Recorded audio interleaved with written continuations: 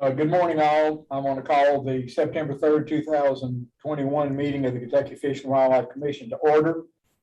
Let the record show that all 8 of the present commissioners are present and able to hear, and I have checked, I'm able to hear them.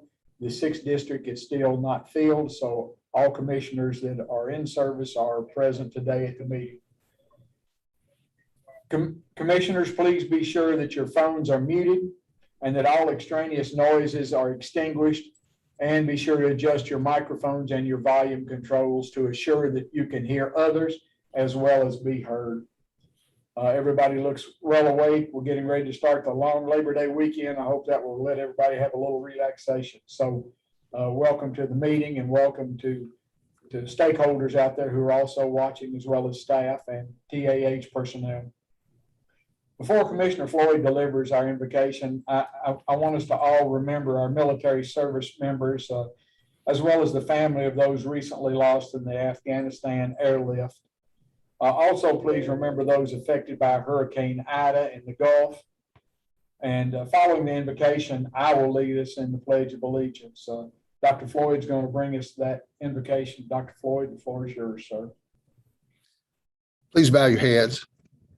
Heavenly Father, thank you so much for the opportunity to serve on this board, and for me personally and for each of us to get to know one another so that we might do your work more effectively.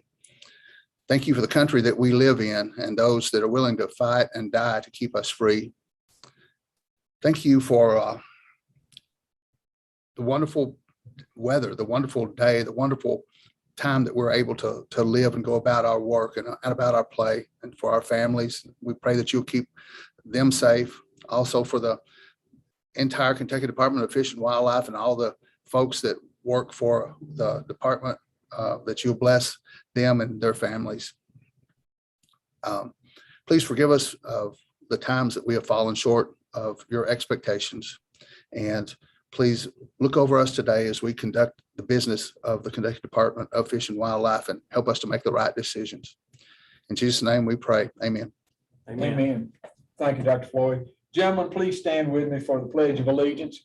And as we pledge, please remember how important these words are to affect our hearts.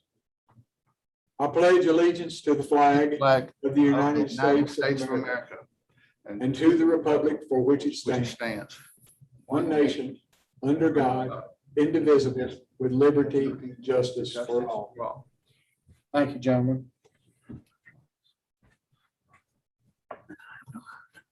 Before we begin the business before us today, I want to acknowledge the dedicated service of an outgoing district commissioner and introduce his gubernatorial replacement. Kenny Knott served a 4-year term representing the 4th district.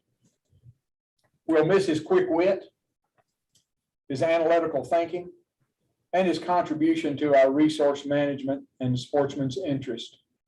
So on behalf of the entire commission, thank you, Ken Knott, for your dedicated service. In late July, Governor Beshear appointed Brian Mackey of Sonora, Kentucky, to replace Mr. Knott in the 4th district. Mr. Mackey, I believe that you have a history with the department, so I believe the employees of the Kentucky Department of Fish and Wildlife are already familiar with you. And after the last 6 months, everybody on the commission is also, I believe, familiar with your background. But I wanted to give you a couple of minutes to share with the public a little bit about yourself. So, Mr. Mackey, you have the floor, sir. Thank you. I'm 49 years old, grew up on a farm, started hunting when I was 6 years old. I'm a retired firefighter and still a full-time farmer. This agency is very near and dear to me. I've utilized resources from it, have known present and past employees. Deputy Commissioner Clark used to be my private lands guy years ago, back when we were a lot younger. But you know, I don't take this position lightly. The resources, you know, I've been very blessed. I'm old enough I can remember when we had quail and grouse, but we didn't have deer and turkey. So, you know, I've seen a lot of good things, you know, come because of this department and the hard work. I have heard some chatter that, you know, maybe I've got some agenda, and that's why you know, I seek to this spot, but that's the farthest thing from the truth. I'm here for the resources and the stakeholders, and the people that work for the department do the good work. So I'm very honored to be here. Hope we can accomplish some good things. So thank you. Thank you, Mr. Mackey. I hope your firefighting skills won't be required to put out too many fires here with the department, but we're anxious to get you going and get you participating. Thank you, sir. Next, I'm going to turn over to Commissioner Storm and to Deputy Commissioner Clark for any of their remarks, and I believe they have some presentations. So, gentlemen, the floor is yours. Thank you, Chairman Kleiner. It's an honor to be here today. I'd be remiss if I didn't thank our staff as we prepare for these meetings. There is a great deal of preparation to set this up. I'd like to thank our staff. We run through this, and we usually have some corrections that need to be made, and I hope today we run through this meeting smoothly. But I want to say on my commute to work this morning, I got to drive through the Bluegrass region, and you can feel the fall in the air, the fog, just absolutely a beautiful morning. And it just makes you cherish what we get to serve here in the state of Kentucky. And September kicks off the third statutorily required commission meeting. And there's a lot of new beginnings here in Kentucky. We have squirrel and dove season, deer season, archery season starts tomorrow. We have a long weekend, and I pray for people that are on the water this weekend. We have a safe boating weekend for Labor Day. Boating and fishing are in full swing, and you can just feel the outdoors in the air, and I love this time of the year. I'd like to thank all of our license holders and participants that keep Kentucky Fish and Wildlife strong. And I want to remind those that haven't purchased your license at fw.ky.gov, and make sure before you go to the dove field or you hunt migratory birds, you fill out your HIP survey. We just finished a successful state fair. I think for the most part, people stayed well. We're very thankful for that. We had some great engagement. Our numbers were up at the state fair. Sales were up. But most importantly, fellowship was at an all-time high. We got to visit with a lot of people, and we're thankful for all these stakeholders. August marks retirement season for the department. And as many of you know, if you're familiar with our staff, a number of people have retired. We have a number of vacancies, and we're proud of our agency, but I want to remind people how they can become part of our team. You can go to the personnel cabinet, personnel.ky.gov, and search for Kentucky Fish and Wildlife Careers. And that's something we encourage you to try. And if you need help with that, you can call us. My theme as commissioner continues to be the same. Affordability is something that we want to focus on so people can participate in the outdoors. We want to continue to be consistent. I thank the commission for the consistency that we can continue to have seasons and our stakeholders know what to expect. Modernization, we're going to work on some of that today. And I think we're turning the corner on some of this stuff. And our website looks great. And ultimately, the excellence that this department has achieved over the years, we're going to continue to hold that bar high. Check out our website. Our strategic plan is available. I emailed all the commission members yesterday. You can see those updates and what kind of progress we're making. We're doing a lot of good things here. Our hunting and fishing guides are available online and in stores. And if you all on the commission need copies, we'll be glad to ship some of those out to you. And lastly, I pray that our late summer and our early fall seasons are a blessing to Kentuckians and to families across the state. I'm committed to continue this great legacy of this department and the excellence in the outdoors. I thank you all for your service. I hope you have fun in the outdoors. I hope you're safe and just enjoy Kentucky. Thank you for the opportunity. Thank you, Commissioner. Mr. Clark, I believe you've got some words to say and maybe some presentations. Yes, sir. Thank you very much. Commission members, welcome. Good morning. Welcome to Mr. Mackey. and all of our guests. We have various experts who are going to participate in our meeting today, and also some folks from our cabinet. We welcome you. I just have a couple of very quick items. As Commissioner Storm mentioned, we have a strategic plan progress report posted on our homepage. So anyone who's interested can check that out. Thank you very much, Gabe. And that document is it's multi-paged and has quite a bit of detail, but we commend that to you to look at the progress our staff have made on accomplishing a number of strategic initiatives, as we're calling them, action items to help us move the needle. I'd also like to commend not only to our commission and the stakeholders who are here, but also to all of our sports people to take someone hunting or fishing who is not currently a participant. As you all know, we face nationwide long-term declines in fishing and hunting. We had a wonderful sort of a bright spot in 2020 where we had an uptick in fishing participation particularly, but also in hunting. And we want to continue that. We're hopeful nationwide, but also especially in Kentucky. Please reach out to folks in your wheelhouse, folks that are in your places of worship, in your families, friends, relationships at work, and invite people to go fishing or hunting. We really need each of us to recruit and retain, that is, get engaged, more participants who are not currently license holders to sustain our conservation and recreation efforts going into the future. So thank you for your service today. Feel free to call on me at any time if I may be of assistance.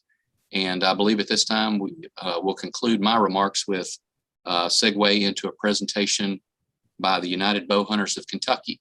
We're going to recognize a couple of our officers with their Officers of the Year awards.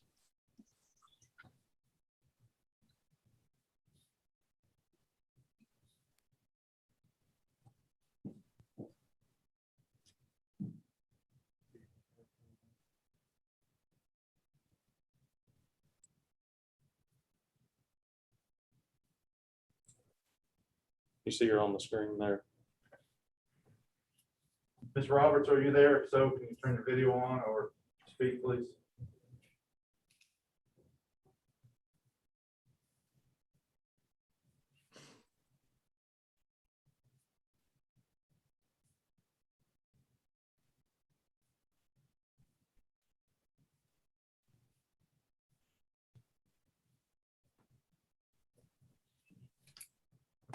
Don't hear her, so we must be having some technical difficulties with her.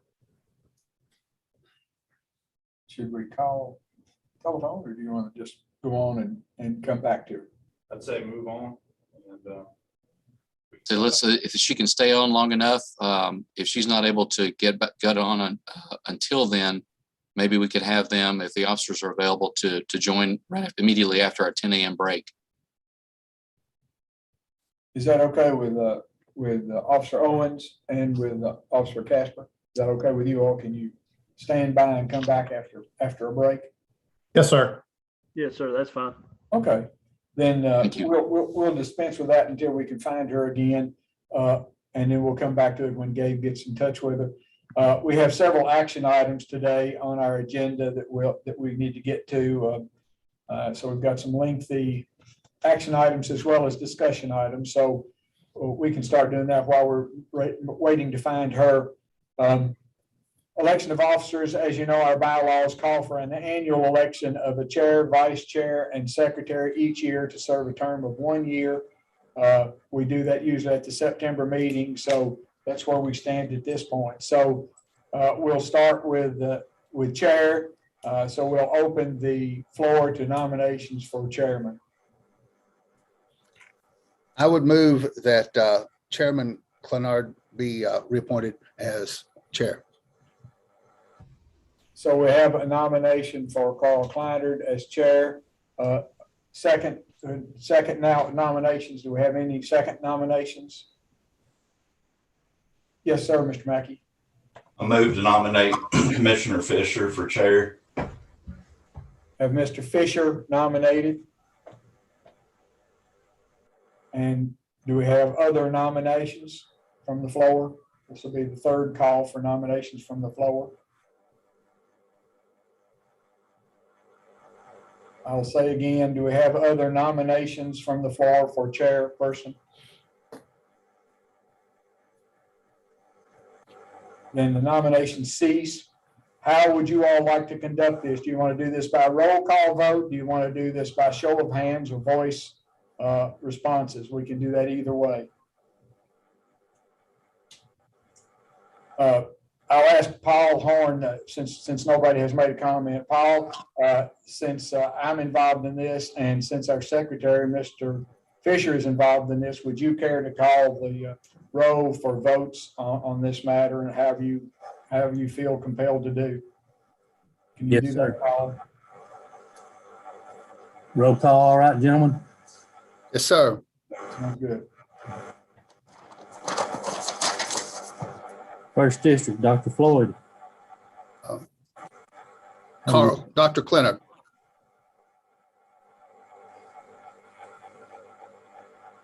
District number 2. Chairman Leonard. District number 3, Mr. Swallows.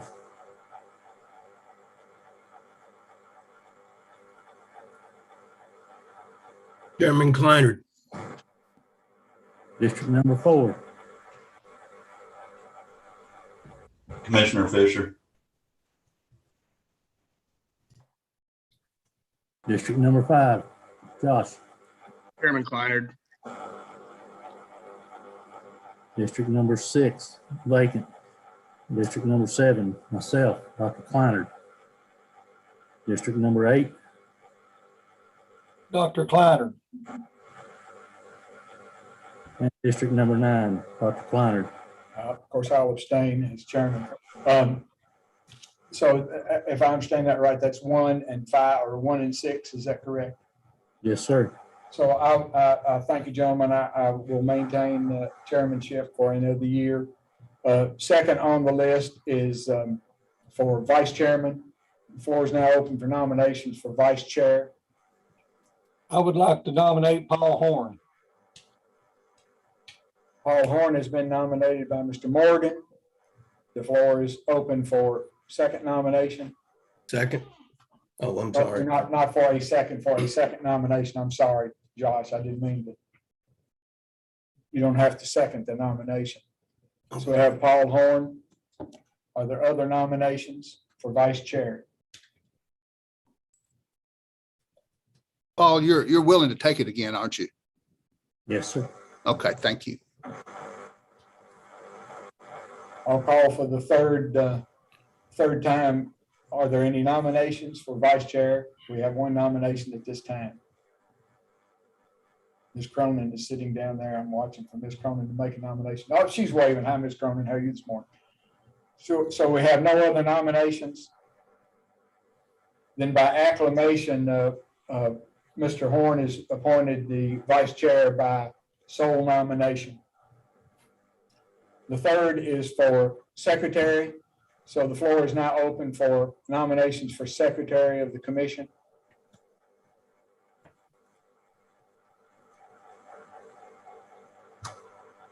Mr. Horn, Make a motion for Doug Morgan for secretary. Mr. Horn has nominated Mr.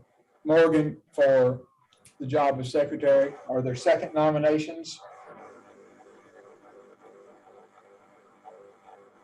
Other nominations for secretary?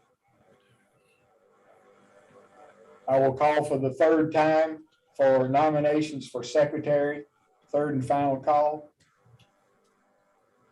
Nominations cease, then Mr. Morgan will be appointed the secretary by acclamation from being the sole nomination. Gentlemen, I will pledge myself to do the very best I can to represent your all's interest and try to move forward the commission's desires as well as support the department and the commissioner any way that I can. So thank you for that trust you have given to me. Chairman Kleiner, may I ask a favor? Yes, I beg sir. your pardon. The three of us neglected to mention, as we try to do proactively, that people may submit public comments by email Yes. to fw.publiccomments, or excuse me, fw.publicaffairs. That's fw.publicaffairs all one word, no spaces or hyphens or anything, at ky.gov. And we had a little snag with getting that slide up before the meeting, so we wanted to make sure we provide people the opportunity to comment either in general or if it's anything about the agenda, we'll make sure that that gets to you as chairman before the end of the meeting. But those may be submitted until 10 a.m. this morning for this meeting, and then we'll make them available to the chair. Thank you, sir. And they will be read near the end of the meeting. If those questions are not answered at the end of the meeting because of time or research that might be required for the question, someone from the department will get back with an answer to the question submitted. And I checked last time. I think there may have been difficulty the time before last, but I usually check and those were answered the last time. I think we only had one public comment or a question from someone, but they will be answered either at the time of the meeting if we know the answer, or someone will get back with the individual who submitted the question. So thank you for your public comments and or questions. Are we ready for the presentations? That we've been able to contact her yet? I'm here. Oh, she is here. Okay. I must have hit the wrong thing a while ago. Are you ready for it? Yes, ma'am. You have the floor. Go ahead. All right. My name is Judy Roberts. I'm Vice President of the United Bow Hunters of Kentucky. Each year, UBK selects a Conservation Officer of the Year. This award is in honor of Bud Risen. He was a charter member of UBK. Due to the COVID pandemic, we are now honoring our 2019 and 2020 recipient. A conservation officer's duties are many, and in most cases, thankless. This award is our thanks to you for protecting Kentucky's fish and wildlife resources. The 2019 Conservation Officer of the Year is Christian Casper of the 3rd District. And here is your award, if you can see it. Ms. Roberts, I can't see the video of you. Are you sure? Are you sure your video is on? No. Is there a way for you to check there? And if you'll move your mouse around the screen, you may see. Now we see you. Can you hold that award up now, Ms. Roberts? Yes. Everybody can see. Yes. Ooh, very nice. Very nice. Very nice. And that's for Officer Casper, right? That's for Officer Casper, yes. Thank Now you so much. the 2020 Conservation Year Officer of the Year is Bobby Owens of the 7th District. His is a little bit bigger. Ooh, that's beautiful. That is beautiful. The inscription on the award says, for his distinguished work in law enforcement, his immeasurable service to the sportsmen of Kentucky, and dedication to the conservation of wildlife resources. Our thanks to all of our conservation officers and both of these officers. I appreciate the opportunity to present these awards, but I just wish it could have been in person. Thanks. Thank you, Ms. Roberts. Thank you. Please express the thanks of the commission to UBK and for their thoughtfulness in honoring those officers. And we're certainly proud of Officer Owens as well as Officer Casper. We're proud of all of the officers. We have such a great bunch, yes. and they work tirelessly to protect our resources and to serve, and they are serving many hunters and many fishermen as well as boaters. They're so safety conscious out on the water. We have comments about how they make great suggestions on the water for people to be safe, especially on Lake Cumberland where I am. We get a lot of really nice comments. So thank you, Ms. Owens, Ms. Roberts, for honoring these two officers, and thank you, BK, for coming up with that award. That's real kind of Officer Owens and Officer Casper. We're proud of you, gentlemen. Definitely. Thank you, sir. Thank you, ma'am. You're welcome. Appreciate it, Mr. Roberts. Thank All you, right. Ms. Roberts. Thanks. Before we go into our approving of the minutes from our last meeting, I wanted to say a word about our strategic plan initiative, and I want to encourage the stakeholders to read that online. It is rather lengthy, but the reason it's lengthy is because the department has accomplished so many things. I think sometimes we hear things that stakeholders don't think are getting done. Well, when you look at this list, you're going to be amazed at the amount of things that have been done by the employees of the Kentucky Department of Fish and Wildlife, led by the commissioner. So I'd encourage everybody to read that. I also wanted to make a comment about the Kentucky State Fair and the yeoman's job that all the employees did. We had officers there, we had employees. I spent a day and a half there in the booth. They had a lot of visitors, real positive remarks from sportsmen and women. We had legislators come. I had very many people come by the booth and comment about how well it was set up. My knees got to bothering me standing on concrete after about 10 hours. Those people are pleasant when they get there in the morning, and they were pleasant when they left at night. And that's a difficult job for 10 straight days. So I want to give a shout out of congratulations to Mr. Blank and to Ms. Hill for the hard job that they did and the great result that they got at the Kentucky State Fair. So thank you for that. The next thing on our action items is the June 29th, 2021 Special Call Commission meeting minutes. That's your attachment A1, gentlemen. I know that all of you have probably gone through that and looked at it. Are there any questions or comments about those, or any corrections that need to be made to the minutes of the June 29th meeting?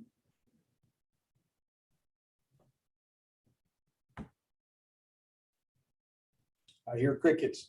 Anybody want to make a motion about the acceptance of these minutes as they have been presented? I'll make a motion to accept them. Commissioner Fisher makes a motion to accept, and I think Paul Horn seconded that. Is there any further discussion about the minutes? If there is not, we'll put that to a vote. All in favor of accepting the minutes of the June 29th, 2021 meeting, please signify by saying aye and raising your hand at the same time. I can see and hear one of the two. Aye. Motion carries. Thank you, gentlemen. We've accepted the minutes of the June 29th meeting. The next agenda item for action is the quarterly financial statement. Lisa Cox, are you with us? Yes, sir. There she is. Yay. Go ahead, Lisa. The floor is yours, ma'am. Well, this is for the fourth quarter. Our fiscal year ends June 3rd. Because of COVID, we did not meet our budget at a time when we didn't have camps and didn't have as many seasonal employees. That would have been a good time to make some outstanding equipment purchases. Unfortunately, trucks, boats, that sort of thing have all been affected. So we were well below our budget, and we were on target with our revenues. Our overall license receipts were up about $1.5 million. While it appears that our boat registrations were up over $2 million, some of that had to do with the extension of year before last creeping into this year. And so really, I want to say boat registrations for the fiscal year in which it would have occurred was more like a little over $1 million. That's good. So we didn't meet the budget and we exceeded revenues. Yes. Compared to last year. So that's some good news. Yeah. Any questions for Lisa, or is there anything, Lisa, that you want to point out, anything specific that there might have been any question on the commission's part, or anything that you'd like to explain or think that you need or some explanation? So right before the meeting, I realized that the receipts, the overall total is incorrect on the June report. It's that second page. It's a mathematical error, and it's the year-to-date column. And when the minutes go out, that number will be corrected. It'll be the 64 million number instead of 62 million. My apologies. I've got a comment, Mr. Chairman. Go ahead, Mr. Morgan. Well, first of all, thank you, Lisa, for all your good hard work that you always do. And thank you for catching that mistake. We did not. I went through it, I thought very well, but I didn't see it. And it's probably obvious to everyone due to the COVID. Some of the camps had to be sent home, and we did get some extra people out in the outdoors, boating and fishing and hunting, and that's good. But the budget looked good, and I think it looks pretty good, and thank you for your hard work, and I would move that we accept it.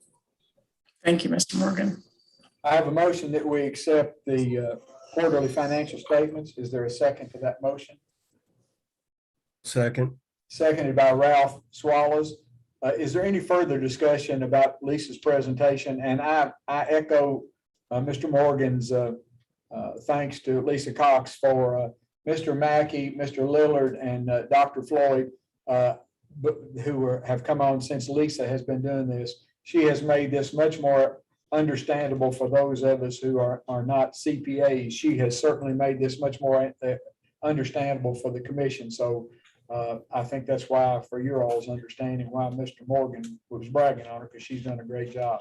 So if there's no further discussion, I'll put it to a vote. Everybody in favor of accepting the quarterly financial statements as they've been presented, please signify by raising your hand and saying aye if you want to, as long as I can see your hands. Aye. Motion carries. Thank you, gentlemen. And thank you, Lisa. The next item on our agenda for today is the Black Bear season structure. That should be your attachment A3 in your booklet. If you'll notice, that should be about page 17, I believe, on your booklets, gentlemen. So you might want to refer to that. Chris Garland, are you with us? Yes, sir. Okay, you going to do this one? Yes, sir. Good morning, everyone. John Hass there. Okay, good. So both of you are here for questions. Go ahead, Chris. Yeah. Please proceed. Thank you, Chairman Kleiner. This is a proposed regulation, the 301 KAR 2300, the fall 2022 bear hunting season. Basically, the Wildlife Division recommends consolidating the number of bear zones into 2 and using hunt days to regulate the bear harvest instead of the harvest quota system that we're accustomed to with past bear seasons. The specific amendments for the bear season are kind of as follows. You've got this in your chart, and I think there's a map as well. They remove the harvest quota requirements for all bear zones, establish 2 bear zones. The bear harvest will be regulated by the number of days the season remains open. Amend the minimum modern gun caliber to 264 6.5 millimeter. It's currently at a 270. And open the McCreary County zone to chase and bear hunting with dogs. Amend the bear check-in requirements. Successful hunters must contact a biologist prior to leaving the bear zone, and adjust the bear hunt with dog season dates as displayed on the chart below to avoid the overlap with the fall turkey season and archery crossbow season for bears. So those are the amendments that you all have come up with on the present, from the present KAR. Is that correct? Yes, sir. Before I let them ask questions, let me ask one of you here. On number 6, you have amend bear check-in requirements. Successful hunters must contact a biologist prior to leaving the bear zone. If they live in that bear zone, how long are you going to give them to contact you? In other words, do you need to put in there, do you think within 24 hours? I believe somewhere in there, Chris, before you had within 24 hours, but it says here, must contact a biologist prior to leaving the bear zone. Well, if they live in that zone, that might be a little misunderstanding. I say, well, I've got a week to get in touch with you. I live here.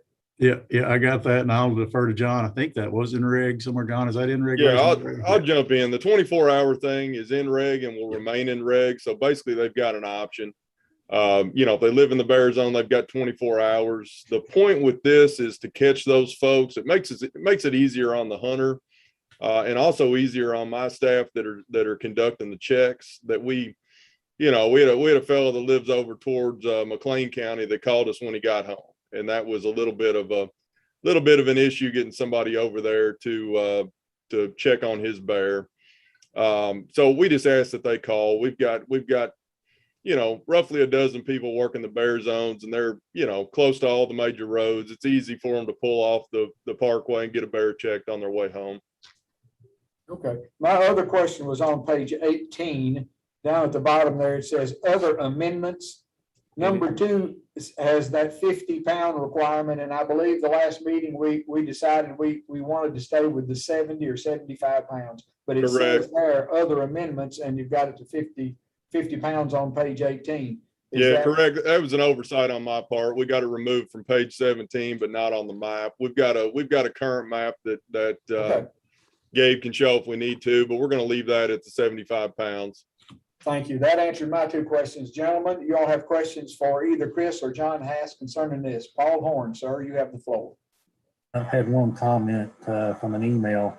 A hunter was questioning the muzzleloader caliper size limit, asking if we would consider bringing it to 45 instead of 50. Just Yeah, sir. your comments on that. Yeah, I don't have any issue with that. It may make sense to pair that up with the deer reg or something for some consistency. I know our hunter ed folks are asking for some consistency here. I Other got questions? Go ahead, Doug Morgan. First of all, I want to say the number one comment that I had through the whole deal on the changing the bear reg was the fact that this change allowed a person to plan ahead for a vacation, take a week off and go bear hunting and not get there and there be no season. And I want to applaud everybody for that, because that's a really good change. And all the hunters I've talked to really appreciate it. And the other comment I had was, if you notice down there, it says still closed on the boom. I know the department's been working a long time, and a lot of us have, to try to get those regulations, the boom for the force to recognize our regs on bears. That's the only one they don't. Is that not correct, Chris? Bear's the only one they don't go along with? Oh, yes, sir. Yeah. Yeah. Yeah, So, and we've had multiple conversations. We are still discussing that, and they've got a team looking at it. And, you know, the federal process is different and system is different, but they're looking at other national forests in other states and talking to their higher ups. They are still trying to figure out a way to make this work. well, good. That's good news. Okay, that's all I had, Mr. Chairman. Thank you, Mr. Morgan. Other questions for either John or for Chris? So I'd like to echo what Commissioner Morgan said. I just had a conversation with one of my constituents day before yesterday, and he said the exact same thing. He feels like that we're moving in the right direction with how we're going to manage the bears and the bear season. And he now can put in for vacation and know that he'll get to hunt a certain time. So I think it just cleans it up. It's a good move. I'll echo that for my district too. Same. Well, it sounds like everybody's happy with that. Mr. Horn, if there are no other questions, are you going to entertain this motion to accept these 7, but also add the 45 caliber muzzle load to be the caliber that is also acceptable? Do you want to add that as a number 8 amendment to this?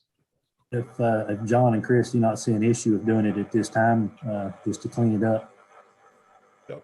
Yes. Mr. Chairman, Yes, Mr. Clark. may I also add something here? We've had some internal discussions about calibers for bears, and we did not take any liberty with the agenda here. We wanted to be fully transparent about this. And I'll defer to John and Chris to interject here. But we did have some internal discussions about calibers, and 6.5 is a highly popular round. And I think that was the impetus for this being included in the recommendation from wildlife. But to be honest, there are other comparable calibers that are very effective for bears, very humane and again, just effective. We looked at numerous other states who have longstanding bear seasons, and there's a variety of different options out there. Many states don't have a specific caliber requirement, including many states in the Northeast who've had bear seasons for decades and very extensive bear populations. So I just wanted to put that out there for further discussion if the commission would see fit to discuss it, or possibly even allow all center fire cartridges as we do for deer. And John, Chris, feel free to correct me if I've misspoken in any way, but that was an internal discussion we just wanted to share with the commission for consideration. Well, I have a point, which I have a good friend that has a 25-06. That'll kill anything in the state. I would hate to go too low. I don't know, my daughter's first deer when she was 11, she killed with a 223. I'm not sure that that has the number of grains of bullet weight that you would have, that you would need to shoot a big bear. You know, I don't know if you wanted to lower it, I'd say anything 2.5 or above would be adequate. The next bullet up is probably is a 257 Roberts, and I think that would be adequate. Most of those bullets are, I'd say close to 140 grain.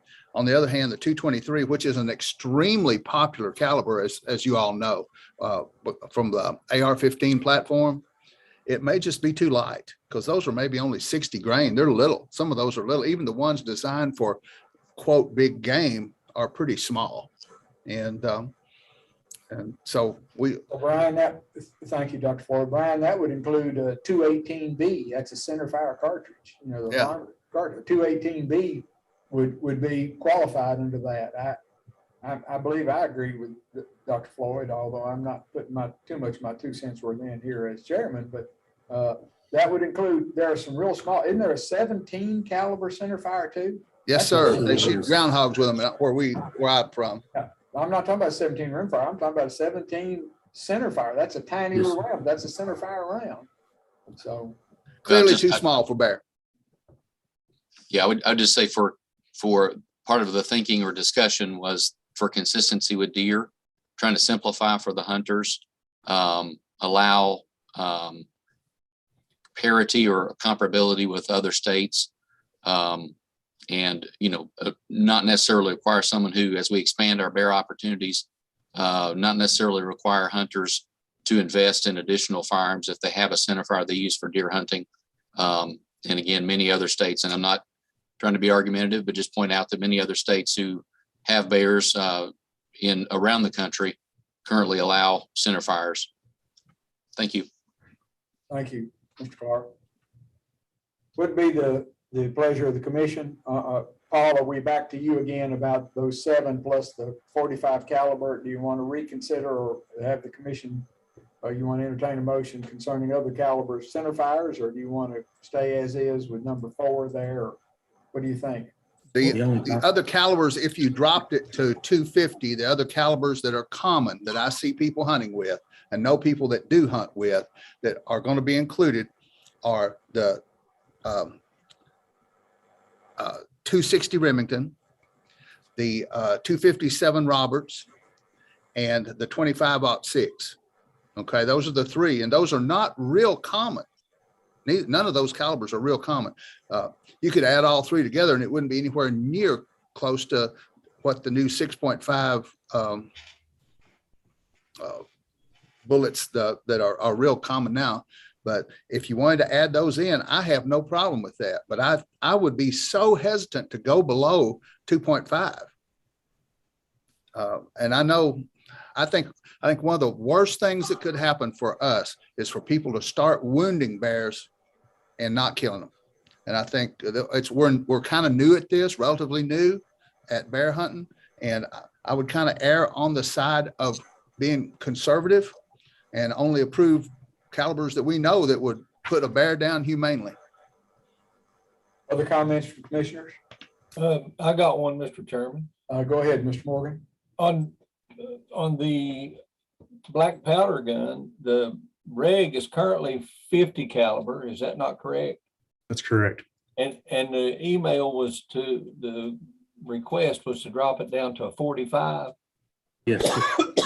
Well, I shoot black powder a whole lot. I shoot black powder off, and I would assume the reason why that the 50 caliber on the black powder was ours because that's a very popular inline kind of a gun. But there's also a lot of people that still don't use inlines, that use traditional black powder rifles, like myself. I hunt with a traditional black powder rifle. And a 45 caliber, I will agree, is a very popular caliber. That's most brands that make reproduction of the old prairie rifles, and those are 45 caliber. And I guarantee you, a 45 caliber, there's not a tree in Kentucky tall enough that he won't knock it out with it. So I wouldn't have any problem with the muzzle loading part. And the center forward part, I'm gonna stay out of. I'm not educated enough on that, but I don't see a problem with dropping it to 45 with black powder. Agreed. Yes, Mr. Mackey. I'm kind of the opinion that we stick with the 6.5 on there. And a lot of your inline muzzle loaders, even though they call them a 50 caliber, they shoot a 45 caliber bullet with a sabot on it. So just because the barrel stamped 50 caliber doesn't mean it's actually firing a 50 caliber bullet.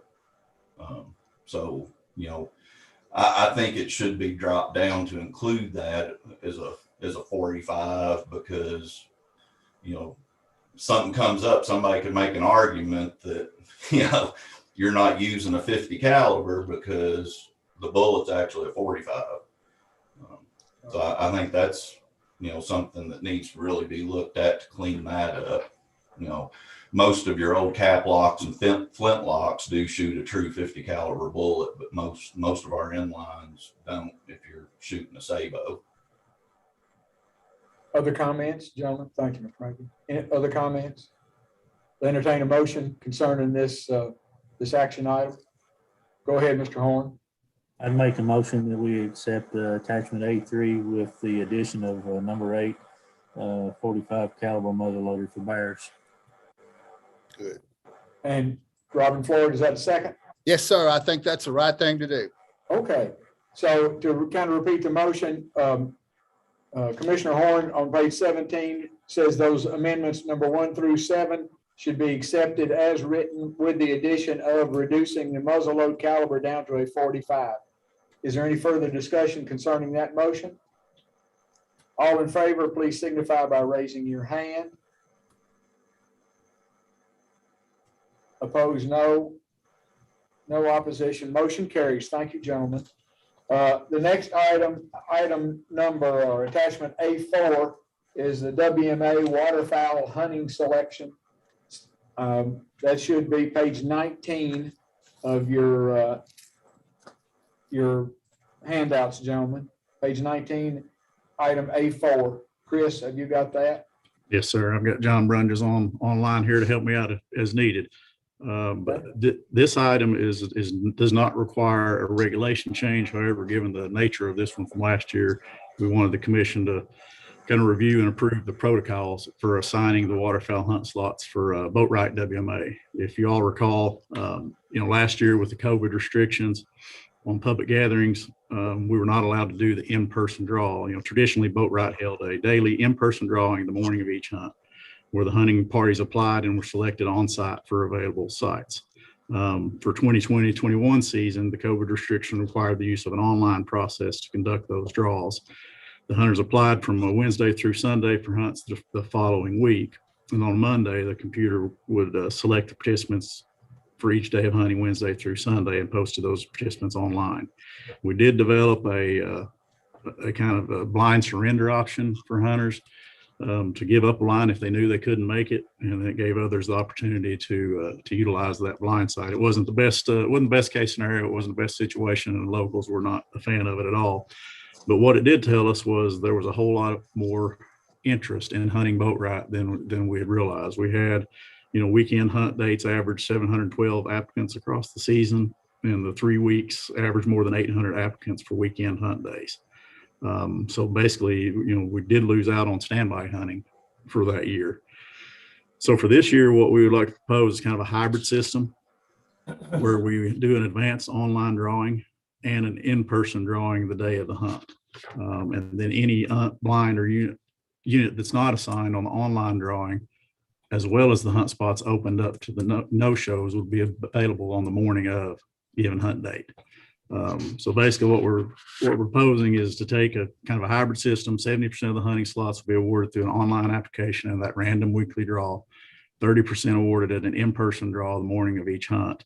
And then also those unclaimed or no-show spots awarded at that same morning draw on site.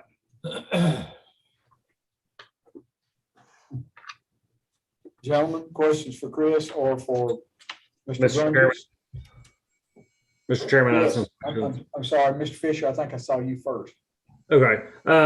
Chris, what percentage of the blinds last year got utilized? Do we have any data that shows of the people that applied for the weekly drawings, what percentage actually showed up to hunt? Yeah, John has that. And John, correct me if I'm wrong, but wasn't it around 50%? Yes, sir. Throughout the course of the season, 50%. Okay. And how, in this proposal, how much before what's the start time of the hunt that they have to be checked in by before that standby is offered their blind?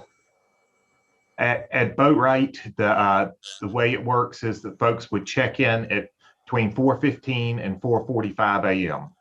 And so if you are not checked in at 4:45, that spot then would go into the standby allotment.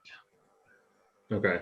And do we plan on posting those numbers of utilization so that the individuals around that area can know what to expect?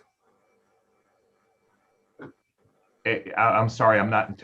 You mean every single day? Are we going to say which blinds were assigned? Well, just something that say, hey, look, 50% of them are going unutilized, so they know, is it worth us going down there? And Yeah. And I think that was part of the kind of, at least in my mind, the split of 70% drawn online, 30% left over. You'll have 30% of the blinds at a minimum, which I think, correct me if I'm wrong, John, was around 12, 13 blinds that will be available for the in-person draw. On top of that, any of the no-shows. So if that trend continues with about half of them not showing, half of 30s, 15. So, 20 or so blinds will probably most likely be available for the in-person draw, and the rest will be claimed from the computer draw. Again, I kind of worked with John a little bit on this. John has done the huge percentage of the work. Let me give him credit. Yep. But what we're wanting to do is to make sure that there's opportunity that's not being missed, because in the past, and part of it's just due to COVID, but in the past, there's been a significant number of blinds that have been available, but nobody was able to hunt out of them.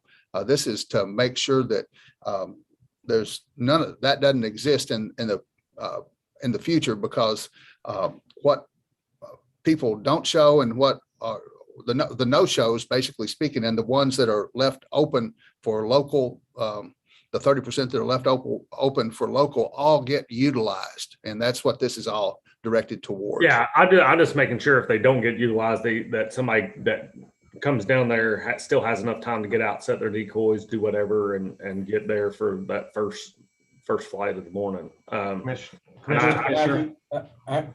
Mackey, you have the floor.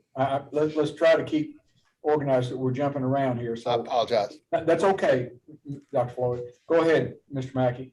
Thank you. I'd like to thank Chris and John both for working on this, because it was an issue that came up not only in my area, but with people I know, in the first. And, to kind of answer a little bit of what Commissioner Fisher was asking, I used to hunt those WMAs quite a bit years ago, and the majority of the hunts I did were on standby.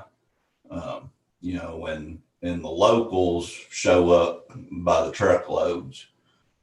So in the past, very few people ever got turned away and didn't have an opportunity to hunt on standby. Some of the people I've talked to, they're really happy with this system that Chris and John worked on, and they even, feel like that they'll have greater opportunities because there will be no shows, out of that 70% that were the computer draw. So they're tickled to death, and people in my area that use those WMAs are tickled about it too.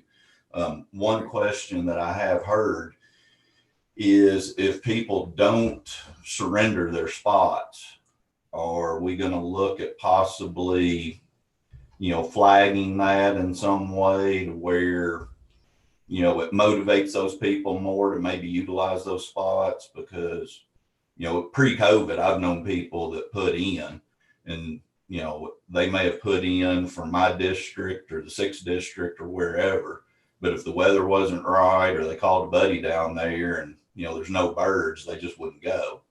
And that's kind of what messed things up last year and put a sour taste in some people's mouths.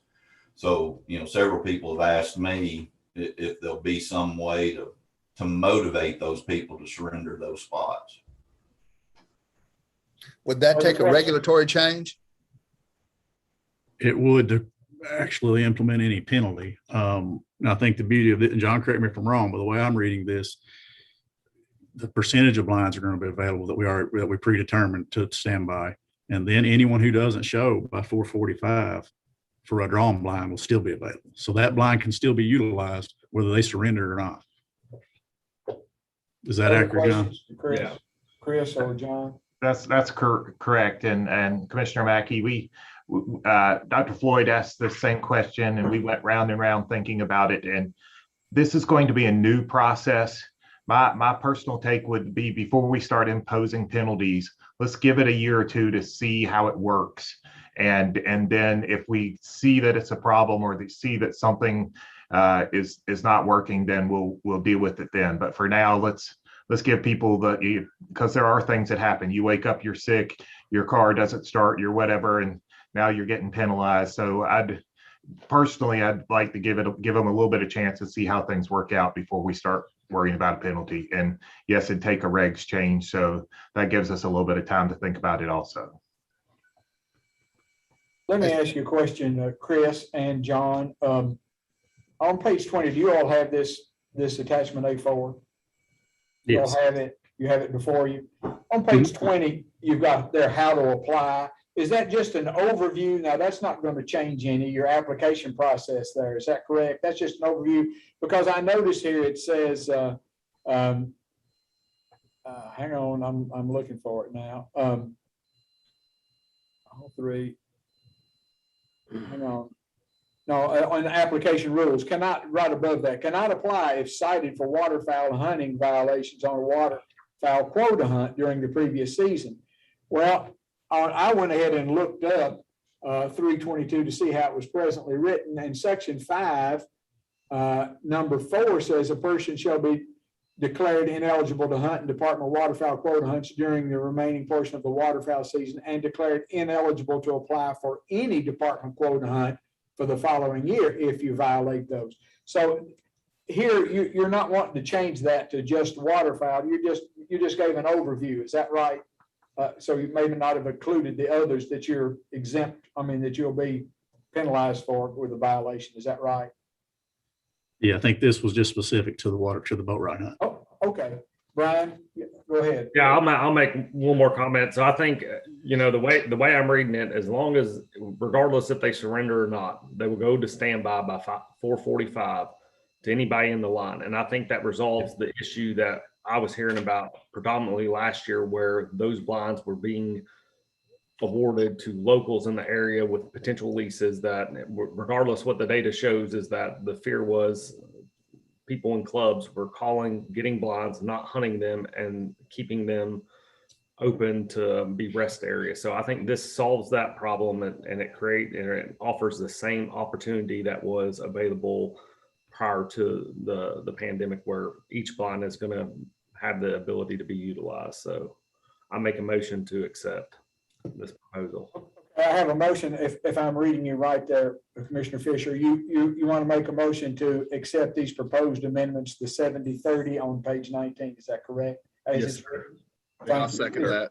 I have a second from Josh Lillard. Is there any further discussion on the acceptance of the proposed amendments as they're written on page 19? That's 70% and the 30%. Yes, Dr. Floyd. This is in my district. I want to say that I applaud John and Chris, their work on this. You're never going to make a bunch of hunters, everybody happy. You're not. There's somebody that's always going to find fault with what you're doing, but this is a tremendous effort to take into consideration all the constituents, the people that are locals, the people that come from Henderson or, 2 or 3 hours away, because those people that have been drawn from 3 hours away will know that they've got that they're going to be able to get a spot when they get there, not like in the past where they had to drive 3 hours and then maybe get drawn or not. So I think this is a tremendous effort, and I totally applaud the people that worked hard to put this together. I approve this plan. Thank you, Dr. Floyd. Then if there are no further comments, I'm going to put to a vote. The motion has been made to accept the proposed amendments on page 19 as they are written. All in favor, please signify by raising your hand. There are no opposed. Motion carries by acclamation. Thank you, gentlemen, for that. The next item is a prohibition of bow fishing on selected small lakes. That should be attachment A5, gentlemen. If you see that, that should be about page 22, A5. And I guess, Dave, you are going to do that. Is that correct? Yes, I'm here, Mr. Chairman. Go Good right to see ahead, you all sir. this morning. Good to see you. This is where the Fisheries Division proposes to amend Regulation 301 KAR 1:410. That's taking of fish by non-traditional fishing methods. The department has received complaints from residents, neighbors around Lake Carnico and Nicholas County about disturbances caused by generators, boats, and lights used at the night by bow fishers. Fisheries Division also has concerns of the taking of grass carp that we stock in these lakes for vegetation control by bow fishers at this lake and a few other small state-owned lakes. So therefore, in addition to Lake Carnico, our staff has identified 4 other lakes where bow fishing is a concern. So we propose to prohibit bow fishing at the following lakes: Lake Carnico in Nicholas County, Carpenter Lake in Davis County, Clear Creek Lake in Bath County, Greenbow Lake in Greenup County, and Lake Reba in Madison County.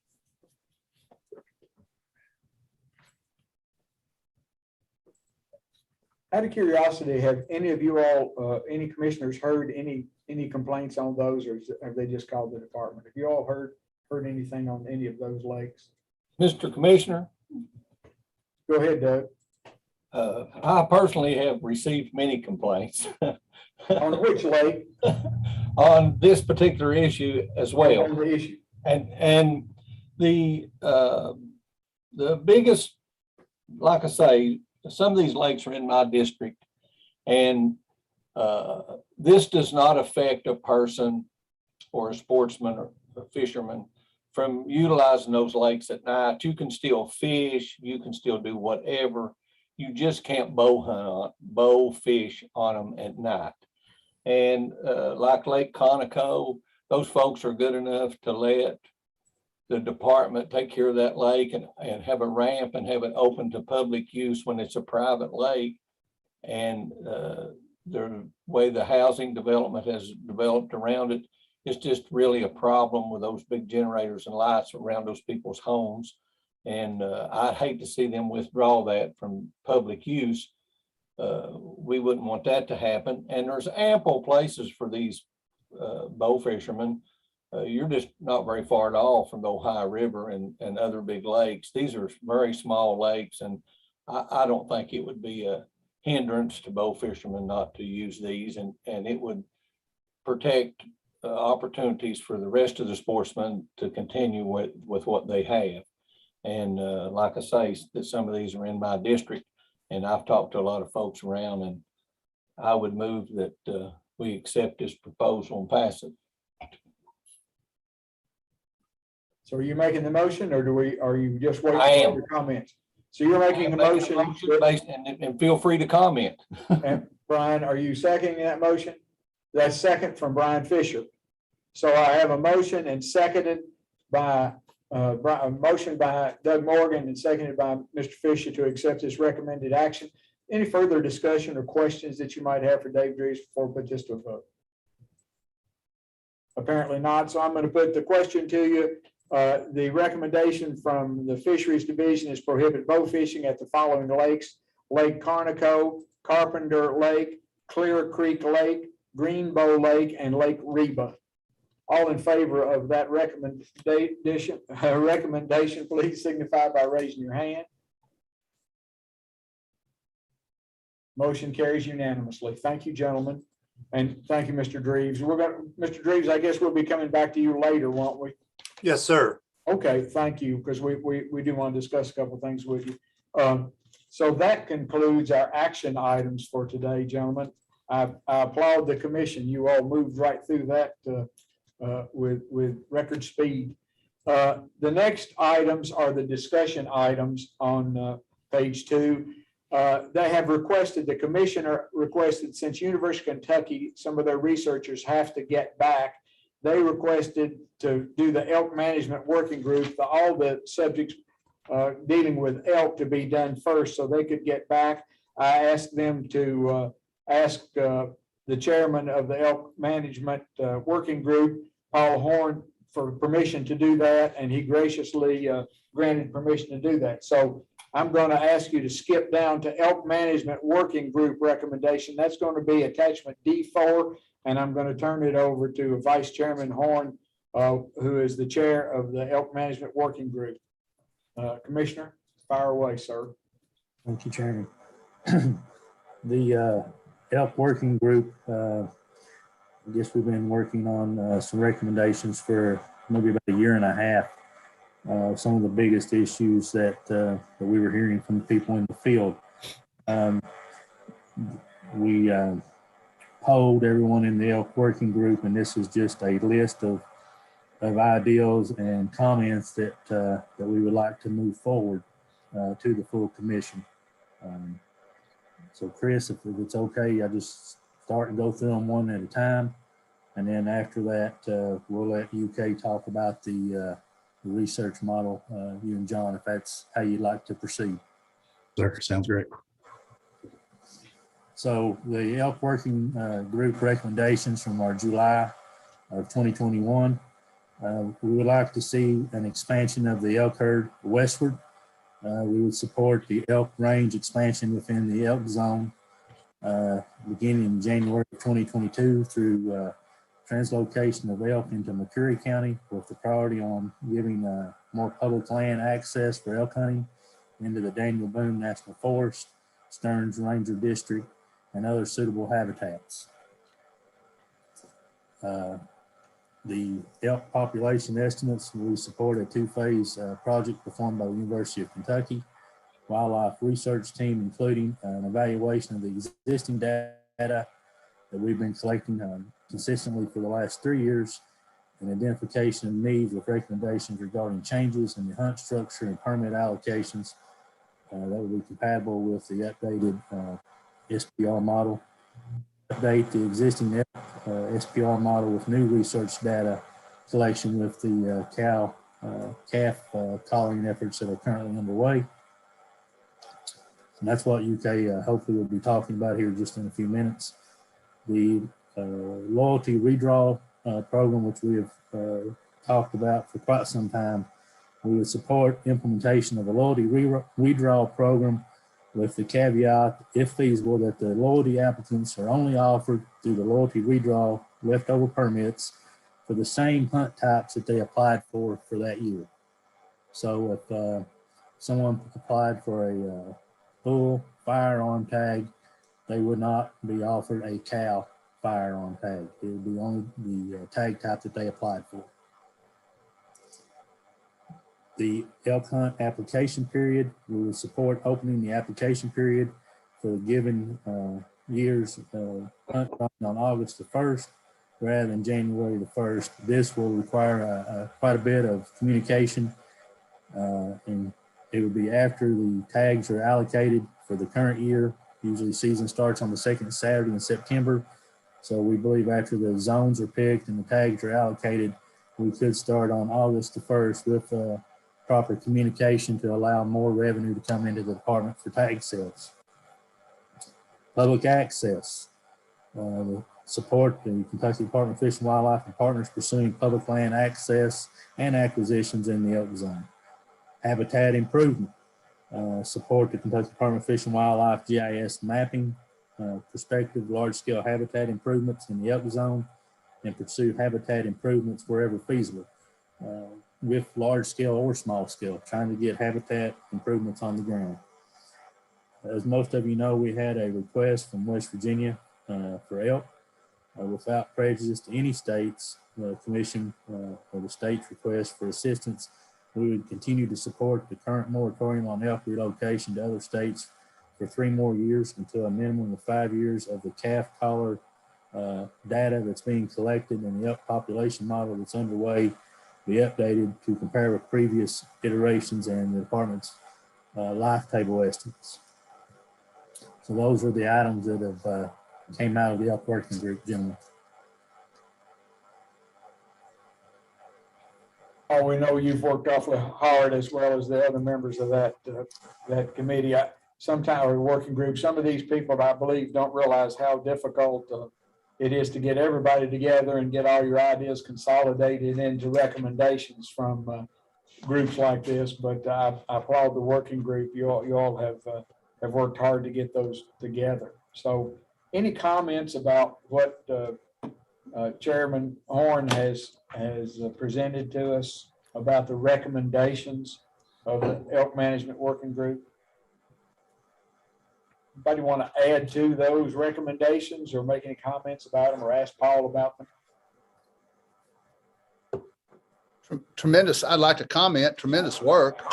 Yep, I'm in agreement with that, Paul. That just shows how good your working group did. When there's not a whole lot of questions to be asked about it, you all must have done a real good overview of some of the management things that you'd like to see happen. So thank you. Mr. Fisher has a question. Yeah, I got one question, one comment. Paul, thank you all for what y'all have done. That kind of, those recommendations kind of aligns with the sportsman in my district. So I know everybody's going to be happy to hear that. On the surrender of permit tags, I'm assuming if you're gonna, with the loyalty program, that if we're gonna have the ability, we're gonna set a date where somebody has to purchase their bull, cow, or elk tag for, and if they don't, they then forfeit that. Is that what I'm hearing you're all kind of go to? Yes, if sir. we do that, is your all's plan to redraw elk bull tags only, or both bull and cow? We have talked about both bull and cow, but that would be, up for further discussion. We just wanted to move the loyalty redraw program forward. If they've not purchased their tag by a certain date, then that tag will be forfeited.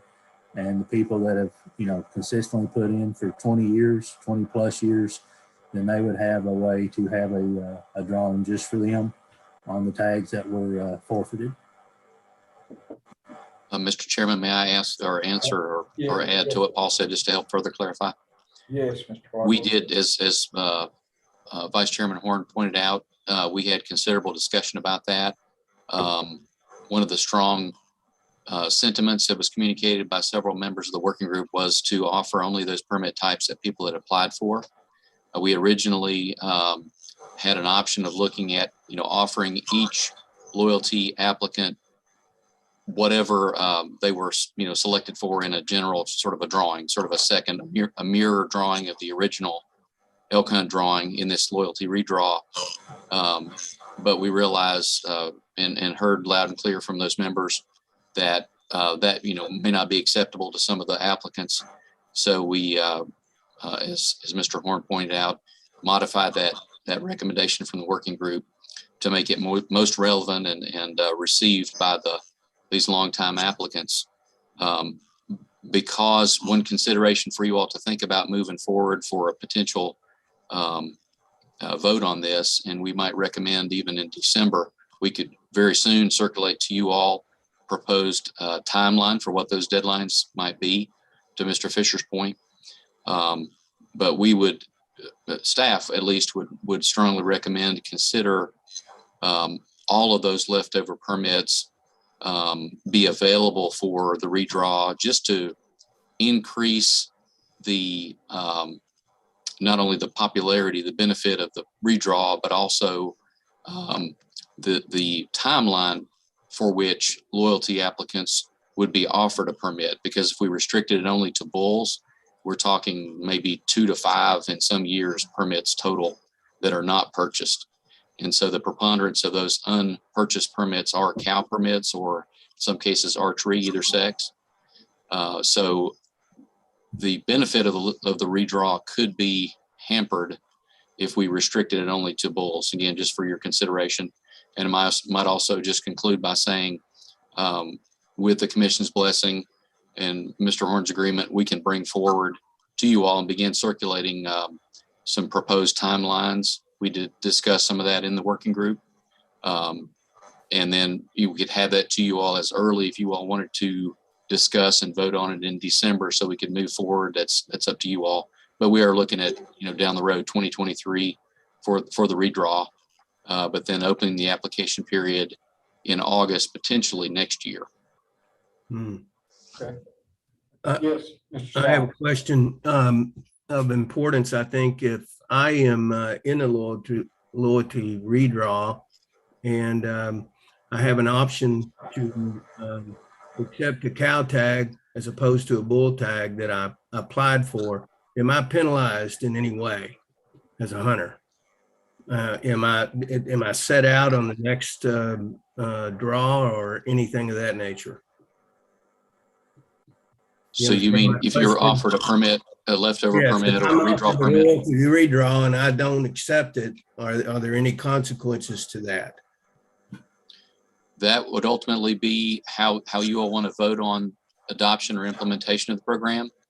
But because the person is offered in the same year the permit types that they applied for, many of us on the working group, perhaps all of us, but many of us at least, believe that they were interested in hunting those opportunities for that particular year.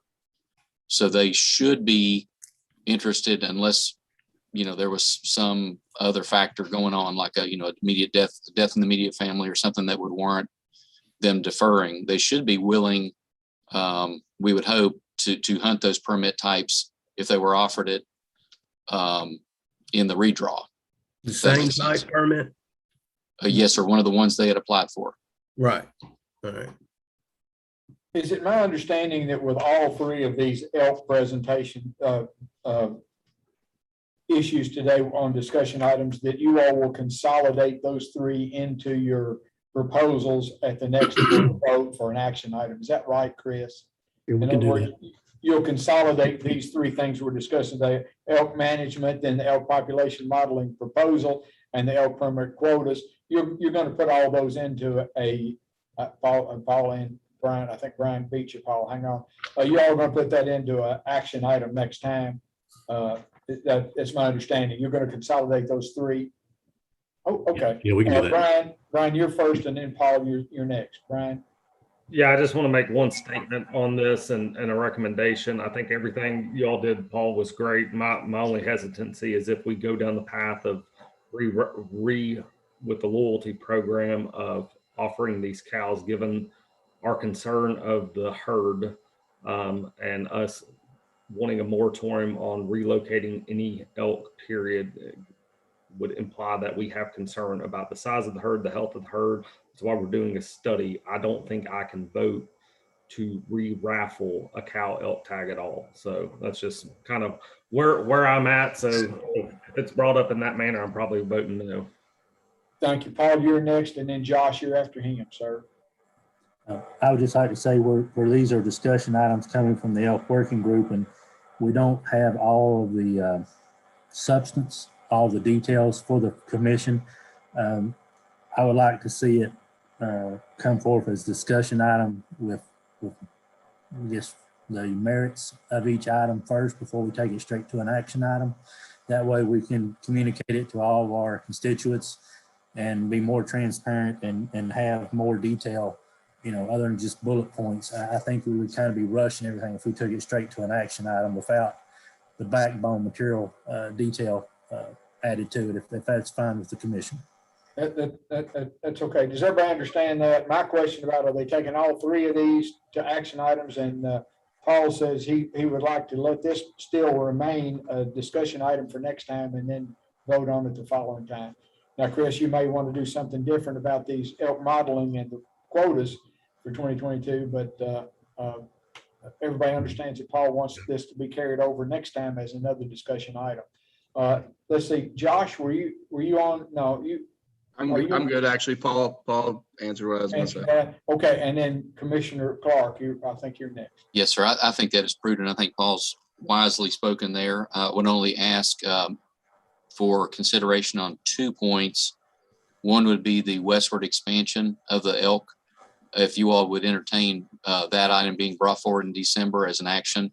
Previously, the commission voted that any movement of elk be voted on by the commission. And so we want to honor that and ask that in light of this continuing research that's going on, the elk collaring research, there will be capture of elk. In other words, there'll be elk that'll be netted and could be, some of those could be relocated if they're netted on appropriate areas.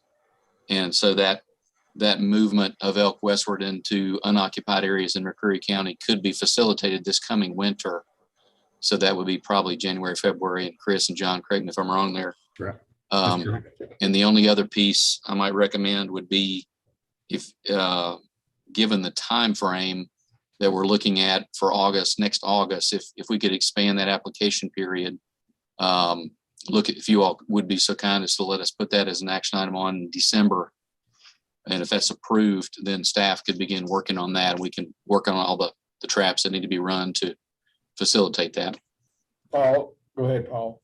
Thank you, Mr. Park. And Brian, I think those are great points. I just, the loyalty redraw was one of the areas that I had most concern about moving it forward as an action item that quick. And so I personally am fine with those two being moved forward as action items. So Chris, you could dissect those items out that need immediate attention for the commission next time. Is that correct? Yes, sir. Already got it in the notes. Good. Thank you, Paul. Great presentation. Any other questions about Paul's presentation before we move on to elk population modeling research from UK to let them talk? Great job. Great job, elk working group. Thank you, Paul. Okay, Chris, do you want to introduce the elk population modeling research proposal? Yeah, I'll actually turn this over to Dr. Hass to introduce our guests here from UK today to give us a presentation. Yeah, appreciate it. And I'm going to introduce them quickly and let them kind of carry that on forward. So we're lucky enough to have Dr. Sean Murphy and Dr. John Cox with us today, both from University of Kentucky. And really, I want to take just a second and set the stage for this. So, in talks of SPR models and elk abundance, that's gone on for a number of years. And we've got a lot of fresh faces on the commission since the last time we brought this up. So our goal today with these two fellas here to talk about SPR is to really take it back and kind of start from the foundation and work up. They've got a good look at the data that we have. We've been in discussions with them. They're familiar with what we've got and sort of have a pretty good path forward lined out for us. But either way, I'm going to turn this over to Dr. Cox. He's going to introduce Dr. Murphy for us, and we'll jump right into the presentation. Dr. Cox, the floor is yours, sir. All right. Well, thank you, John Hass, and good morning, everybody. As John said, I'm John Cox. I'm an associate professor of wildlife and conservation biology at the University of Kentucky Department of Forestry and Natural Resources. And most of my time at UK is really dedicated to doing research on large mammals, although I do dabble in other things, everything from herps to raptors and so forth. So I kind of try to keep things interesting. And I also teach a number of graduate and undergraduate courses at UK.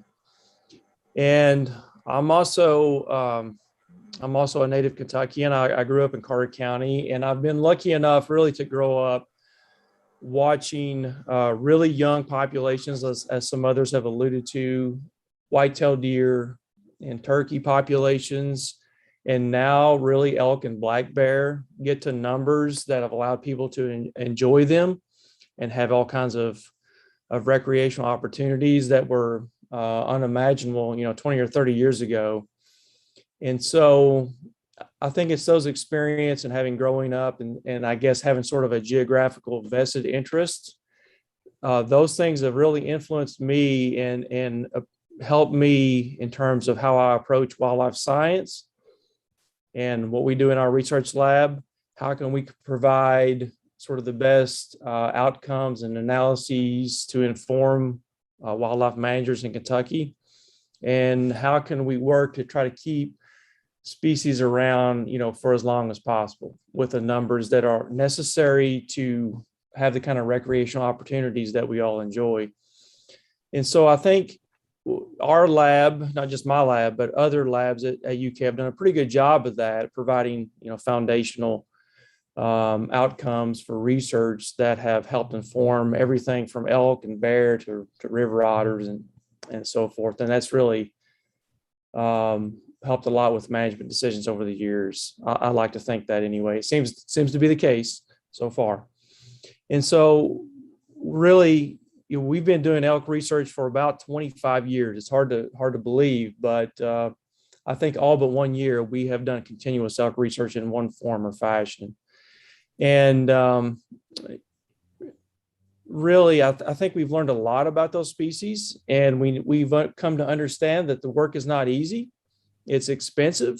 It's in many cases long-term efforts, and it can take a lot of years and really a sort of a healthy dose of patience to try to wait things out and get to the point where you get outcomes where you feel confident enough to inform managers about what those analyses say and about your confidence in those data and what the decisions that ensue from those data. So I guess what we want to do today is provide kind of an objective assessment of the SPR model for elk in Kentucky and to see what it will take to provide a good outcome using that particular method for elk population prediction during future analyses.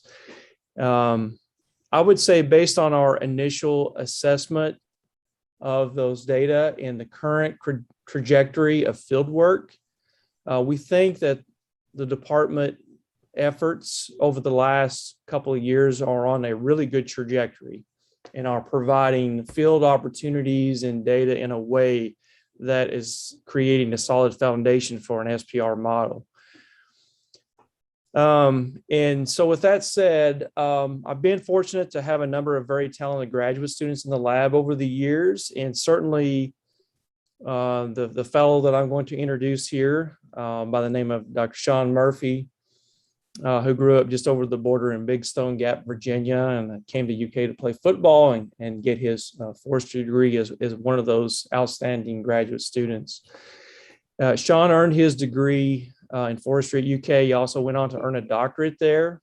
And then he took those talents to Louisiana and New Mexico and did really good work, published work on a number of large carnivores, including coyotes, red wolves, mountain lions, black bears in those places. And he's went on to assist federal agencies, nonprofit groups, and he's kind of swung back in our direction to work as a postdoc at UK. He's outstanding in statistics and has reviewed and done the kinds of wildlife analyses, including SPR models that are used on elk in a number of different species, increasingly for harvest-based kinds of approaches to looking at these data. So with that said, I'm going to turn over the mic here to Sean and let him talk a little bit more about SPR models, including those for Kentucky elk. And then if you have questions, feel free to direct those to Sean and or I, and we may banter those questions back and forth between us. Okay, we'll do what we can here. All right, so I'll turn it over to Sean. All right, thank you, John, and good morning, commissioners. Thank you for having me here. I do have to apologize ahead of time because my internet is not so great, so I'm going to have to turn my video off while I share my screen to give this presentation. Otherwise, my internet may crash and cut me out of here. I'm going to stop the video and share my screen here.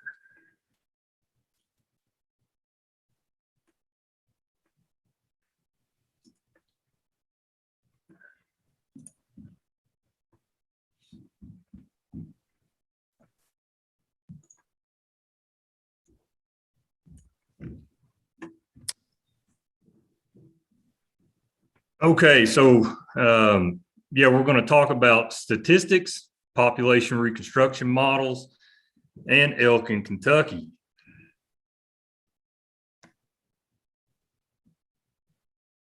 And just to briefly give you an idea of who I am and what my prior professional experience is, pretty much worked the full gamut of wildlife professional positions over really the last almost 15 years. And that includes as a biologist and program manager for a couple of state wildlife agencies, university researcher, and then also as an independent contractor for multiple federal government agencies and also some non-government organizations.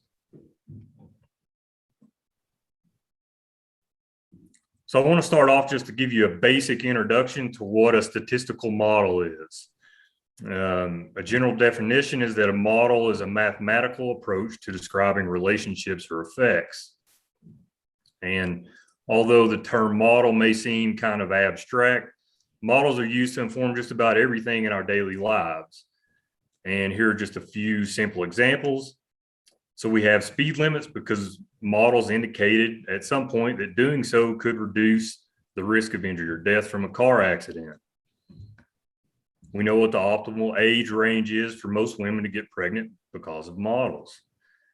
And models have informed us which light bulbs may be longer lasting under different usage conditions.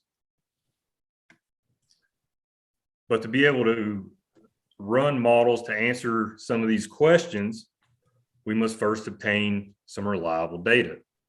We do that by collecting samples from a larger population, typically in a random fashion, so that we have a representative set of observations or individuals.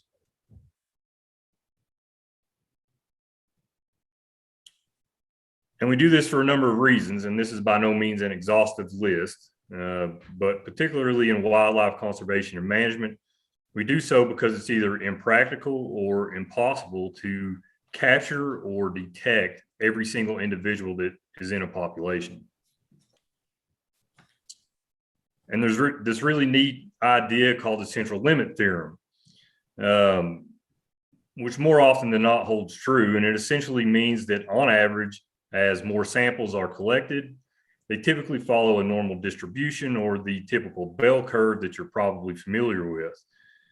And as more samples are collected, the width of that bell curve becomes narrower and the peak of that curve becomes taller, indicating that the amount of uncertainty has been reduced. So the important point here is that as more data are collected, or in other words, as the sample size increases, the uncertainty or error about a particular estimate from a model decreases.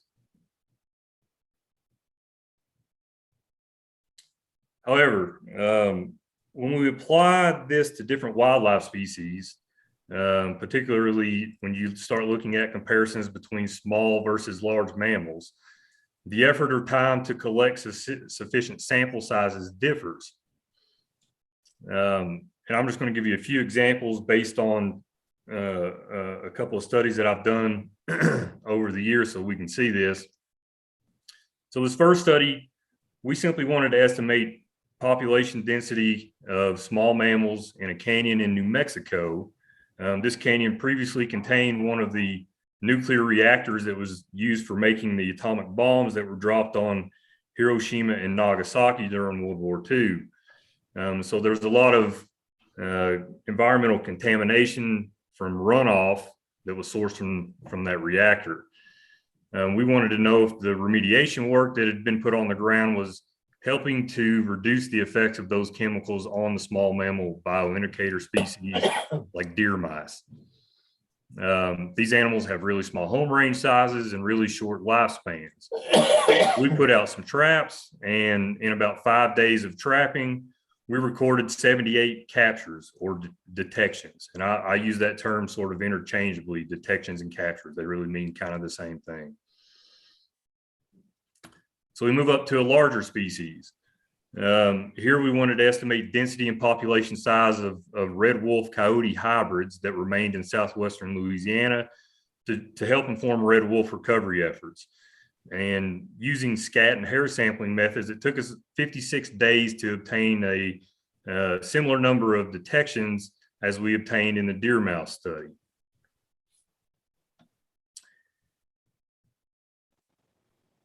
And then as we move up to a quite larger animal, here we're talking about mountain lions, we wanted to develop a method for estimating mountain lion density and population size for really large geographical areas.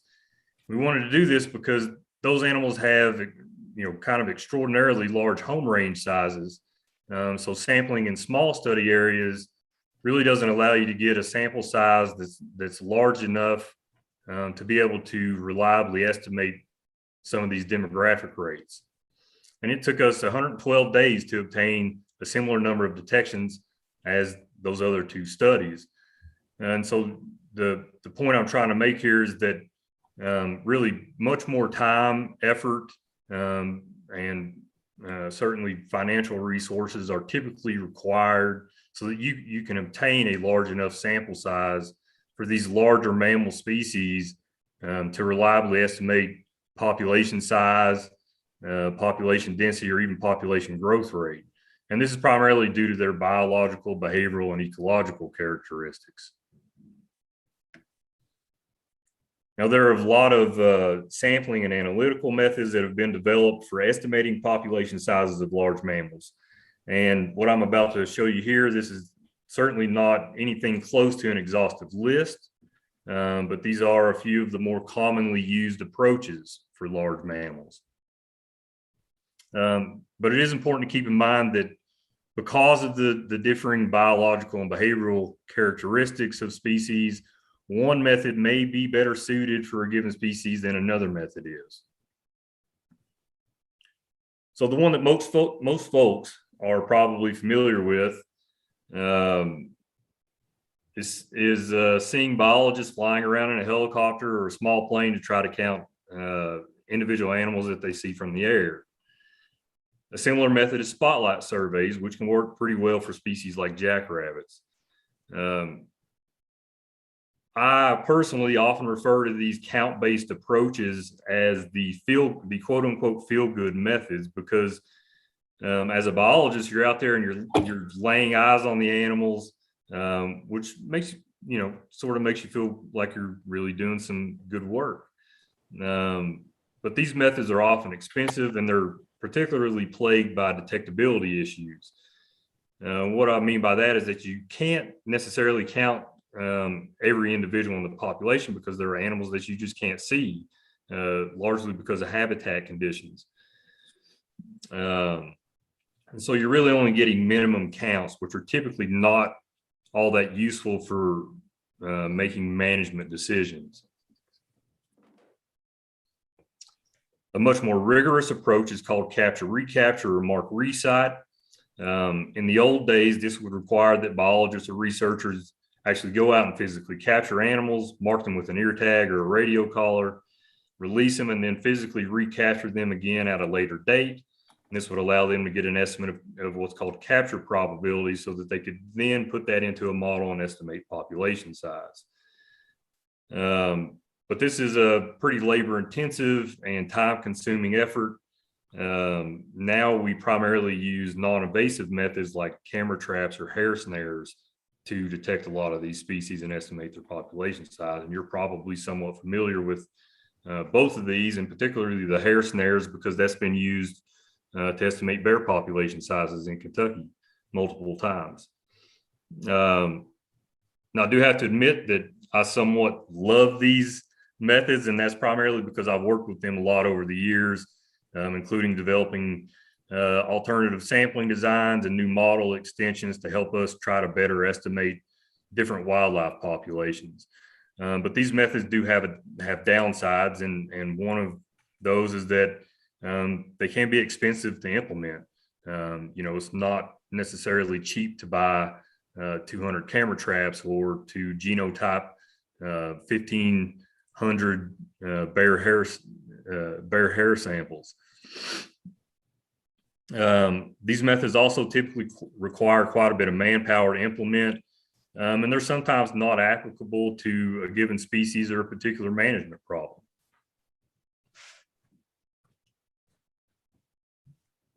And finally, population reconstruction. So this was originally developed for fishery stock assessments, but over the last 15 or 20 years has been modified and adapted to estimate population trends in wildlife species.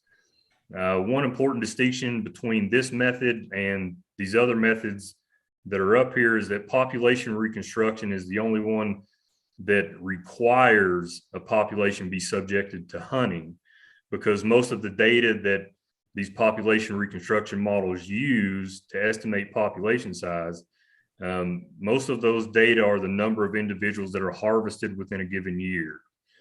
So population reconstruction would not be applicable to a species like Florida panthers because they're endangered and there is no hunting season. But depending on how you look at this, one potential downside is that it is a back calculation approach. And what I mean by that is that the model is estimating population size in years past, but you can't get an estimate for the current year that you're collecting data in, because the data must be collected for an entire year. So once you finish collecting data for that year, then you can estimate population size for that year. The flip side of this is that there's a major upside, and that is that the method is typically substantially cheaper to implement than a lot of these other methods that are available, because hunters are supplying you with the majority of the data by simply going out and harvesting wildlife.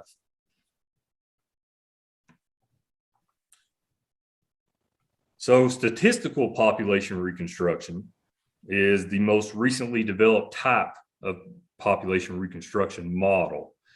I will refer to this from this point forward as SPR. So SPR uses age at harvest data and additional supplementary data like survival information obtained from radio collar monitoring to estimate abundance in previous years. To get population size estimates using this method, I think it can be helpful to use an analogy and if you think about building a house. So first you lay the foundation, and this is comprised of harvest data, age data on those harvested animals, and then the auxiliary data like that obtained from radio collar monitoring of at least a portion of animals in a population. You then build a wall with hunter effort data. And this is important because the average amount of time that a hunter spends trying to harvest an animal, or the amount of traps in a trap line that a trapper runs, helps the model calibrate the probability that each age class is harvested. You then build another wall with data on non-harvest mortality, which are things like roadkills or disease. In most cases, non-harvest mortality is informed directly by the auxiliary data from the sample of radio collared animals in the population. And you need this because most of the foundation for SPR is made up of harvested animals. But to estimate the total population size, the model needs to know what proportion of the overall mortality that a population is subjected to is actually made up of harvest, because we know that harvest is almost always not the 100% total cause of mortality. You do have other causes here. So we need to understand and be able to quantify the proportion that harvest is of the total mortality rate. And then collectively, all of these things allow you to essentially put a roof on the house and estimate population size. But it's important to understand that without any one of these components, the roof sort of falls off or falls over, and you can't estimate population size. Another thing to note here is that really a primary reason why state agencies have not applied SPR to either more wildlife species or more wildlife species in more jurisdictions is because of the difficulties in collecting these auxiliary data that are used to inform non-harvest mortality, whether it be because cost or time or manpower that are the limiting factors. That is a major reason why the roof never even gets put on in the first place. So having those auxiliary data from radio collar monitoring is really critical to not only being able to get good estimates, but but to just be able to fit the model to begin with. So just to give you a quick example, I'm going to use bobcats, and this is for two reasons. One, as Dr. Cox noted, you know, I played football at UK. I've got 3 degrees from UK. So my blood has run blue since the day I was born. My dad even played football at UK. So I love the Kentucky Wildcats and I always have. And then 2, bobcats are the most recent species that I've done SPR related work on. So what the SPR approach might look like for a bobcat population is that you collect the foundational components of harvest data, age data, and this is typically from cementum annuli analysis of teeth, which is basically you're collecting a tooth and you cut it and it has kind of like tree rings in it. So you can age an animal based on those rings that are in a tooth. And this is used primarily because it's the most reliable method for aging most medium and large mammals. Then you also have the auxiliary data that is often in the form of radio collar monitoring. There are some different sources of data that you can use as auxiliary, but radio collar monitoring is typically the most informative and most often used. These auxiliary data directly inform the non-harvest mortality component, and then the hunter effort data, or in this case, trapper effort data, helps calibrate the probability that each class is vulnerable to harvest. To show you what that might look like, we start with what's called a year by age harvest table. And this has young and old bobcats in it. And the sampling has occurred for 6 years. In this example, we have a bobcat pelt from an animal that was 5 years old when it was harvested in year 5. And herein lies the beauty of SPR, and also why it's called a back calculation method, because if we know that animal was 5 years old in year 5, then we also know how old it was in previous years, which therefore increases the amount of data for those years and also helps improve the estimates in those years as you collect more data over time. So doing an SPR study for more years directly translates to collecting more data, which also translates into better and higher quality estimates. We then take those data along with the auxiliary data and hunter effort data, plug it all into an SPR model to estimate population size. For posterity's sake, I must tell you that this mathematical equation here is not the exact equation for an SPR model, but it's somewhat close. A real SPR model is a little bit more complex than this, but I think that this probably gets the general gist across. Okay, so what are the critical components to being able to fit a population reconstruction model and get really good quality estimates from it? There are typically 5 essential requirements, and we in the statistics world often refer to these as assumptions, and all models have assumptions. And you can think of these as things that are essential, or these are requirements.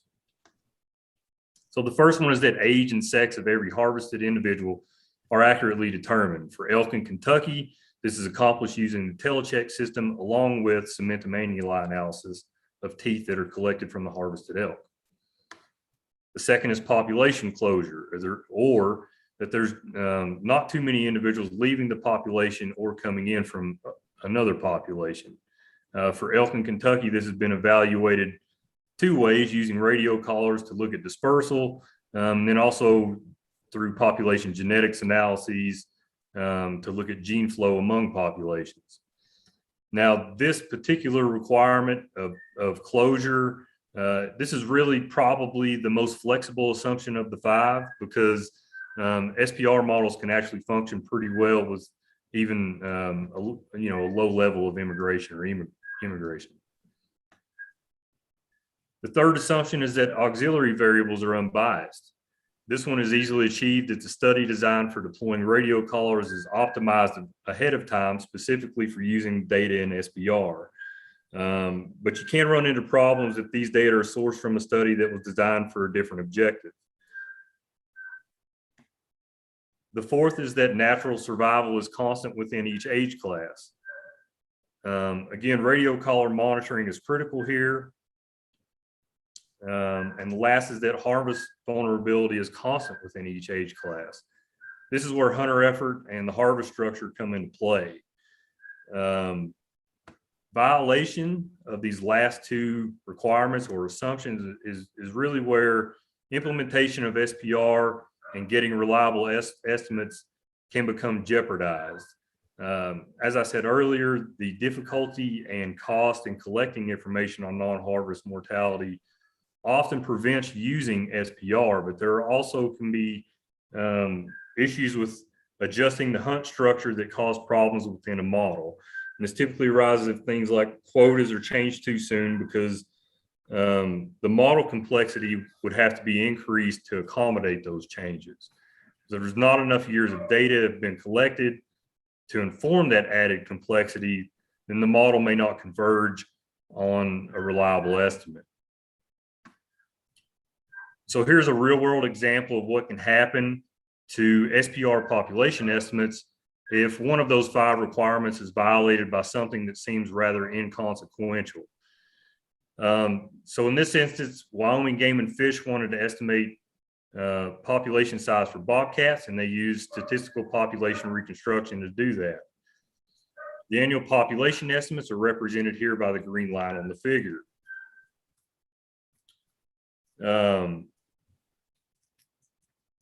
But there was this rapid increase in population size that started right around 2004 that could not be explained.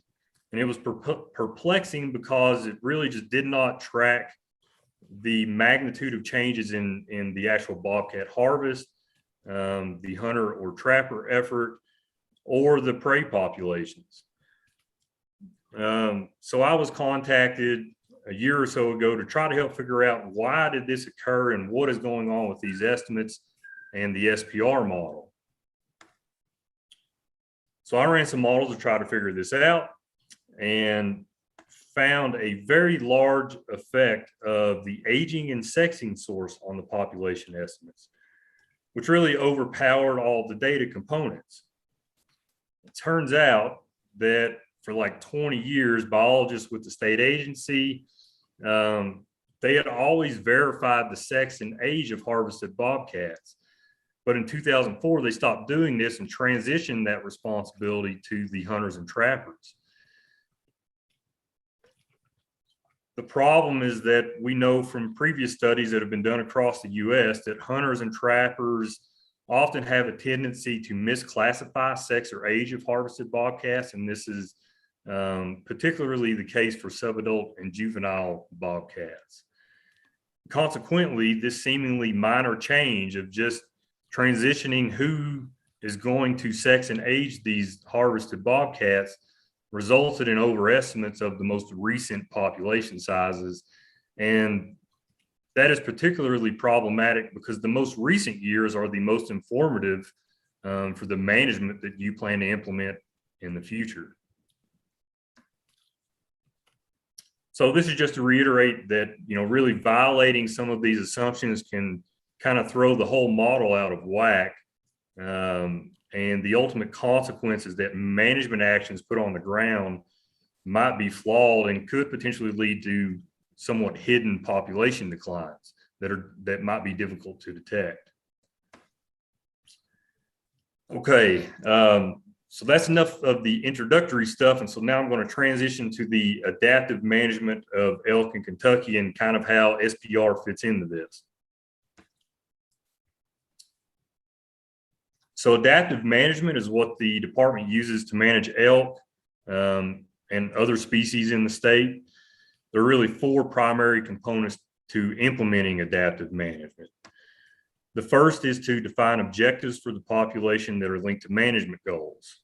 The second is to obtain baseline demographic estimates using methods that will produce reliable results in both a financially and logistically feasible manner. The third is to implement long-term monitoring that ensures continuity or consistency in data collection, especially if there's things like turnover in the ranks or the population management objectives change. And the last is to make the results available in a timely manner to a wide audience, specifically administrative staff in the department and commissioners, so that policy changes can be made if necessary or if desired.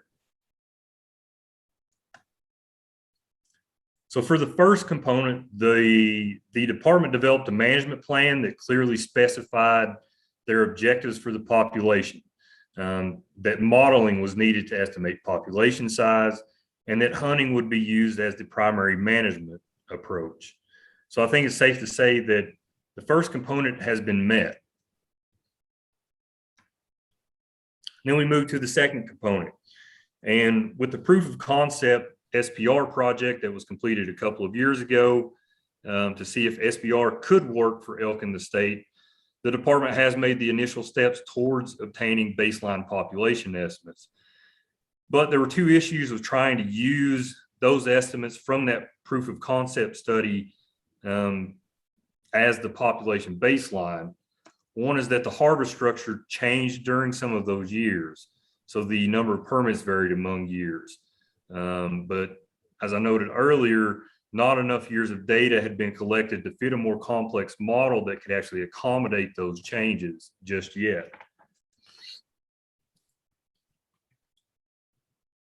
The second issue is that the auxiliary radio collar data that were used in that proof of concept, they were not obtained from a study design that was optimized for SPR. These data were instead obtained from radio collars that were primarily deployed as part of other projects that had different objectives. So the collars ended up being somewhat clustered in a few small study areas rather than being dispersed across the entire elk zone, which could have resulted in non-harvest mortality estimates that might have been biased or not necessarily reflective of the majority of mortality across the entirety of the elk zone. But this did, again, it provided a proof of concept that, hey, this can work for elk in Kentucky, and we need to develop a strategic plan going forward to collect data that are optimized for using this approach. And so beginning in 2019, the department started collecting data using study designs that were indeed optimized for use in SPR. And to my knowledge, the hunt structure has not changed over the last couple of years. So the department is on the course to getting reliable baseline population estimates that management can be founded on. Now you may be wondering why reliable baseline population estimates are needed. One reason is that they're critical to have so that the effects of harvest changes like quotas can be differentiated from the effects of demographic rate changes like changing reproductive rates, which can also be differentiated from the effects of ecological changes like changes in habitat quality. So using the bobcat example that I showed you a minute ago, Wyoming had really, really good baseline data during which harvest structure did not change. The seasons remained the same length. And that's really what made it possible for us to sort of parse this stuff out and determine that the change in abundance estimates after 2004 was probably not an actual reflection of rapid population growth, but was instead caused by a change in the data collection methods. Without that, then the department might have assumed that the population was much larger than it actually was, which could have led to detrimental management actions being put in place. Another reason that reliable baseline population estimates are needed is for evaluating and predicting the potential effects that proposed harvest changes might have on populations so that you can guide management in the future. A really good example of this is actually bear management right here in Kentucky. So about a decade ago, when bear hunting was first put on the table as an option, we initiated projects at UK in coordination with the department to obtain baseline population estimates to help inform harvest management. I was fortunate enough to be able to do this research as part of earning both my master's and my doctorate from UK. And so using the multiple years of baseline data that we collected, we plugged all of that information into a population model to predict changes in population growth, or in other words, population size over time that might occur if different quota levels were put in place for bears. We also use those data and models to inform the department about how many bears should be radio collared each year to help monitor survival, mortality, and reproductive rates, and also at what intervals hair snare studies should be repeated to try to update the population size estimates and then calibrate the population growth rate models so that management really does meet population objectives. So the bear management that occurs today was really made possible because of the necessary baseline population estimates that were obtained a decade ago.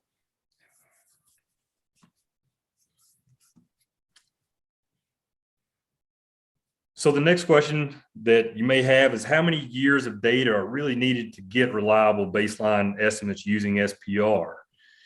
From a statistical perspective, we evaluate these kinds of questions based on accuracy and precision of estimates, which really give us an idea about the quality of those estimates. And accuracy is simply how concentrated each estimate is around a given value that is close to the truth. And I say close to the truth because the reality is in wildlife management, it's typically impossible to know the exact true population size for wild naturally occurring populations, but we have really good methods that can get us really close. The other component to this is precision, which is the amount of uncertainty or error around those estimates. Precision, or you can think of this as the amount of uncertainty, is the information that confidence intervals convey to you. So wide confidence intervals reflect a lot of uncertainty about an estimate, whereas really tight confidence intervals reflect low uncertainty and high confidence about an estimate. The two important metrics that are typically used to evaluate accuracy and precision are called root mean square error and the coefficient of variation. I won't go into how these things are calculated, but I'll just simply tell you that we do have some general guidelines that have been developed for both of these metrics that kind of denote thresholds for determining whether estimates are good quality or not. So one important thing to understand about coefficient of variation is that it scales with population size. And what I mean by that is that although the error and confidence interval for a small population may seem really low compared to values for a large population, these are actually relative to the size of the population. And so in this example, a confidence interval range of about 80, and what I mean by 80 is we're subtracting the lower bound of 61 from the upper bound of 139. So that range of about 80 for a population size of 100 actually has the same coefficient of variation as a confidence interval range of 7,000 for a population size estimate of 10,000. So statistically, the precision of both of these estimates would be considered pretty good, despite the magnitude difference between the width of those confidence intervals. All right, so the practical or management importance that these metrics have, and the answer is that with really wide confidence intervals, there's a lot of uncertainty about how close to the true value your population estimate is, which in wildlife management leads to a higher risk of overestimating population size and subsequently over-harvesting a population. But as you collect more data, these confidence intervals become narrower and narrower and narrower, and progressively reducing the uncertainty in your estimates relative to the true value, and therefore reducing the risk of overestimating or over-harvesting the population. Now, specific to SPR, how long do these data need to be collected? And when I say these data, I'm referring primarily to the age at harvest data and then also the auxiliary data. How long do these data need to be collected without changes in the harvest structure to obtain reliable or precise estimates of baseline population size that you can then use to guide management going forward?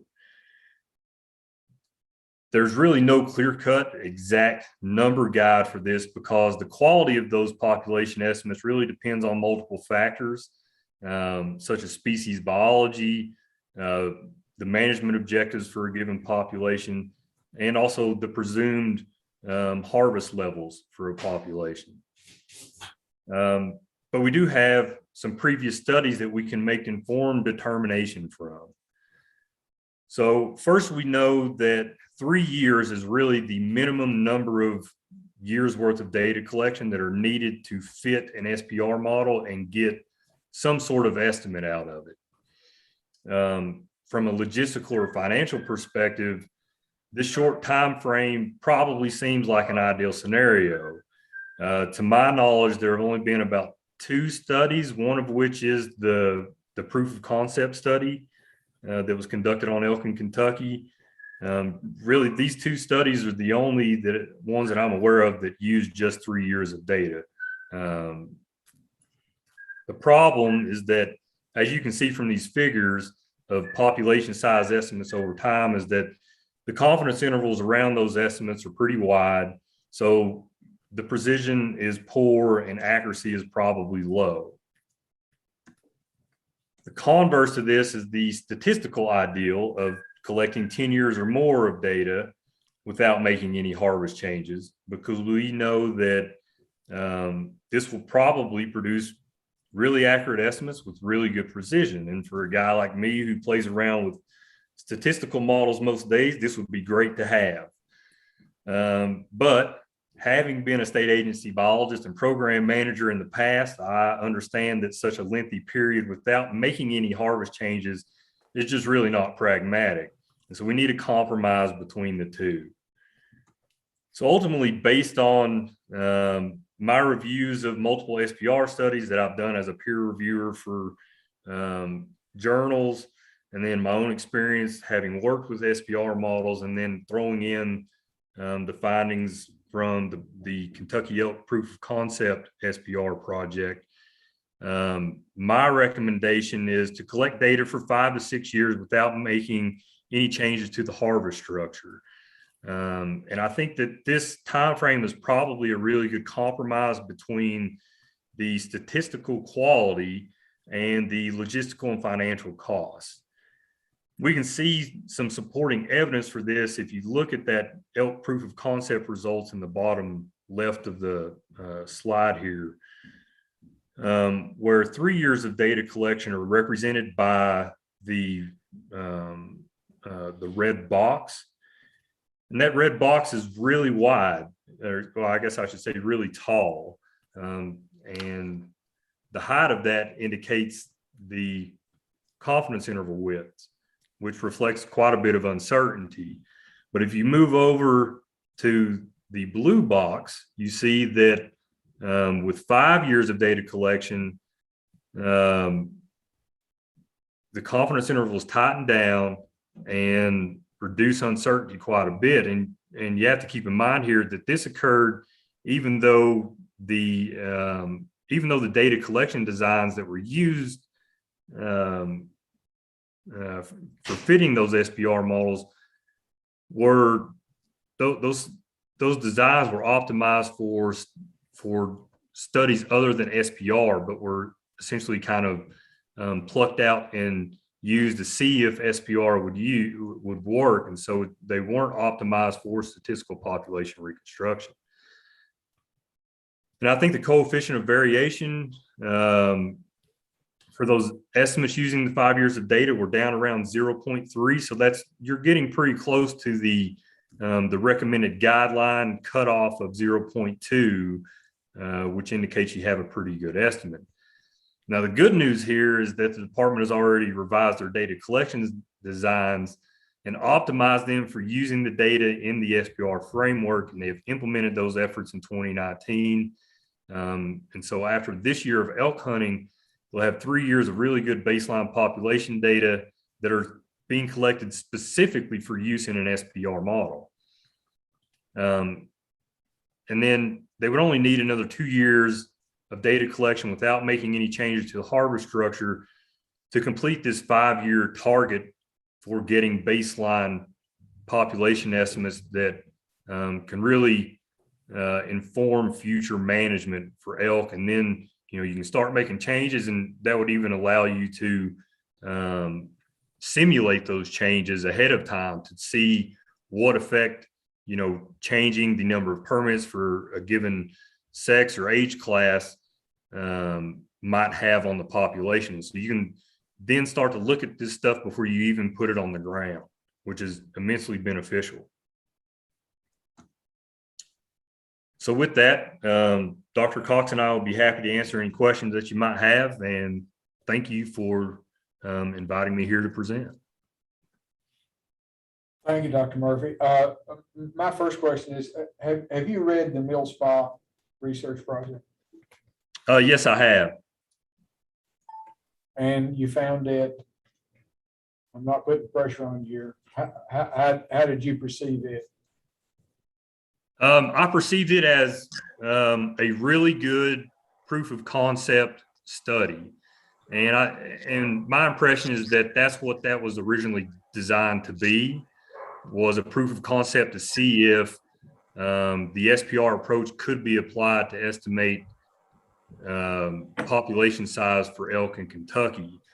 And again, I just want to reiterate, and I may have done so too much already, but some of those data that were used to fit that SPR model, the department was using those, or graduate students had projects that were set up specifically to evaluate defined objectives in a small localized study area. For example, the limited entry areas that the department had.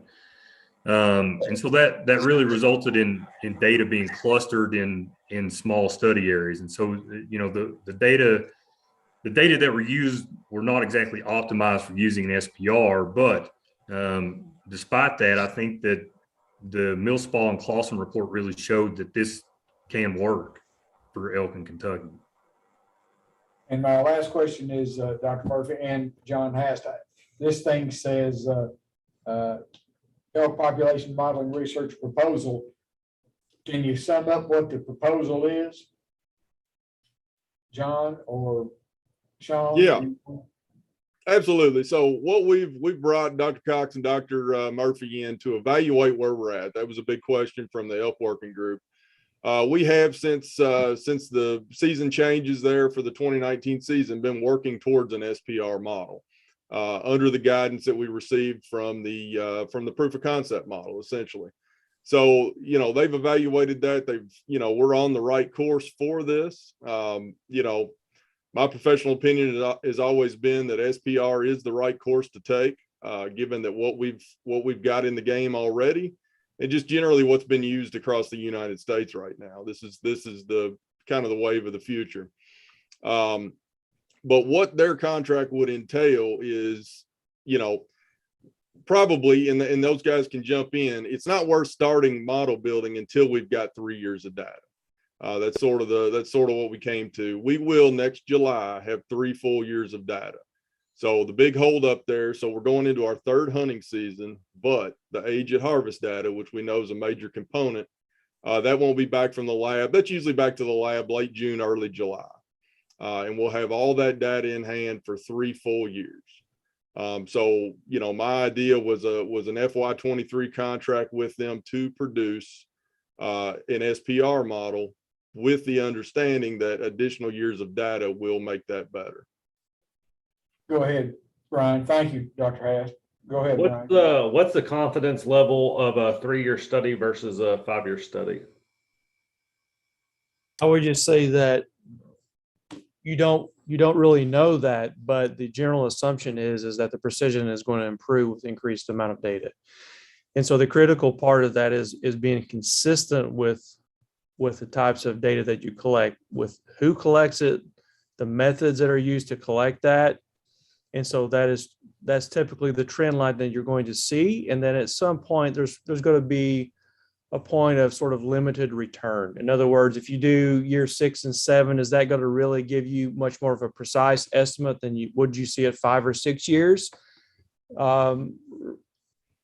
You just don't know. And so the thing to do is to assess that in sort of real time on an annual basis and to see, okay, if we go from year 4 to year 5, how much does that estimate improve versus from year 5 to year 6?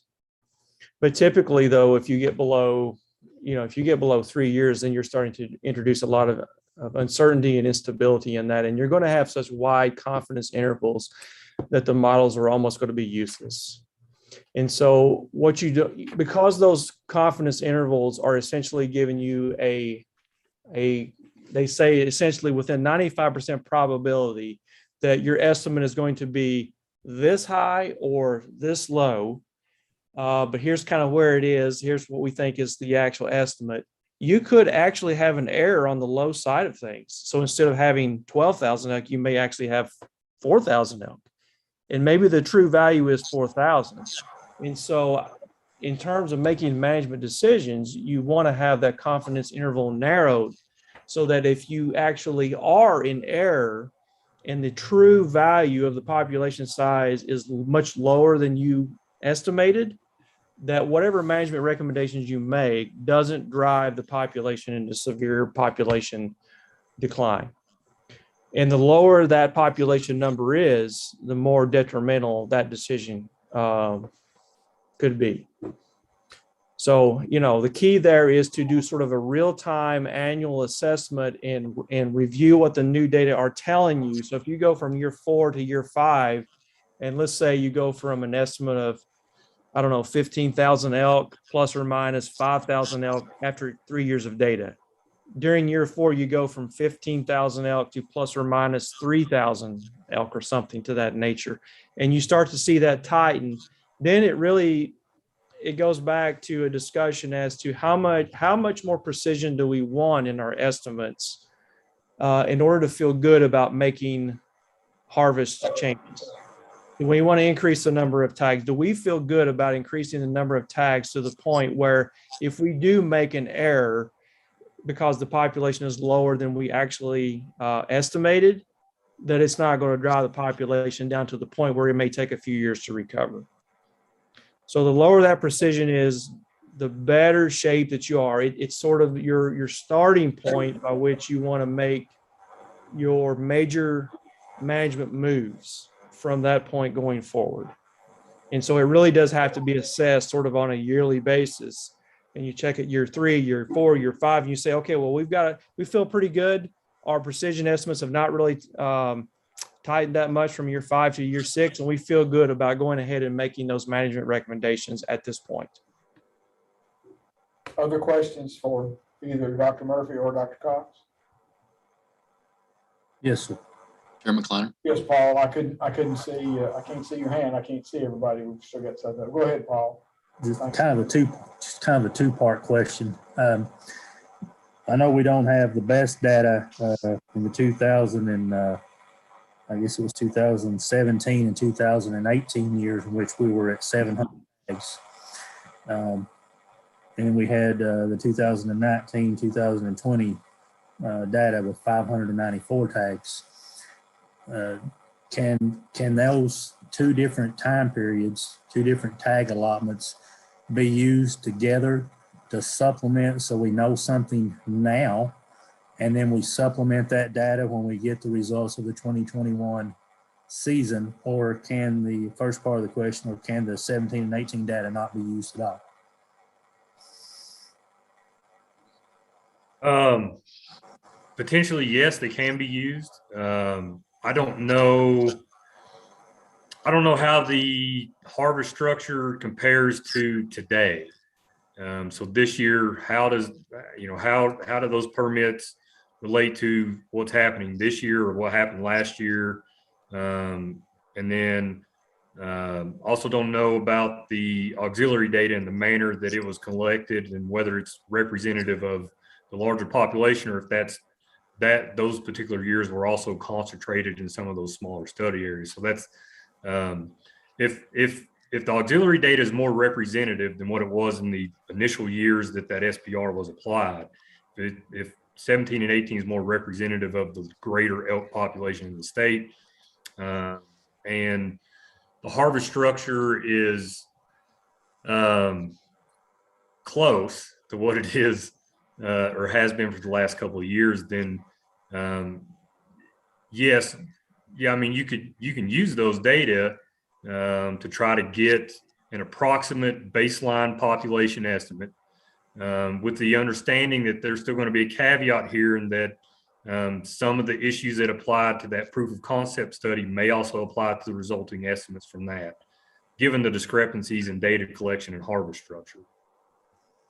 Second part of that question, if the data was changed for 2022 and 2023 slightly, or I guess I'd look for you to define what slightly is, but if you went from, say, 594 huntable tags to 550 or 525, what slight change is still modelable or no change? That's a difficult question to answer. The ideal scenario is that there are no changes for that period, because now everything is the same across the entire 5-year span.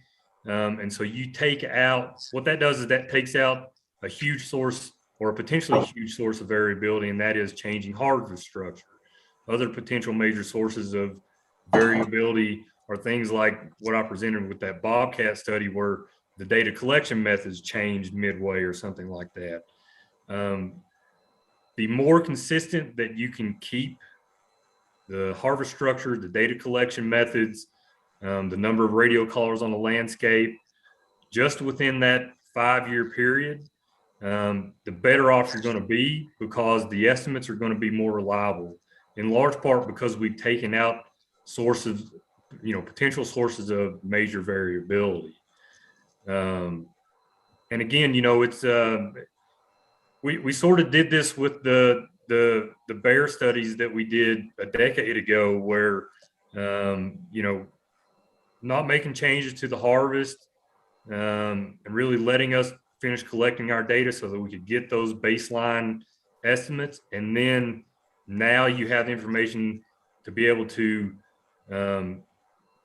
specifically evaluate what may happen in the future with changing permits or changing quotas, or even changing the amount of land area that's available to harvest on.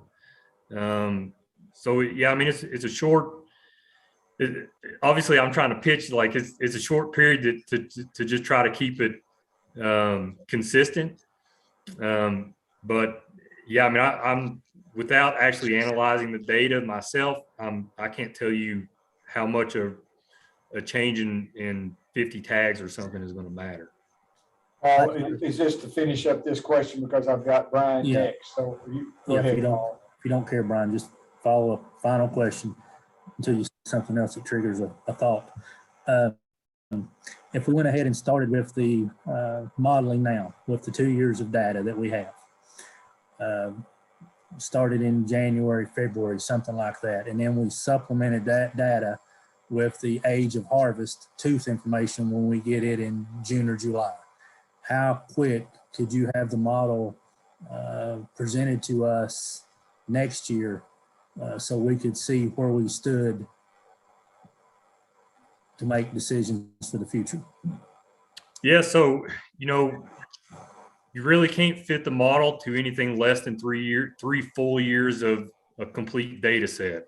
And so work on fitting a model could not start until those age data were in our hands. Even if we had the actual harvest numbers that occurred during the season, without those age data to be able to put those individual animals in their specific age categories, we wouldn't be able to even start fitting a model. So you're looking at If we were to get those data in July, then we could start fitting a model late July, early August. And that's going to involve initially developing a model that is specific to the data that has been collected and the manner in which those data have been collected, because the model has to reflect the true data generating process so that you get a model that's really going to produce accurate estimates that reflect how the data were collected and then translate that into a population estimate. Let me just say, I mean, Mattson, the bottleneck here is the ability of this lab, really a single lab pretty much in the US that processes practically all wildlife species, the teeth of wildlife species. The Mattson's lab, they do just about everybody's, and they have a huge backlog, and it takes a long time to get those data back. Unfortunately, sometimes 6 months to 9 months, just depending on what their workload is. So in terms of actually acquiring those data, that's probably, for sure, that's going to be the last thing that comes in to be able to plug in and start working on those models. Have y'all ever considered getting veterinary schools like Auburn or somewhere to do some of those dental things, or even at that University of Kentucky Dental School to section those teeth and count your cemental rings or whatever? Yeah, so as we talked about, this is such an important part of the model. We're using the gold standard right now. They've got a long history and proven results of accurate analysis, and I would hate to not have that. And the good thing is Fish and Wildlife is a very valued customer. They know we're getting teeth, that we will be sending them teeth every year, and we're literally at the front of the line every year due to the number of teeth that we send them. Okay. So we're getting it done. We're getting it done about a year faster than most other places. Commissioner Fisher. Yeah, so there's two variables that you talked about that I think are changing every year. I guess John and Chris, I'll throw to you. How does the landowner access agreement tags, how do they change year to year, and then the amount of acreage that becomes open to hunt, because that's two variables that we don't really control. I know Paul says we have 594 tags, but that's not the case. Those other tags come into play and will affect the modeling. So yeah, for sure. And we've got, looking back at our landowner tags from 2016 to 2020, we started at 40. So just listing them in order. 2016 it was 40, 17 it was 38, 18 it was 45, 19 it was 45, 20 it was 44. So that's not changing in enough. There's parts to all science that it's going to be out of our control.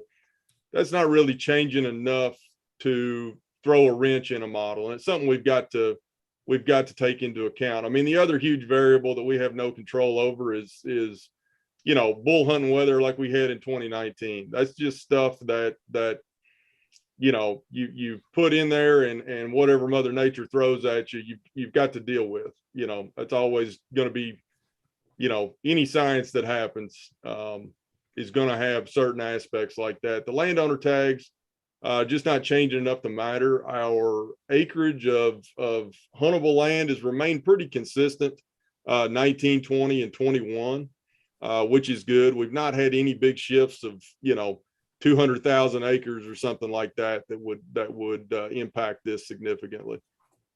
Paul. Yeah, just if we were able to get the age of harvest data in June or July, could we have a preliminary report by December of 2022? That would be the ideal scenario, certainly. I can't make any promises at the very moment, but that would certainly be the objective, is to get it to KDFWR as soon as possible. I think maybe Dr. Hass can speak to this, but I try to get pretty fast turnarounds on stuff as quickly as I can, because I do again, I've been a biologist and program manager, so I understand the importance of getting these kinds of things in a timely manner so that you can make management changes quickly. Gentlemen, are there any other questions here? Go ahead, Brian. You're next. Brian Mack. I've got about 3 real quick points. When the original work was done sometime back on the SPR, was not some of that data used from 3 of the higher reproductive areas, counties in the elk area? Yeah, and I can talk about that a little bit. So it was my doctoral project and another gal that we worked with at UK.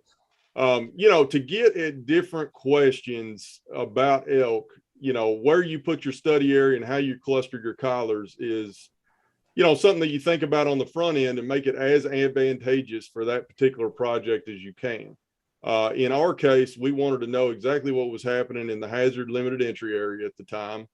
And basically to stave off we had an idea that there was potential overharvest due to overabundance hunters in a smaller area. And when we say small, it was still, you know, multiple square miles, you know, big area. But ideally for SPR, you have your collars spread across the elk zone. And back to Dr. Murphy's slide about the representative sample. For my project, I wanted a representative sample of what was going on in one of our heavily hunted areas. So that's where we sampled our elk from. For an SPR model, we want a representative sample of the elk zone. So what we've done for the last couple of years is just scatter collars across the elk zone. We've done a great job at that. We've got them from Pike County to Bell County, spread across. So that's really where that comes to. And I'll speak to Commissioner Horn's question there about the 17-18 data. A lot of that auxiliary data would be before we had this good representative spread. So that's one thing that may impact using some of that data. Okay. Another was, you know, Dr. Murphy mentioned in his presentation that sometimes the method of collection and the data collected may be more important than the time frame, you know, and that kind of goes back to what you just said, John. But I know a lot of the people that I hear from, you know, they seem like it's the perception to a lot of them is we're more worried about building the model than we are the population. And that's what kind of concerns a whole lot of people, that, you know, if we do make a reg change possibly where we made a reduction of the cow tag, that may skew the data, but we're not going to over harvest the population. You know, if we were going to increase tags with poor data or not enough data, you know, then we put the resource at risk. And, you know, the other thing that I hear from a lot of people, and I think the best way to kind of sum it up is, you know, I had a friend in the department that worked on the original elk trapping and relocation. He retired, and we're still talking about trying to get data. You know, we've dealt with this population, and it is a new population, but it just seems like anytime we try to safeguard it or expand it, you know, it was mentioned in the strategic plan that, you know, we want to move the elk population farther west, expand it basically. You know, a lot of people feel like the best way to do that is through a reduction in tags or maybe, you know, opportunities to some level, because, you know, if we keep saying, well, we need more data, and we don't try to work on the side of caution, you know, we could start sliding down that slope where then it's too late. You know, and that's what I hear from a lot of people. I'm not trying to be critical of any of the work you all are doing. I mean, I understand it, but a lot of people think, you know, 20 years into this game, we're still trying to figure out the data, and the confidence interval was so wide on that last, you know, study and report. You know, we could have this many or we could have this many. And it was a big gap there that concerned a lot of people, that, you know, we're this far in and we're still not really that sure what's going on. That's all I've got. Thank you all. Thank you. Yes, Dr. Floyd. I've got a question for Dr. Murphy or Dr. Cox. I'm not a wildlife biologist, but one of my favorite professors in college was, And one of the things that I studied in his class which was ecology, was population size estimation. And so when you guys were talking about capture, recapture, I remember studying that very method. And it seems like one of the things that you needed to have in order to accurately estimate a population was an even distribution over the area of inhabitation, and also over the area that you were sampling. And that obviously is not going to be the case with the Kentucky elk zone, because there are going to be more elk in certain pockets, and then less in some areas in the zone, there are going to be no elk. So it's going to be a real heterogeneous distribution. And from what I've read, my question is, does the population reconstruction model of population estimate depend on an even or homogeneous distribution, or is it doesn't, just because that obviously it's going to be a lot better for us if it does not depend on one because of the way the elk are distributed? Yeah, so those are really good points. I've worked a lot over the years with developing spatially explicit models to incorporate that information into population size and density estimates. To answer your question, that is another beauty of SPR, is that you don't have to assume homogeneity in the spatial distribution of the animals. You're essentially establishing a boundary around the population, and heterogeneity is okay. So, there's no spatial component to a statistical population reconstruction model. And it's less expensive too. So that sounds like a win-win. It can be considerably less expensive, particularly over the geographical area that the elk zone is. Right.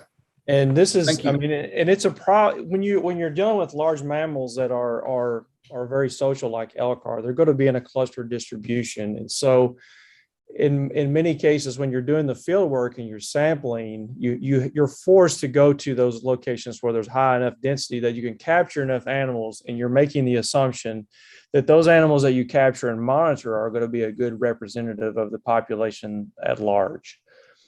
And so, it certainly adds a further complication, to any analysis, but, it's rare that you're going to find a species of wildlife that is, evenly distributed somewhat throughout its whole range.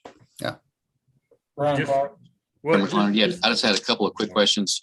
One is actually more of a concern that I shared with the working group, and that is just trying to think about, be concerned about both the commission and the department and our staff, and frankly, financial investment would be a word of caution. And this is very friendly, but also with respect to our stakeholders.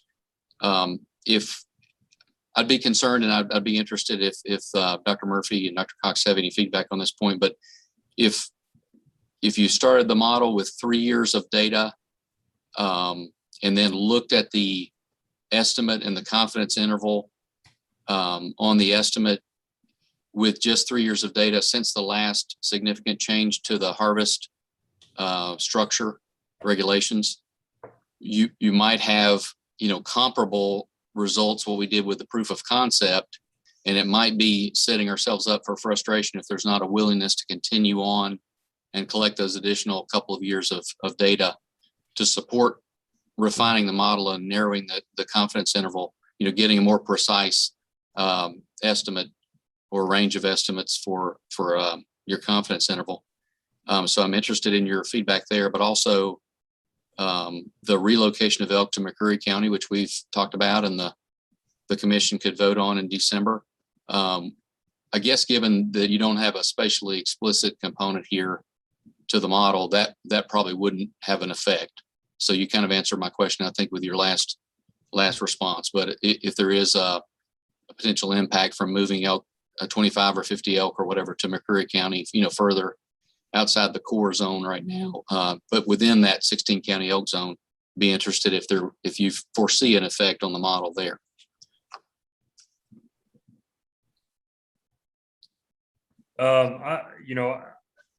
We could treat that as just being similar to immigration, right? And relative to the presumed size of the elk population in the state, that immigration is such a low rate, probably less than 1% of the total population, that I don't think that it would have any considerable effect on the estimates. Okay. I can't definitively say that it would or would not without actually fitting a model to test that. But yeah, I mean, my initial my initial intuition is that that probably would not have a substantial effect. So it'd be negligible, like elk moving in and out of the zone already. Yeah. Okay. I also would like to add that I know a lot of people in Macquarie County that would love to see elk down there. My wife is from Macquarie County, and those folks down there love to see some elk. Very good. So I know it's an educated guess at this point, but given we had regulation changes a couple of years ago, and we're now trying to get 3 years of consistent data to feed into a new SPR, you're more likely to have a wide confidence interval with 3 years of data as opposed to 5. And you guys have laid that out very clearly. My concern, again, is friendly towards the department, friendly towards the commission, you all as researchers, our stakeholders. If we commit to do the next step, I think we need to go into eyes wide open that we could have wide confidence intervals on a 3-year study. In other words, another proof of concept, but with a 4th and a 5th year going forward, we would very likely narrow that confidence interval and have a much more precise estimate. So I just don't want to set the commission or us to set ourselves up for frustration with a 3-year, just 3 years of data with the regulations having been consistent, for the last couple of years and this coming year. Yeah, I would just say that, you kind of have to let the chips fall where they may after those 3 years and see what that interval looks like, and then decide from there. Do we feel good about making management recommendations based on that level of precision, or do we want to collect another year or maybe 2 years worth of data? And it's not something that we can, you can just answer off the cuff. You have to put it through the process and figure out what that is.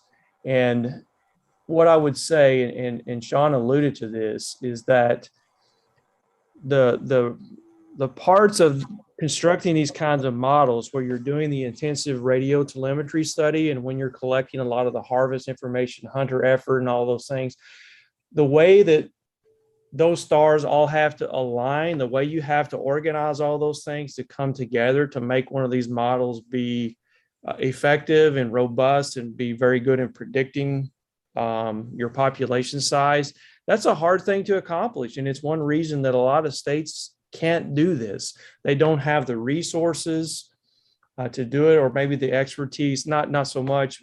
But a lot of times it really is about just having the patience to see it through, so that once you get through 4 or 5 years, you feel good about making that decision. And the thing about, yes, I know we've been doing research on elk for 25 years, but a lot of the research that's been done has been focused on identifying various demographic components. What is the survival of adult females? How many calves are we having? Some important parts of models that we've been developing over the years in order to inform what we're doing now with an SPR model. And so it's not like that we've been doing research all these years in order to try to build up an SPR model.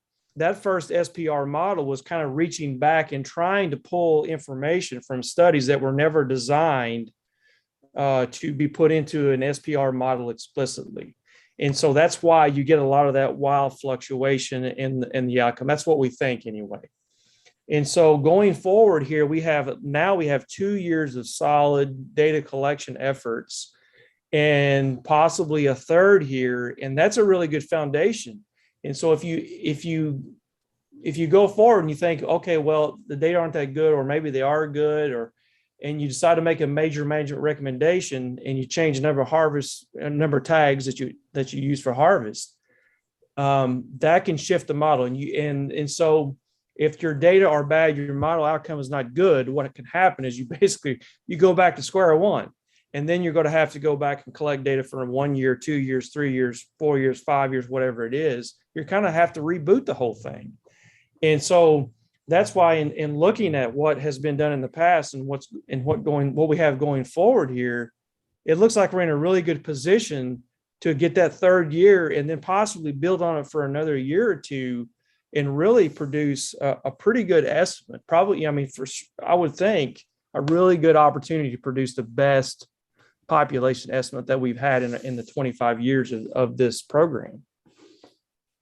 Paul, you're next, and then Ralph Swallows. Gentlemen, I also want to remind you, if you all want to not be eating supper here in front of these screens, we've got a lot of information still. We've got several hours still of information to digest, and as good as this has been informative, I want you all to consider your time constraints, because somebody will be unhappy with me for keeping you here till 6 o'clock tonight. So Paul, go ahead, and then Ralph, if you will, I'd like to try to sum this up here in just a few minutes if we can. Take a break, then come back after the break and talk about the elk permit quotas to finish up the elk discussion, and then go back to our original. Go ahead, Paul. So we will get year 3 data in the year 4 hunting season. And if we can work towards making that model and have it in a December timeframe, then we will get year 4 data in the 5th year of hunting. The question is it pretty easy to update that model once it is built with 3 years worth of data with the supplemental data from year 4 once you get that tooth data from year 4? Is that a pretty quick turnaround of updating the data? Yeah, absolutely. Particularly if the harvest structure remains the same, then there's no additional model complexity that needs to be included. So effectively, once you build that foundational model, which is the most time consuming and difficult part, because you want it to be a model that accurately describes the data generating process. Once you get to that part, which we would use the first 3 years of data for. Once you get that base model established, then it's a matter of just making minor tweaks to it to accommodate, possibly, changes in the number of animals that are radio collared or something like that. It's really the bulk of the effort is to put the initial base model on the computer. After that, it's just simple updates, plugging in the new data. I mean, these are things that, they become streamlined once you have that initial model developed. Thank you. Yeah. We've been conditioned, I guess, for a 3-year model, some estimate of population. Been a perception that I've had in the back of my mind that we would be there, and also with many of our constituents. The one thing that I would want to say is that we hear from the boots on the ground often that we're not repopulating our elk herd, that they're in decline. We've got the Elk Guide Association calling for a moratorium on cow harvest. So a lot of things that would change this model. And I don't know if you would call those auxiliary issues or what. And this is a general question to anyone that's spoken. If we miss this and we don't make any adjustments at this point, and I guess it may be a question we can't answer, are we missing something that we really need to be paying attention to at this moment that would keep us from focusing on making any changes at all to what we're doing currently? Because that's what I hear, in extending this for 2 more years to come to a conclusion on where we are with population. Yeah, I'm happy to jump in on that one. The way I pitched it to the elk working group is I will be the first person to run down Main Street here in Frankfort if I see a problem, a major problem with our elk herd. There's nobody on here. I've dedicated the majority of my adult working life to elk. I want to see this be successful. I want people 100 years from now to be hunting elk all across the Appalachian Mountains. So with that in mind, we've additionally got what we call our life table model. So we're not working blind right now at all. There are parts to that model that we basically need some evidence to tell me that model's where it needs to be. You know, that is this SPR model. I think they're probably going to pop out with about the same number. Like the life table model, it's rudimentary, but it's like driving a new vehicle versus an old vehicle. I can certainly work on my old Land Cruiser better than I can, you know, my wife's brand new one. You can open the hood. You can see what's going on in there a lot better. We can make adjustments on the fly with the life table model. So we're certainly not working blind. The second point that I want to make to this in the sense that we're definitely not staring down the barrel of a major catastrophe here.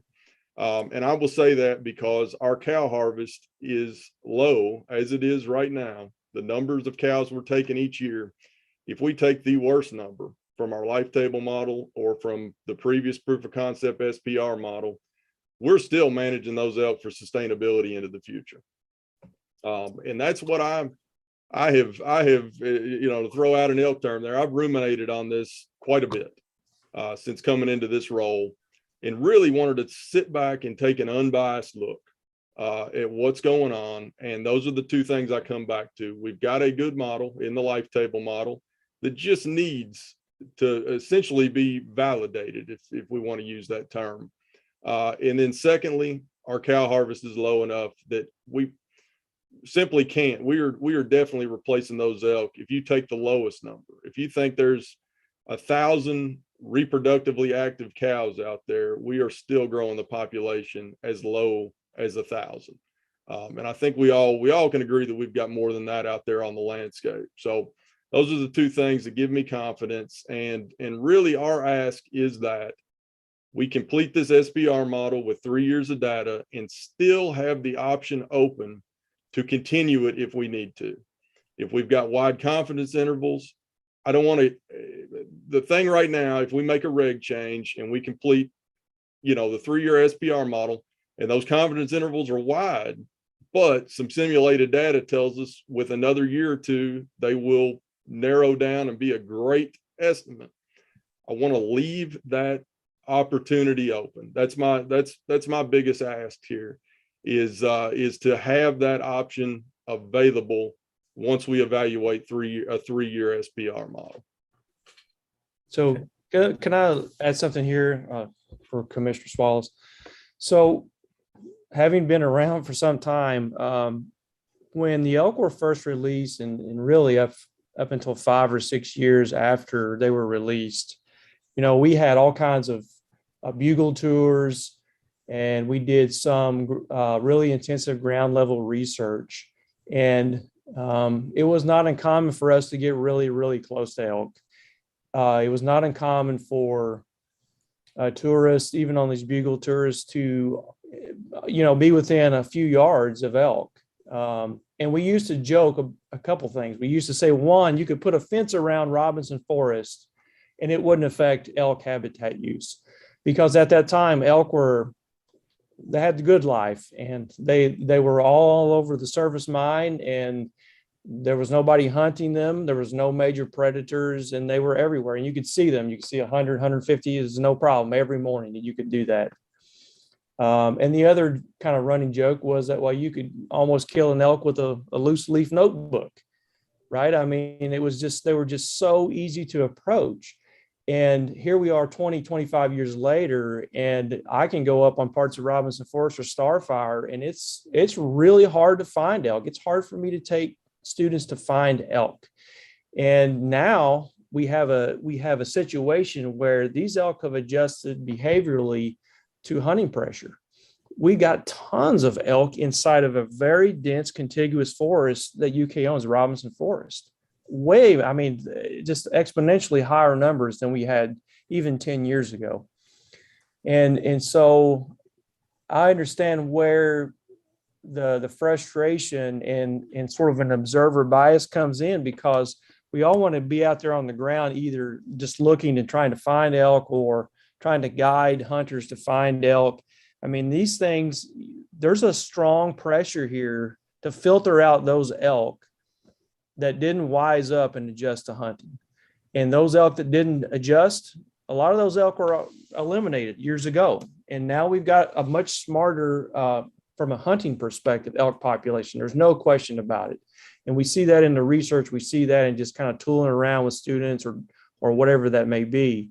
And I know that that's a source of frustration for guides out there. And it's something that, you would normally expect given the way that the situation has changed from a hunting regulation perspective.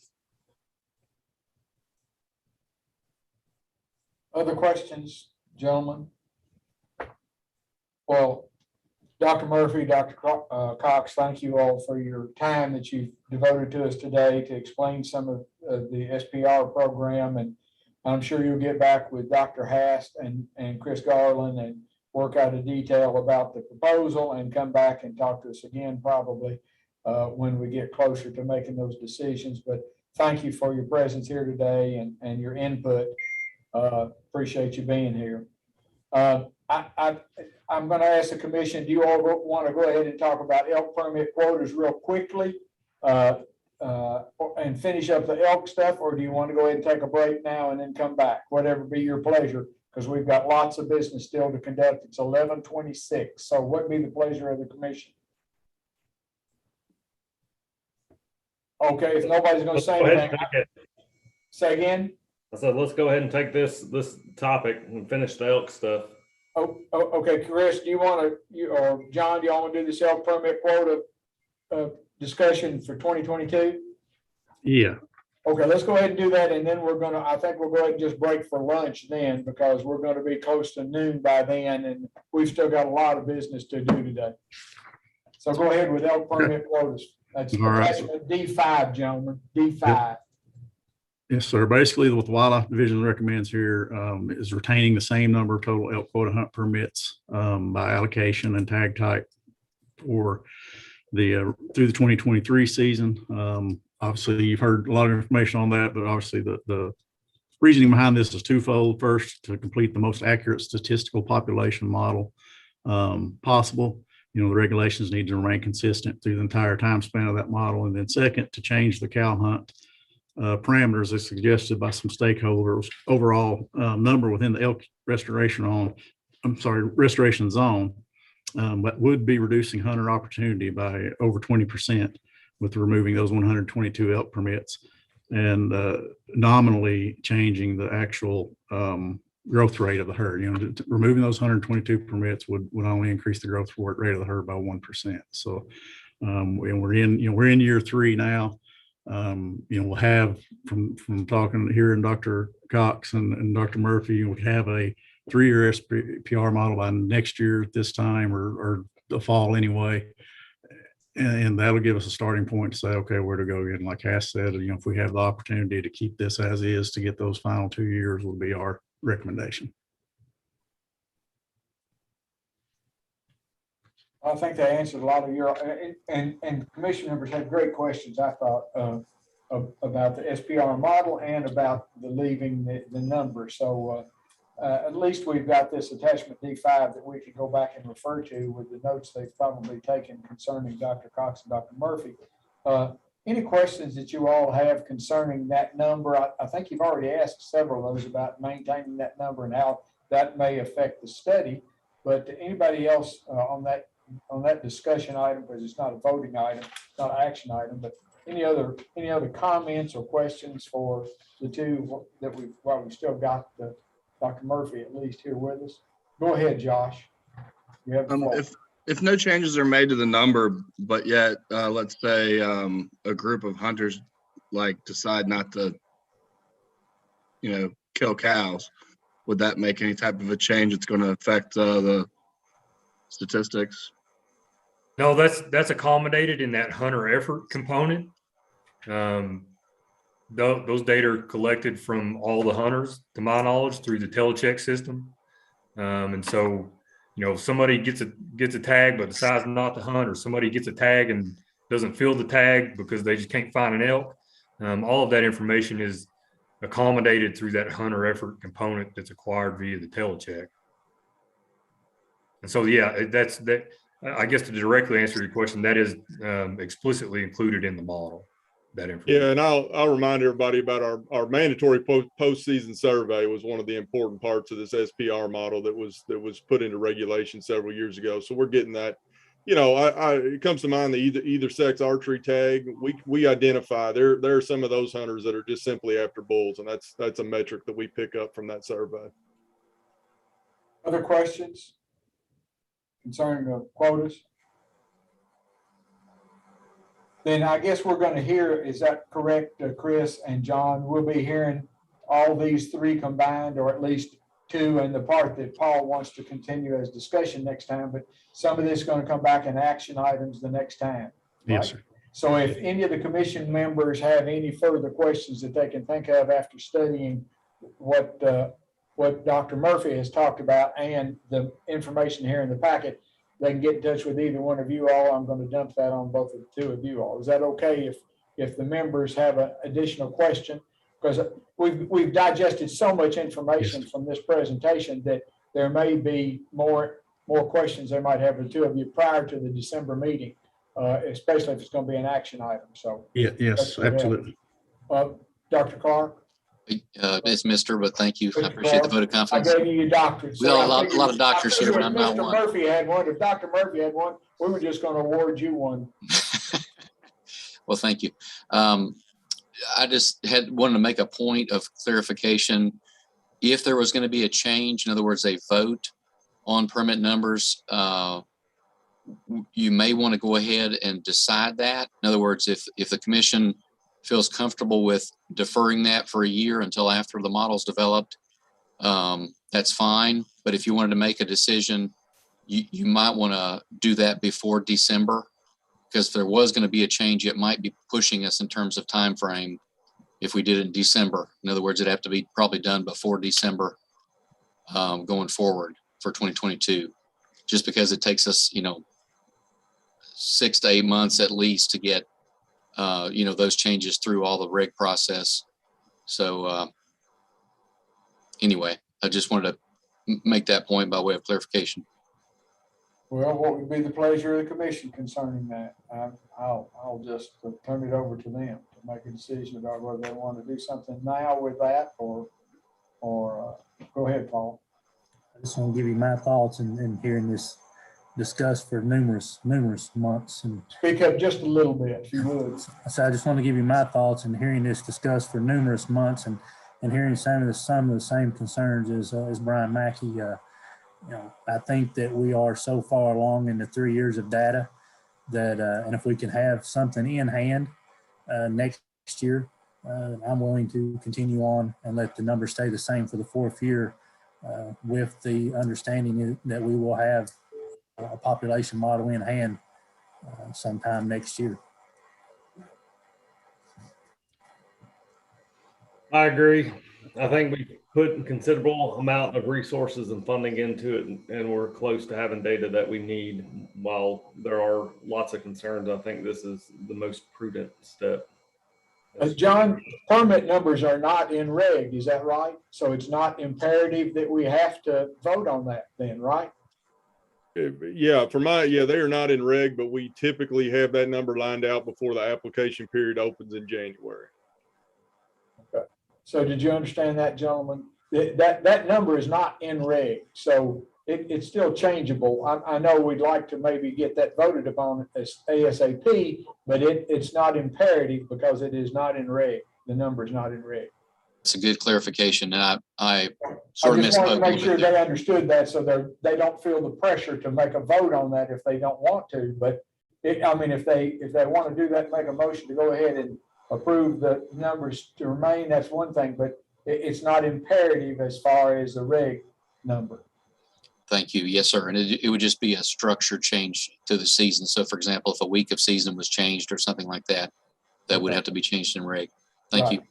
Thank you. Okay, gentlemen, what would be the pleasure of the commission concerning that number of the quota?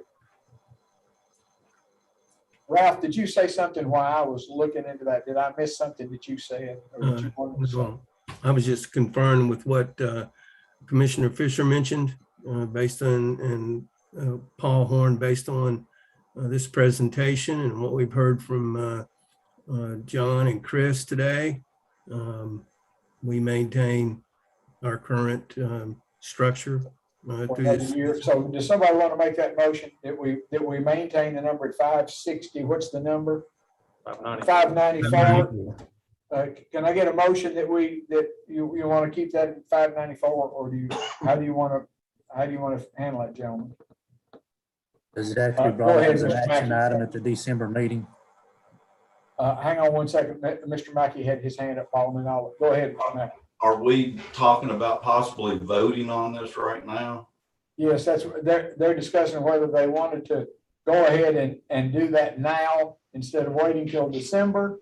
And that's why I wanted to make the clarification that it's not terribly imperative, because the number is not in reg that we'd have to change so quickly. Do we have the ability to move something from a discussion item to an action item? Well, we usually don't, but we can. It's not in stone that we have to do it that way. We could move it, but there's nothing that says we can't. But Paul, you had a comment, I think, right when Mr. Mackey said the same thing. Did you? I was just saying I would just move it, since we still have December meeting, December the first, whatever, Yes. the first part of December. I would just ask we move it on as an action item and we vote on it at the December meeting, knowing Okay. before the January 1st license. Yeah, Mr. Mackey, the reason I said that, because I thought that's what Paul was going to imply, to go ahead and move it to them. Go ahead, Brian Fisher.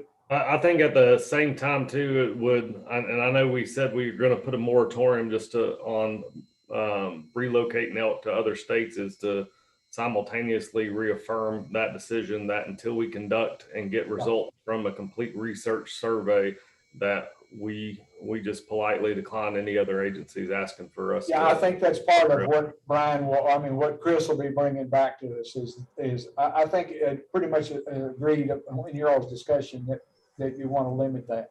So at this point, then we're not going to have a vote. We're just going to carry it on. If it be the pleasure, I don't think we need to vote on that unless we have objection to it and a motion to go ahead and vote. Then you all want to carry that on to December and make it an action item in December. Is that pretty much the general thinking of everybody? I see heads bobbing. Yes. That's okay with everybody. So we're gonna make that an action item next time, but it's still as a discussion this time, so no vote today. Good. All right, let's declare a 30-minute, if there's no objection. It's 11:38. Let's cover 11:40. So at 10 after 12, let's resume. That's 30 minutes for everybody to take a bathroom break and maybe a little food break. So thank you, gentlemen. We've still got a lot to conduct, but thank you for your attentiveness this morning. So see y'all in a half an hour from right now.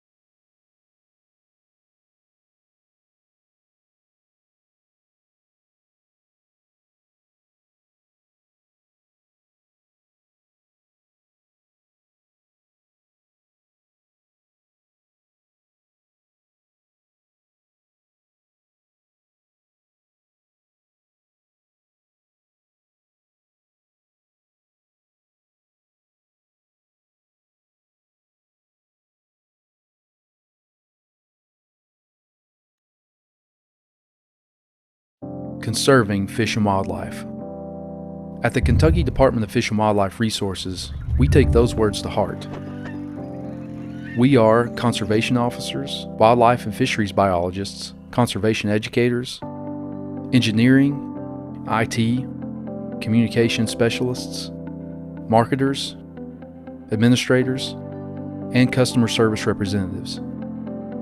It's our mission to conserve, protect, and enhance Kentucky's fish and wildlife resources while providing outstanding opportunities for you to enjoy hunting, fishing, trapping, boating, shooting sports, wildlife viewing, and related activities. At Kentucky Fish and Wildlife, we protect the resource and public safety by enforcing hunting, fishing, and boating laws across Kentucky, provide public hunting and fishing access through the management of more than 1 million acres of natural areas and waterways, provide quality fishing opportunities for anglers close to home by annually stocking more than 5 million fish in public waters, build and maintain public boat ramps, shooting ranges, bank fishing access areas, and other public facilities, restore streams and wetlands on private and public lands using special grants, assist private landowners with fish and wildlife habitat improvement, inform and educate millions of youth and adults through education and outreach programs.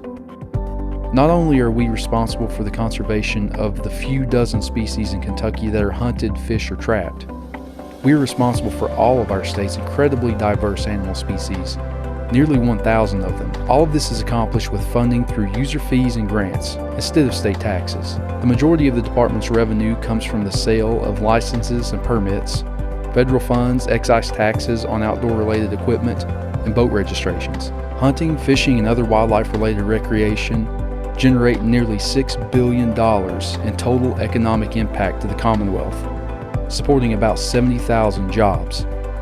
All of us at Kentucky Fish and Wildlife seek to be good stewards of the great outdoors, leaving it in better shape than we found it. Passionate and mission-focused, that's who we are. Serving people, conserving fish and wildlife resources, that's what we do.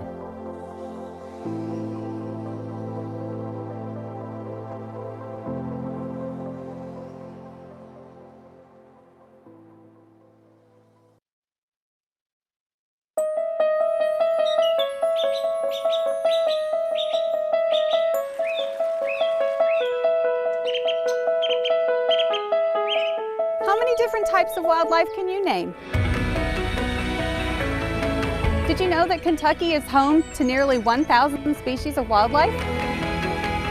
As Kentucky's population grows and the landscape changes, all of our wildlife face new challenges. Many species that were once safe are now vulnerable. The Kentucky Department of Fish and Wildlife has a team of scientists dedicated to the monitoring and study of animals that are not hunted, fished, or trapped. Bats, lizards, Snakes, salamanders, mussels, raptors, songbirds, and darters. Current funding isn't keeping pace, and there's still a lot of work left to do. We need to expand the community of people just like you, who are conscious and committed to conserving Kentucky's wildlife. We work every day to improve Kentucky's landscape so that these species can thrive. And now there's a way for you to jump in and help. Be our partner in this work by becoming a member of our new and exciting Kentucky Wild program. Your involvement in Kentucky Wild will help ensure that future generations of Kentuckians can enjoy our state's wildlife. Together, we can purchase research equipment, improve the quality of habitat, and fund survey and monitoring projects for our state's most vulnerable species. Fortunately, we know that good wildlife management works. The recovery of the bald eagle is just one example of how people can help wildlife. When you become a member of Kentucky Wild, we'll work side by side and do our part to keep Kentucky wild. Help me keep Kentucky wild. Help me keep Kentucky wild. Help me keep Kentucky wild. Help me keep Kentucky wild. help us keep Kentucky wild. Help me keep Kentucky wild. Help me keep Kentucky wild. Help me keep Kentucky wild.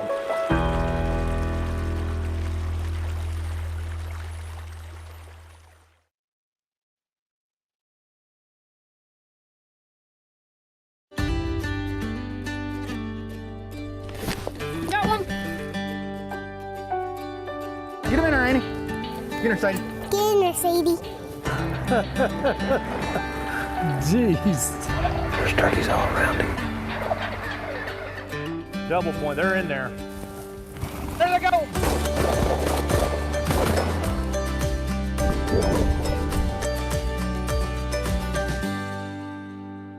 Can't think anything I'd rather do, so.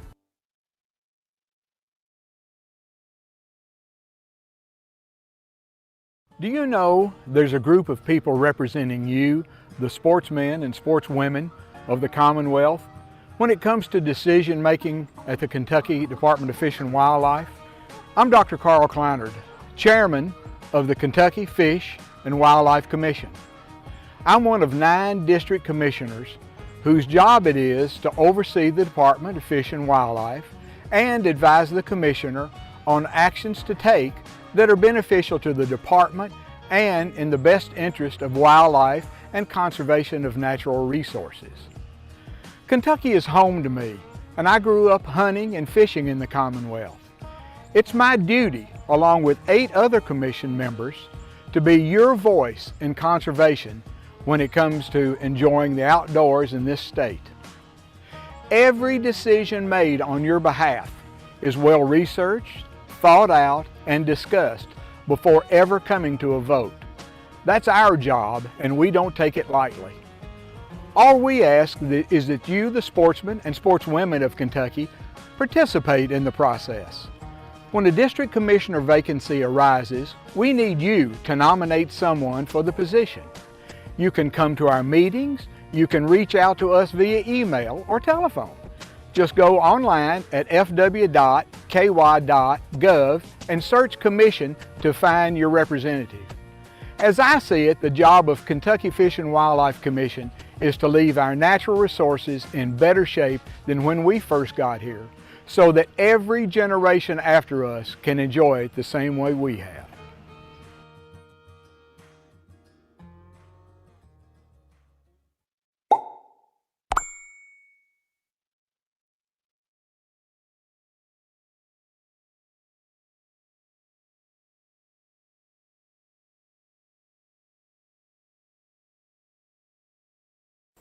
If you catch a catfish in Kentucky, there's a good chance it got its start here at the Peter W. Pfeiffer Fish Hatchery in Frankfort.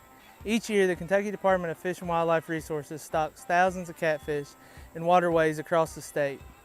All of these catfish originate at the Pfeiffer Fish Hatchery, owned by the Kentucky Department of Fish and Wildlife Resources. This hatchery raises and stocks more than 300,000 catfish annually. In addition to catfish, the hatchery produces saugeye, bluegill, red ear sunfish, lake sturgeon, and alligator gar. However, it's catfish that are the Pfeiffer's hatchery's main focus. The process of raising blue catfish, channel catfish, and hybrid of the two begins in late May to early June in one of the hatchery's many ponds when a catfish pair is placed together in a submerged pen for spawning. The eggs produced by the pair are collected by the hatchery staff, careful to avoid the wrath of the male catfish trying to protect his eggs. The eggs are then transported to a hatchery trough. The trough water is oxygenated in constant motion to produce a viable environment for the eggs as they grow and hatch. The fry start to hatch after a few days and begin to look for food. It's at this time that staff start scheduled feedings for the fry, training them how to find food. A hatching rate of 90% and regular feedings mean that the fry are plentiful and grow quickly. Within 3 weeks of the eggs being collected, the fry are ready to enter one of the hatchery's ponds, a pond that will house these fry and nothing else, giving them the best chance at survival. This happens around mid-June. As many as 70,000 can go into one pond. In the early stages, fry are fed twice a day, then just once a day as they grow and become larger. With no competition for food and few predators, around 70% will grow to 5 to 9 inches by March of the next year. After a few months, hatchery staff sort the catfish into different sizes in different ponds to encourage their continued growth. After about 2 years, the fish are ready for distribution. Hatchery staff use large seines, tractors, hydraulic lifts, and elbow grease to gather the fish and transport them to awaiting trucks. The trucks bring the fish back to the same building where they hatched 2 years earlier, but this time for weighing and sorting. Once weighed, the fish are transported to state waterways. The hatchery transports fish to more than 90 locations across Kentucky throughout the year. Many of the catfish are taken to the Fishing in Neighborhoods Lakes or FINS Lakes, which are found in communities across the state.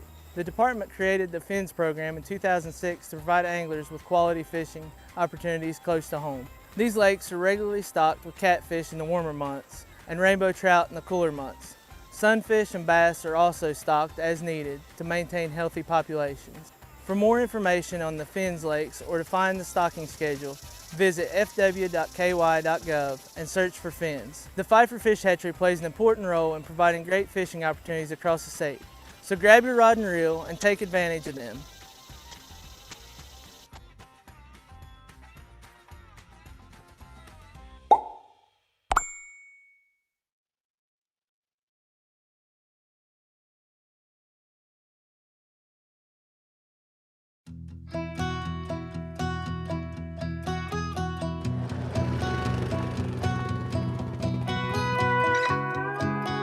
So we're at the Taylorsville Lake Wildlife Management Area.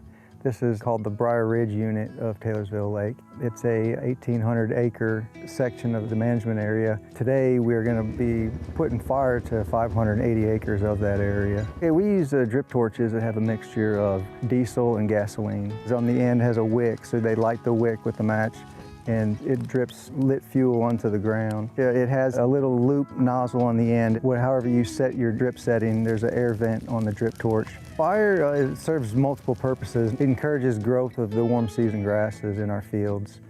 And it also will help us fight invasive species. We have 6 crews total. There are 4 igniter crews that are putting fire on the ground. We have a support crew and we have a forestry crew that is suppression fire along our fire breaks. And then we also have a crew that is on the water that will be igniting the woods from the boat.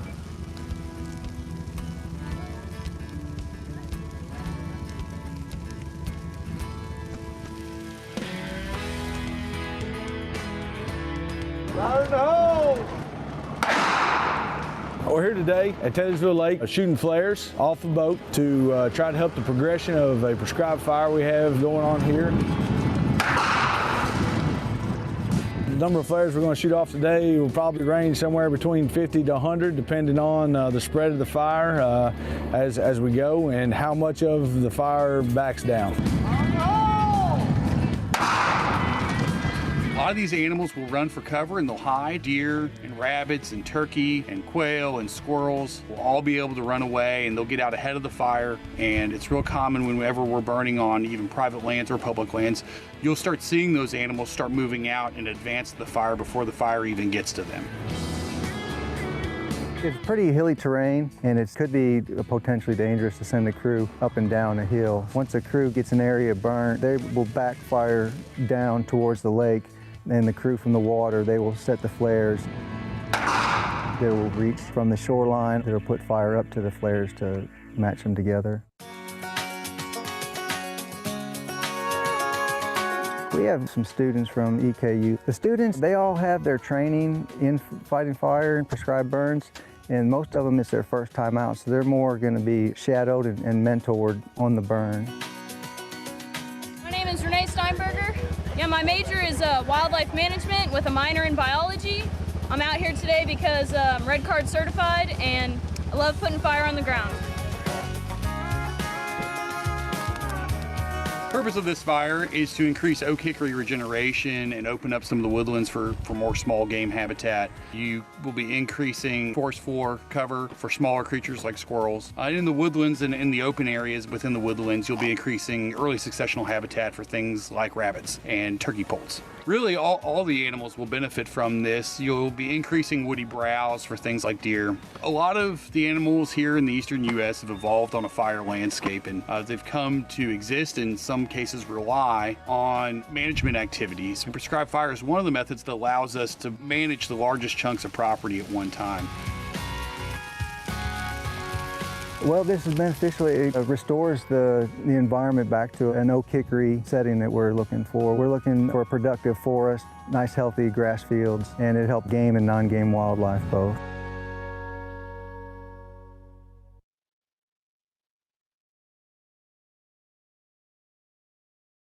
Hello, I'm Christy Stroud, a member of Kentucky Department of Fish and Wildlife Resources Stream Team.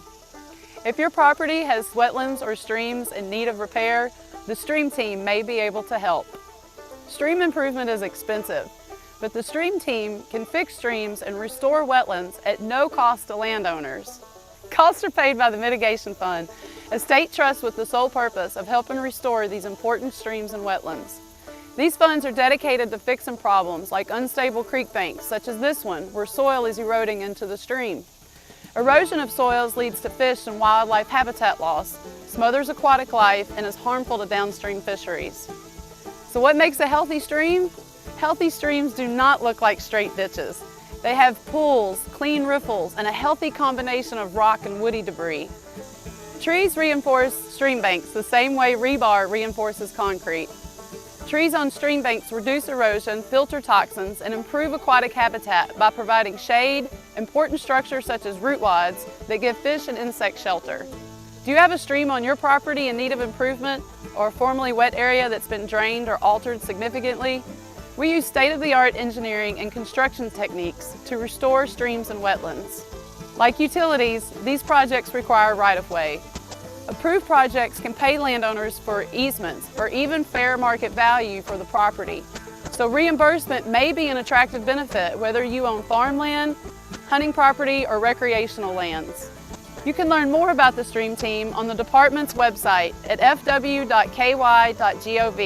Once there, enter Stream Team in the search box or give us a call at 1-800-858-1549 or email us at streamteam@ky.gov if you have any questions.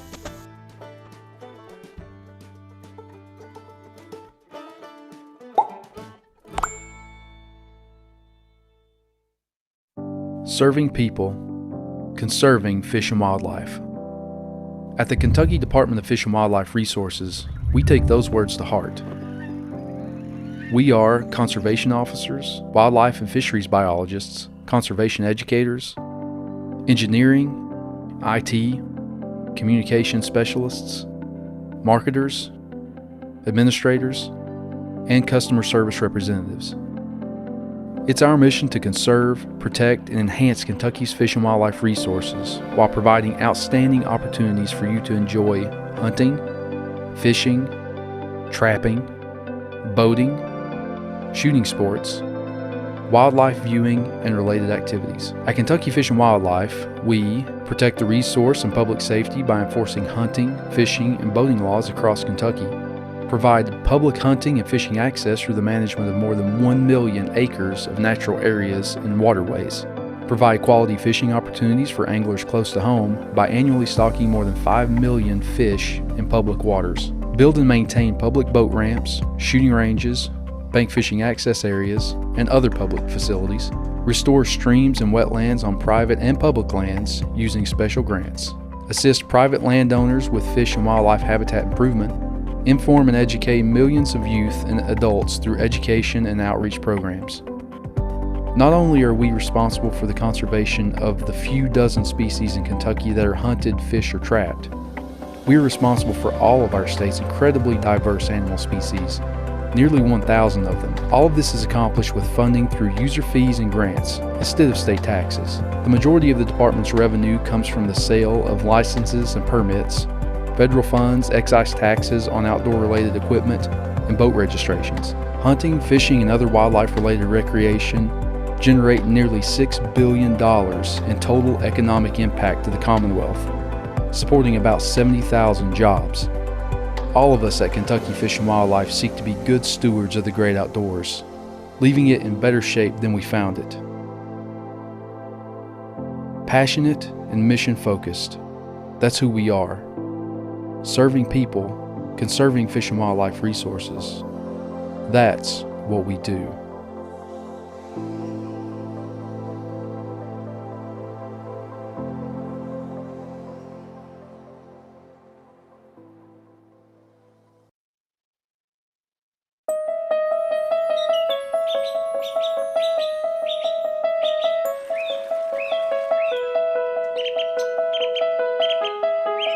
How many different types of wildlife can you name? Did you know that Kentucky is home to nearly 1,000 species of wildlife? As Kentucky's population grows and the landscape changes, all of our wildlife face new challenges. Many species that were once safe are now vulnerable.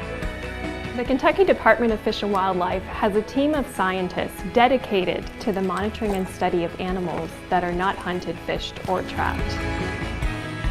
Bats, lizards, Snakes, Salamanders, mussels, Raptors, songbirds, and darters. Current funding isn't keeping pace, and there's still a lot of work left to do. We need to expand the community of people just like you. Who are conscious and committed to conserving Kentucky's wildlife. We work every day to improve Kentucky's landscape so that these species can thrive. And now there's a way for you to jump in and help. Be our partner in this work by becoming a member of our new and exciting Kentucky Wild program. Your involvement in Kentucky Wild will help ensure that future generations of Kentuckians can enjoy our state's wildlife. Together we can purchase research equipment, improve the quality of habitat, and fund survey and monitoring projects for our state's most vulnerable species. Fortunately, we know that good wildlife management works. The recovery of the bald eagle is just one example of how people can help wildlife. When you become a member of Kentucky Wild, we'll work side by side and do our part to keep Kentucky wild. Help me keep Kentucky wild. Help me keep Kentucky wild. Help me keep Kentucky wild. Help me keep Kentucky wild. Help us keep Kentucky wild.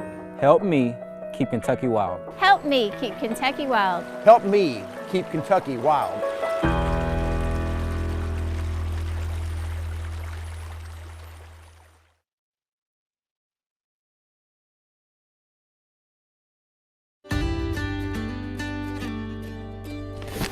Got one.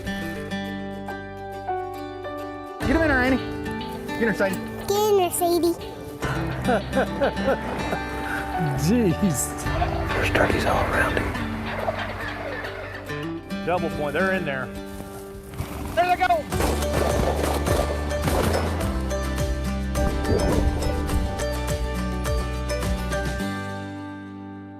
Can't think anything I'd rather do, so.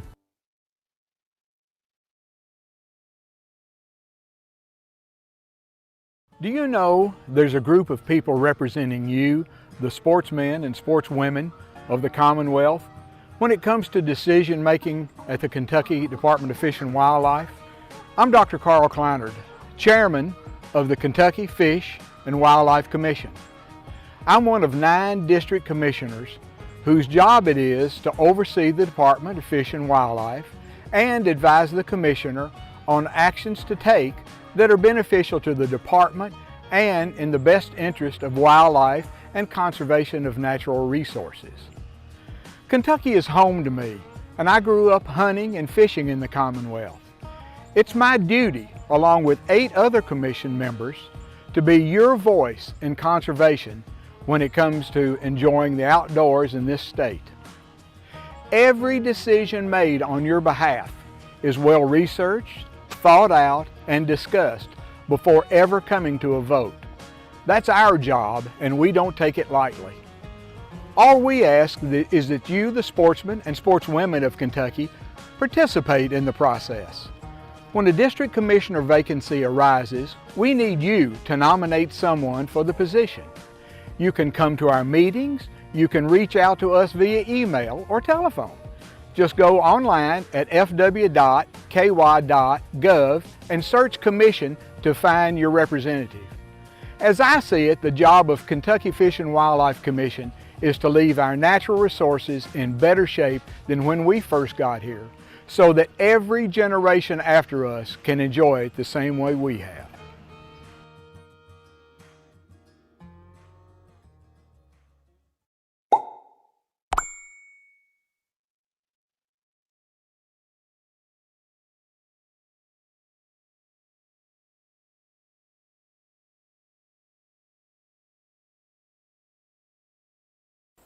If you catch a catfish in Kentucky, there's a good chance it got its start here at the Peter W. Pfeiffer Fish Hatchery in Frankfort. Each year, the Kentucky Department of Fish and Wildlife Resources stocks thousands of catfish in waterways across the state. All of these catfish originate at the Pfeiffer Fish Hatchery, owned by the Kentucky Department of Fish and Wildlife Resources. This hatchery raises and stocks more than 300,000 catfish annually. In addition to catfish, the hatchery produces saugeye, bluegill, red ear sunfish, lake sturgeon, and alligator gar. However, it's catfish that are the Pfeiffer's hatchery's main focus. The process of raising blue catfish, channel catfish, and hybrid of the two begins in late May to early June in one of the hatchery's many ponds when a catfish pair is placed together in a submerged pen for spawning. The eggs produced by the pair are collected by the hatchery staff, careful to avoid the wrath of the male catfish trying to protect his eggs. The eggs are then transported to a hatchery trough. The trough water is oxygenated in constant motion to produce a viable environment for the eggs as they grow and hatch. The fry start to hatch after a few days and begin to look for food. It's at this time that staff start scheduled feedings for the fry, training them how to find food. A hatching rate of 90% and regular feedings mean that the fry are plentiful and grow quickly. Within 3 weeks of the eggs being collected, the fry are ready to enter one of the hatchery's ponds, a pond that will house these fry and nothing else, giving them the best chance at survival. This happens around mid-June. As many as 70,000 can go into one pond. In the early stages, fry are fed twice a day, then just once a day as they grow and become larger. With no competition for food and few predators, around 70% will grow to 5 to 9 inches by March of the next year. After a few months, hatchery staff sort the catfish into different sizes in different ponds to encourage their continued growth. After about 2 years, the fish are ready for distribution. Hatchery staff use large seines, tractors, hydraulic lifts, and elbow grease to gather the fish and transport them to awaiting trucks. The trucks bring the fish back to the same building where they hatched 2 years earlier, but this time for weighing and sorting. Once weighed, the fish are transported to state waterways. The hatchery transports fish to more than 90 locations across Kentucky throughout the year.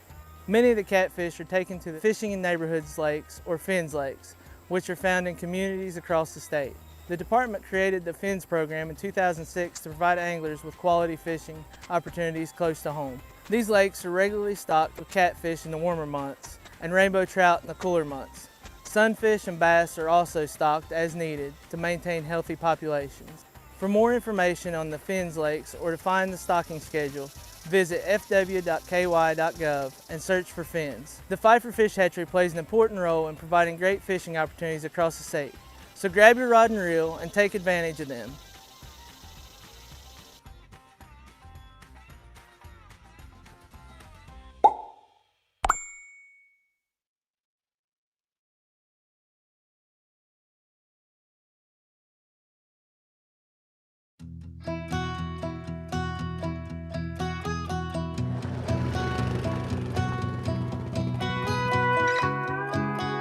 So we're at the Taylorsville Lake Wildlife Management Area.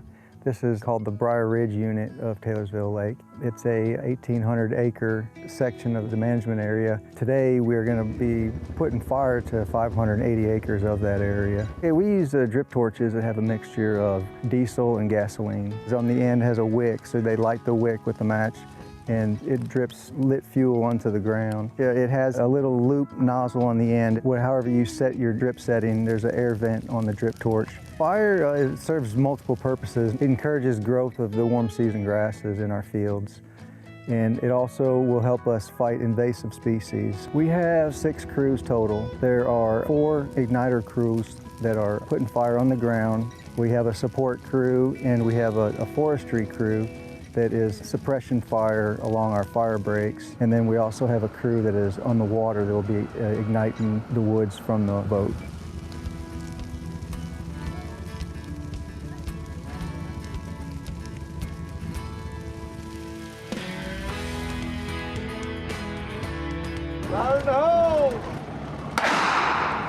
We're here today at Taylorsville Lake shooting flares off the boat to try to help the progression of a prescribed fire we have going on here.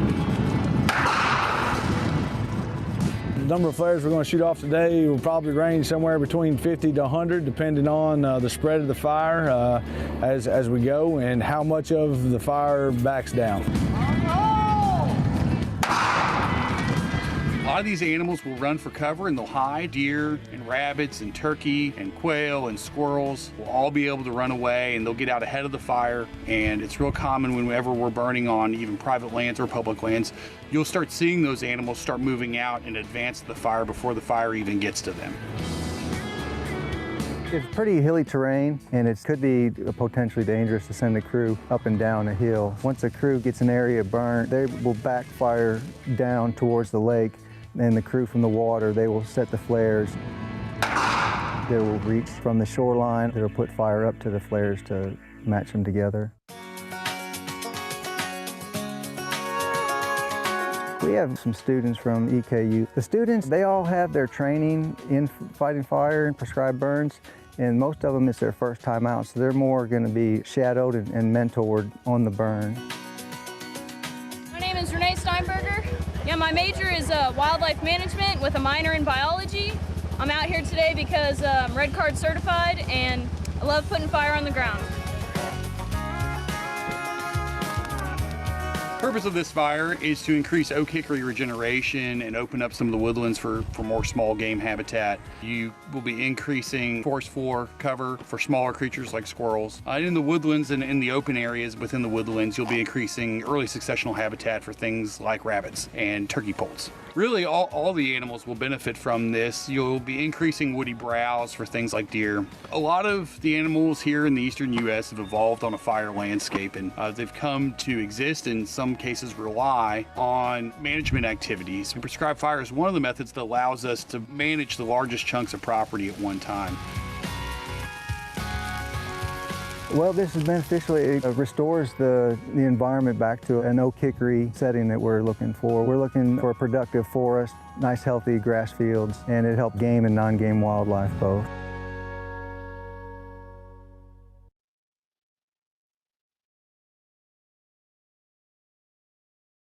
Hello, I'm Christy Stroud, a member of Kentucky Department of Fish and Wildlife.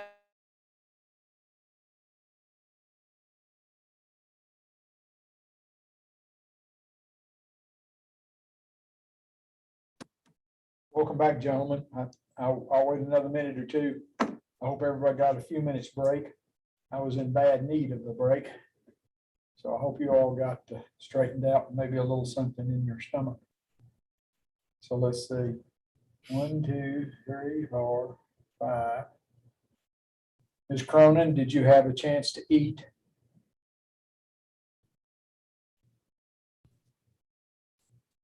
Can you hear her, or have you muted me? She's still muted. You're still muted. Ms. Cronin, you're muted. I was trying to unmute. Sorry. I said you had time to get a bite to eat. I took my dog for a walk. Thank you. Oh, good. Well, good. What kind of dog? She's a lab mix, small.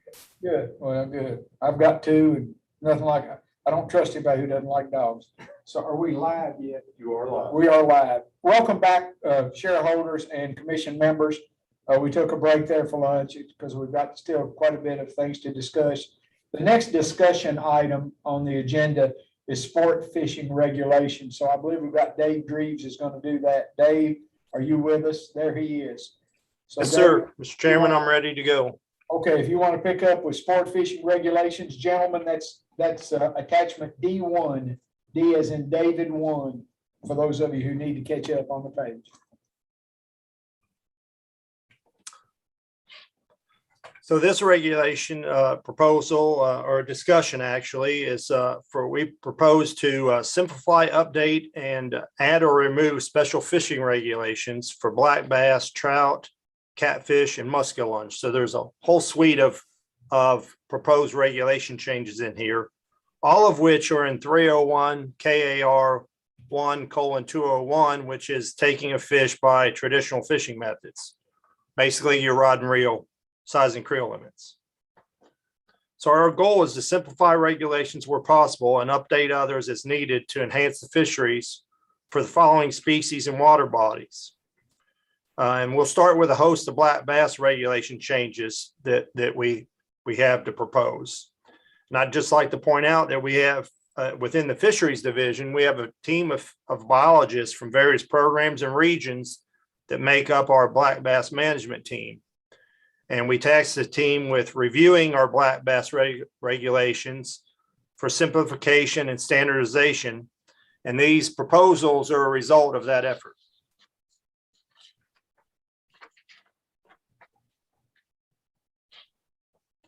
So what you have here in the box on the screen is our regulation changes back to statewide regulations. So the water body is there in the center, and the current regulation is there in the right-hand column. So on the ponds at Kentucky River WMA, Paintsville Lake, Marion County Lake, Fagan Branch Lake, and Channing Hollow Lake, we propose to move from a special regulation back to the statewide. And I should point out that all of these black bass regulations that I'm going to propose are to have a creel limit of a daily creel limit of 6 fish. And that matches the statewide. Some of the other ones I'm going to show you in a minute are requests for a special regulation, but the daily creel limit will still be 6 fish. And again, that is to try to simplify the different regulations that anglers need to have to remember. And so we can move on to the next one, and that is where we propose to have one standard upper and lower slot size limit on all the slot limits that we have across the state. So again, in the center of those two different boxes, I guess I should point out the one on the left, the green box, is for water bodies that just have largemouth bass, but it's a 12 to 15 inch protective slot limit, again with a daily creel limit of 6 fish. The blue box is the same regulation, but those water bodies have a smallmouth and largemouth mix, and so it's on both of those species. And so again, this is for a slot limit of 12 to 15 inches on Beaver Lake, Bolts Lake, Corinth Lake, McNeely Lake, General Butler State Park Lake, Lincoln Homestead State Park Lake, Cave Run Lake, Smoky Valley Lake, otherwise known as Carter Cave State Park Lake, Panbowl Lake, Burt T. Combs Lake, Beulah Lake, Lake Pennyrile, the main stem of Elkhorn Creek, Wood Creek Lake, and Otter Creek. And so all those would be this one slot limit regulation. Can move on to the next one. Again, this is again the same kind of scenario. We're requesting a 15-inch minimum length limit on these lakes with a daily creel limit of 6 black bass. The yellow column is water bodies with just a largemouth bass population. The orange box is with a largemouth, smallmouth bass combination in those lakes. And the lakes are Doe Run Lake, Lake Shelby, New Haven Optimist Lake, Willisburg Park Pond Lake, Mill Creek Lake, Floyd's Fork, Nolan River, a lake, Rough River Lake, and Barren River Lake. And again, those were, a mishmash of different regulations that were special regs already that we're trying to standardize into one special regulation of a 15-inch minimum size limit. And then I have one more that are black bass related proposals. And this is to propose a 15-inch minimum length limit and a creel limit of 6 fish on smallmouth bass in 3 different river systems. We've had a request from some interested anglers that they felt like we needed to protect smallmouth a little bit better in some of our streams. And so this is an effort to accommodate folks that would like to see a little bit higher quality smallmouth bass fisheries. And our modeling showed that this might enhance those populations. So these also match the boundaries that we propose matches boundaries for special regulations on walleye on these same 3 rivers: Barren River, Upper Cumberland River, and Upper Kentucky River. So what we propose is from some lower boundary, everything above that, including all tribs, would have this same regulation. And we have that language currently, again, for a special regulation on our native walleye in those same bodies. And I guess I might suggest we stop there for any questions about the black bass regulation proposals before we move on to another species. Dave, let me ask you one. When I kind of quickly counted, we're looking at about 30 different bodies of water somewhere in that vicinity that you're looking about changing, even though it's cleanup and slight changes that you're changing some things. Is there much way to present to anglers? That's a whole lot of people that are going to be affected in some way, although most of this is cleanup. I know you haven't surveyed anglers because these are all coming kind of at once, but and I would suggest for those listening, for anybody who is a shareholder here, to be looking at their particular lake and the changes they may make, so we can get some input from them and or get in touch with their district commissioner. But do you all anticipate any kickback from any of these, or any problems with making these little alterations with any of these about 30 lakes?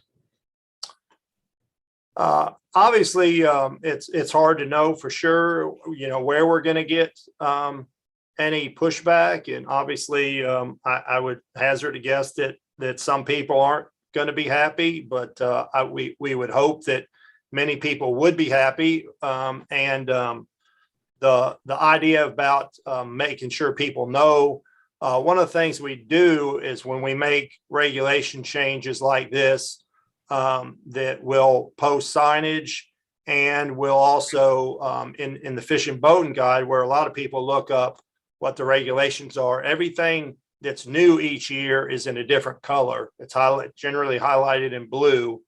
So people that go and look would rapidly see that there's a change, because it would be highlighted in blue in the Fish and Boating Guide. Right. Other commissioners, do you have questions concerning those that first 1 3/4 pages all the way down to trout about those changes? Yeah. Yes, Mr. Morgan. Dave, do I understand it correctly? There would be no slot limit on smallmouth at Cave Run? Actually, there still remains a slot limit at Cave Run. That's not the way I read the chart. Did you pull it back up?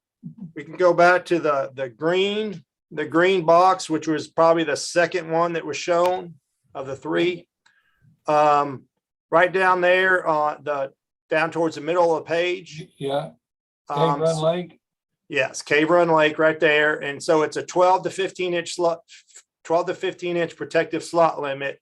The regulation that we're proposing is the one up at the top in the bowl, yes, up there where the pointer is. The current regulation is down there in the right-hand column. And so we're proposing to move Cave Run from a 13 to 16 slot to a 12 to 15 slot. On black bass. That should help a little bit for tournament guys, because we know that there are a fair number of fish out there that they would then be able to utilize between 15 and 16 inches. Yes. So, but what I was referring to, maybe I misspoke, but what I meant to say was there's no slot limit on smallmouth. In the blue one, I don't see Cave Run mentioned. This is the one in the green is right. Not for smallmouth, right? Yes, sir. Basically, Commissioner Member Morgan, it would be an 18-inch smallmouth regulation would remain unchanged. No slot. No slot. It would remain 18 inches. That was the way I understood it. Thank you, Dave. Brian Fisher, you're next. Two questions, Dave, on the which I'm not a walleye fisherman, so I don't know what the tributaries are considered on Barron, but does that include all of Drake's all the way up to the 3 branches of Drake's Creek? Yes, it would. Okay. And then was there any consideration? I think you'll find a lot of support in my area for the stream fishing, putting a 15-inch size limit on smallmouth, but was there any consideration for a reduction in the krill limit on smallmouth, because there is a lot of support for reducing the krill limit on smallmouth, given that it's a trophy fish. And one of the things we're seeing on Barron now specifically are tournament fishermen, and they're with the jet drives, they are traveling large distances upriver and doing tournaments. And so they're holding the smallmouth in their live well, and that's a significant issue with six fish. Right. Yes, the reduction in krill limit was considered. So in the model, it didn't have the same effect that the 15-inch. Basically, we don't think that there's that many people that are harvesting six fish. And certainly in the tournaments, assuming low tournament mortality, then those fish are ultimately released anyway. But we don't feel that we have the need for the krill limit at this time. Ralph? I was going to say, if I understood you correctly, Dave, sorry. This is mostly for normalization of regs, correct? There's not huge ecological or well, some of the changes were recommended for biological reasons by the biologists. A lot of them were, small. Some of them were small, minor changes, like, for instance, the change at Cave Run, the change in 1 inch on the slot. That is just more for standardization. But some of the other recommendations where people moved from a statewide to a special regulation, obviously that was for biological reasons. Okay. All right. And I need to correct myself on something I said to Commissioner Member Fisher. The Barron River regulations states it's above Barron River Lake, so it would not include Drake's Creek. So I misspoke on that. So the protection on smallmouth at Barron River would be I'm sorry. I am reading it wrong again. Sorry, I'll correct myself twice. It says Barron River and all tributaries upstream of Barron River Lake. And then it says downstream of the lake to Lock and Dam 1 and all tributaries. So basically it means everything above Lock and Dam 1. Sorry about that. Other questions, gentlemen, up to trout? Yes, Mr. Mackey.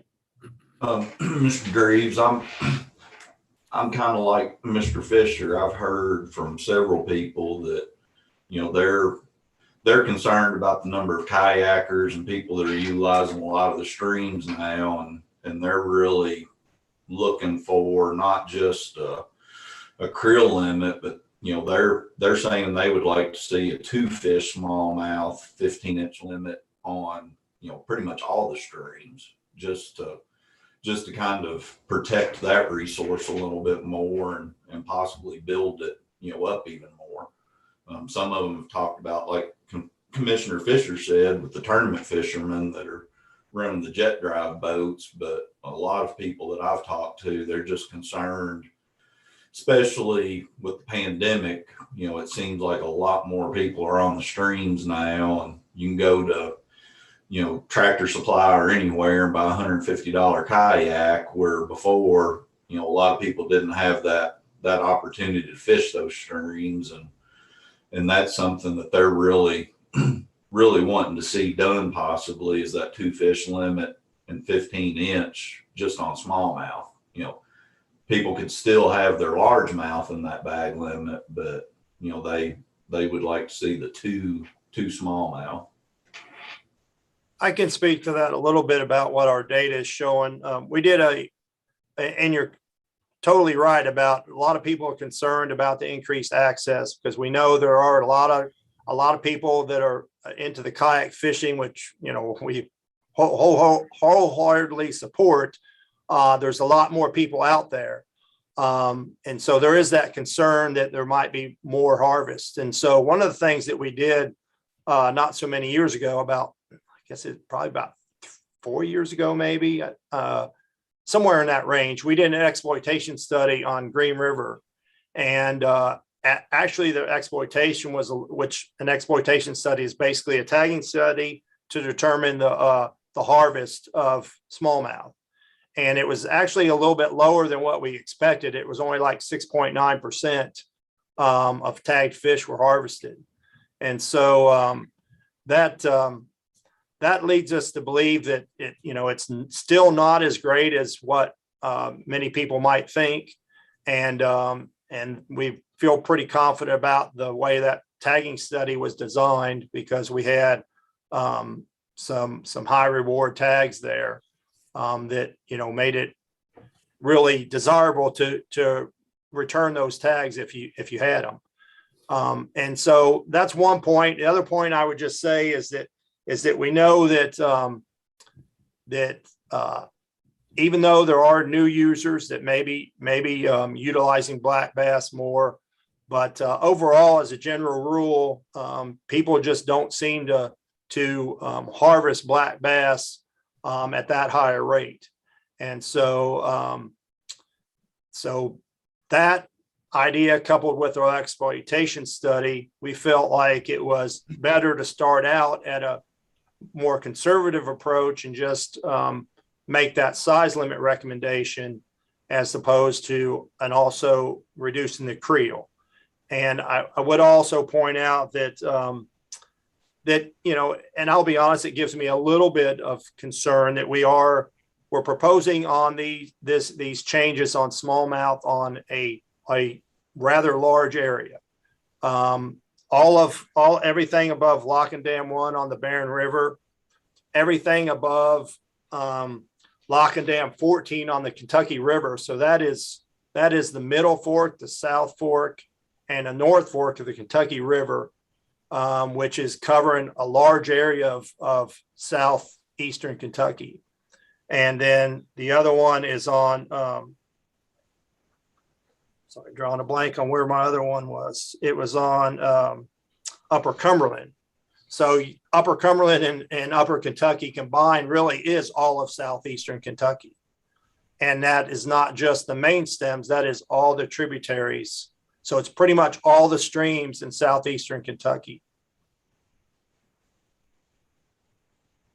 Any other questions about smallmouth, largemouth before we move on to trout, discussion of trout? Or changes in trout, catfish, and muskellunge? Why don't you go ahead with those, Dave, with trout? Okay.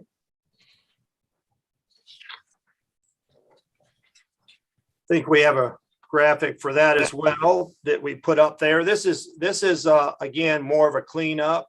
We propose to simplify trout regulations by removing special regulations at 2 streams and making catch and release season dates consistent for all streams. And so at Poor Fork of the Cumberland River and Paintsville Lake tailwater, we would like to remove the special regulations. At Poor Fork of the Cumberland River, we don't think there's many brook trout there. And the release is from Paintsville Lake tailwater has been changed such that it's not as conducive for growing large trout. And we had special regulations for trout there that they probably can't attain. At Swift Camp Creek, it is currently odd in that the catch and release season goes from October 1 through May 31st, whereas all the rest of our seasonal catch and release stream, the dates are from October 1 through March 31st. So we would just, and this was because Swift Camp Creek is in a wilderness area in the Daniel Boone, and at one point in time, the Daniel Boone folks were resistant to the shorter length, but now we've got their agreement that they're okay with this. And so we would just propose to standardize everything and have all of our seasonal catch and release dates on our trout streams from October 1 through March 31st for the trout streams that have that regulation. Questions? On catch and release on trout, do we have a barbless hook requirement, or do they have, is it? We do not have a barbless hook. See, Ralph, I should have asked Ralph that later, but I just had to ask it since I'm not a trout fisherman. But I just wondered, if we forgot catch and release, I know some anglers, when they know they're going to do that, just barb their hook, don't they? Don't they just turn them under? Yeah. Yeah, some people do. Okay. Thank you. Okay, so catfish?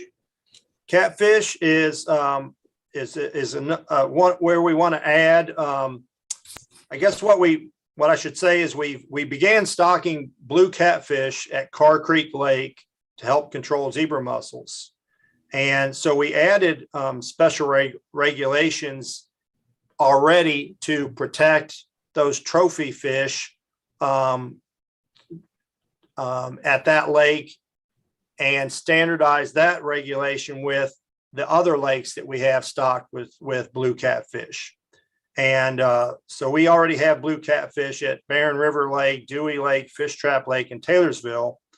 And we have a special regulation where blue and channel catfish must be over 25 inches. And so we just want to propose that same regulation for Carr Creek Lake. 15 fish daily creel limit. Questions about that, gentlemen? Yep. I don't see anybody's hand. Okay, and then muskie. Okay. And again, I'll just remind you, all these are in the same regulation. They're in 201. So muskie, we're proposing to move from a 36-inch to a 40-inch minimum size limit at these waters. So we're just ready to wrap up a 10-year research project to study the effects of moving the muskellunge size limit from 30 to 36. So we did not detect any negative effects. And in the interim, we've continued to hear from muskie anglers that they would like us to further increase the minimum size limit to enhance our reservoir muskie fisheries. Some surrounding states and those to the north often have even higher minimum length limits of even 45 or even 50-inch minimum size limits. Buckhorn Lake was moved back to a 40-inch minimum size limit several years ago. So we propose to do the same at Cave Run Lake, Dewey Lake, and Green River Lake, move the minimum size limit from 36 to 40 inches at these waters. And I'll go ahead and mention that at the last, when we brought this up in new business, there was a question about large muskie eating sport fish. And I think we have a graphic that shows some information that we gleaned from a diet study of muskie at Buckhorn Lake from 2003 to 2008. And that just shows that we saw there was 91.2% of the fish diet was bait fish and only 8.8% was sport fish. And we just know from this and other studies that that the diets of muskie are obviously they're going to be opportunistic. In the lakes that we have, they're going to be eating shad and rough fish like suckers and the like.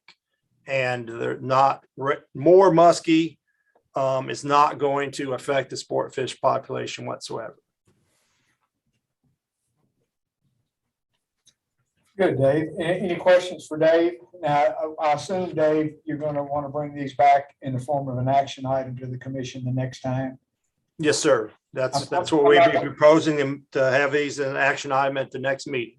Okay, I'm not going to ask them to make a motion and vote to move it. I'm just going to ask if there are any objections to doing that. If there are none, we'll move it. But before that, Doug, go ahead. Mr. Chairman, did you recognize me? Yes, sir. Okay, I did. thank you.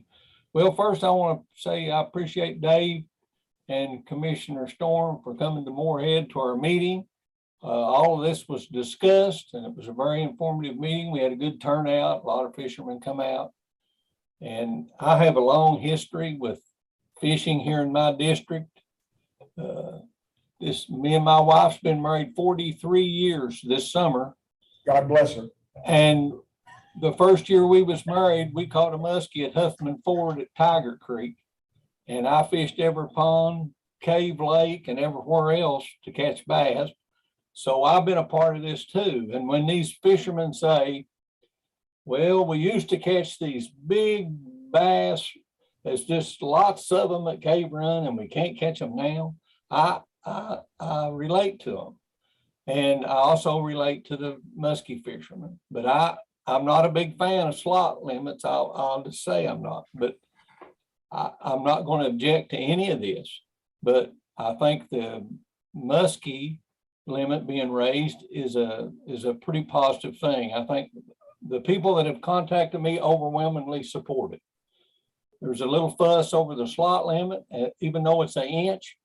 I think the people that oppose the slot limit is not the inch, it's just having one.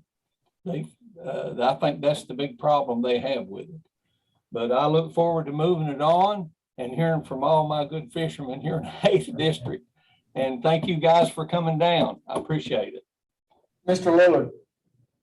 Hey, Dave, just what's the benefit, or what are you guys trying to do by having the protective slot limit on the back black bass? What's the end result that you're hoping to see is what I'm just curious.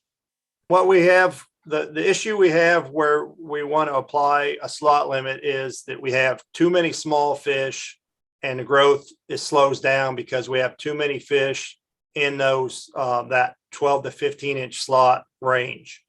And Cave Run is a real good example. We got really robust data from years and years that if we could just harvest more fish below the slot, then that would allow growth rates to increase.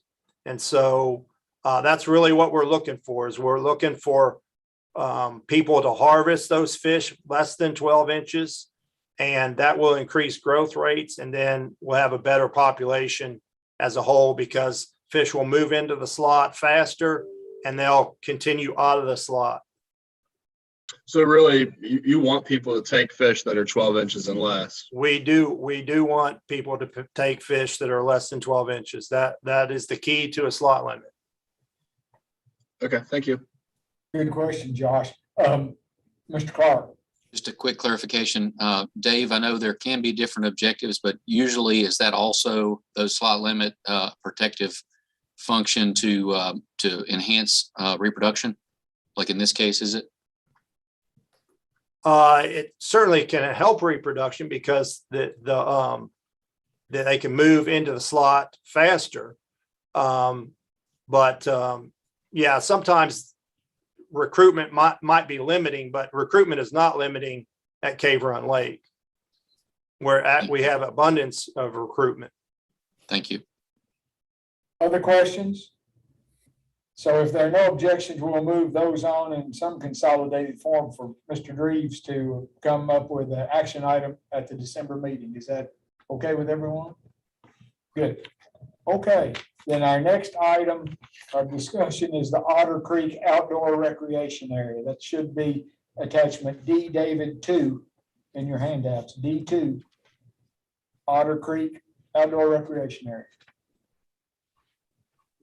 Yes, sir. Good afternoon, gentlemen. Come back, Chris. Thank you. This discussion item is for regulation number 301 KAR 3012. The Wildlife Division recommends opening Otter Creek Outdoor Recreation Area to the public during the spring turkey season. This regulation was enacted during the original opening of Otter Creek from Department ownership several years ago. Since then, harvest average since 2011 have averaged less than 2 birds per season. Staff on the area report typically 5 or fewer hunters on the area any given day. And by regulation, turkey hunting on Otter Creek ends on noon each day.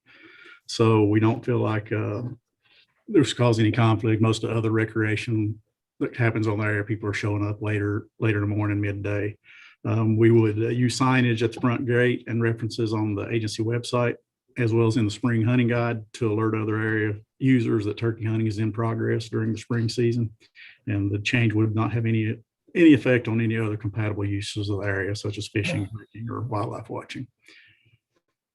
So basically, if you look at the bottom of the page there in your packet, basically if that section 7 is the one in reference, and we would simply remove that spring turkey season out of that. So the area would still remain closed to the public during the firearms deer quota hunt, but would still be open to the public during the spring turkey season.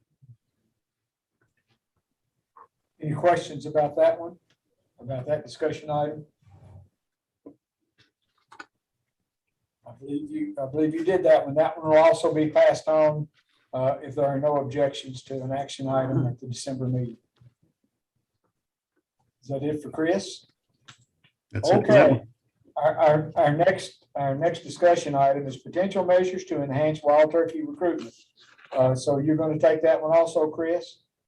And I'm going to go ahead. Yes, sir. I'm gonna go ahead and say that Brian Fisher would be the first to talk because I know he's busting at the seams to be able to add his stuff. So, Brian, I'm going to go ahead and make you the first one, but I'm going to encourage you not to be Dr. Murphy here and keep us here through supper tonight about what you think ought to happen. Is that a deal? If I recognize you first, please don't keep us here till supper. I'll be brief. Josh is having fried fish tonight. I'm going over to eat at his house. So please try to hold your remarks as much as you can. Go ahead, Chris. I'm trying to keep us all awake here, so I got to throw something in there. All right, we've got a short. Ms. Cronin is going to sing. I appreciate it. We'll Okay, go ahead, Chris. I'm sorry. All right. Gabe or whoever's doing the PowerPoints, we do have a short PowerPoint we put together with help of Zach.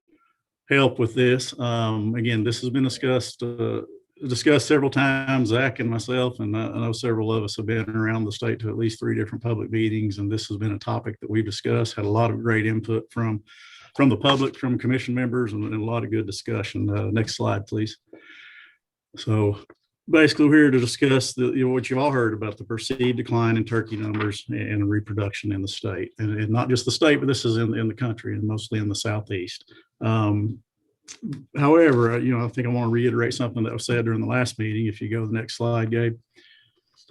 The turkey population's trends in Kentucky are pretty stable. If you look at the graph on the left, it's our spring turkey harvest totals, and it goes back for I think 20 years, but the last 10 years that's a pretty flat line. And also the other thing that we're most worried about, or really worried about, our poult per hen production from the summer brood surveys is broken there by region as well. But if you look at that statewide line, that bottom right hand corner graph, that's also a pretty stable line. I think there should be one more animation. Hit the next, please.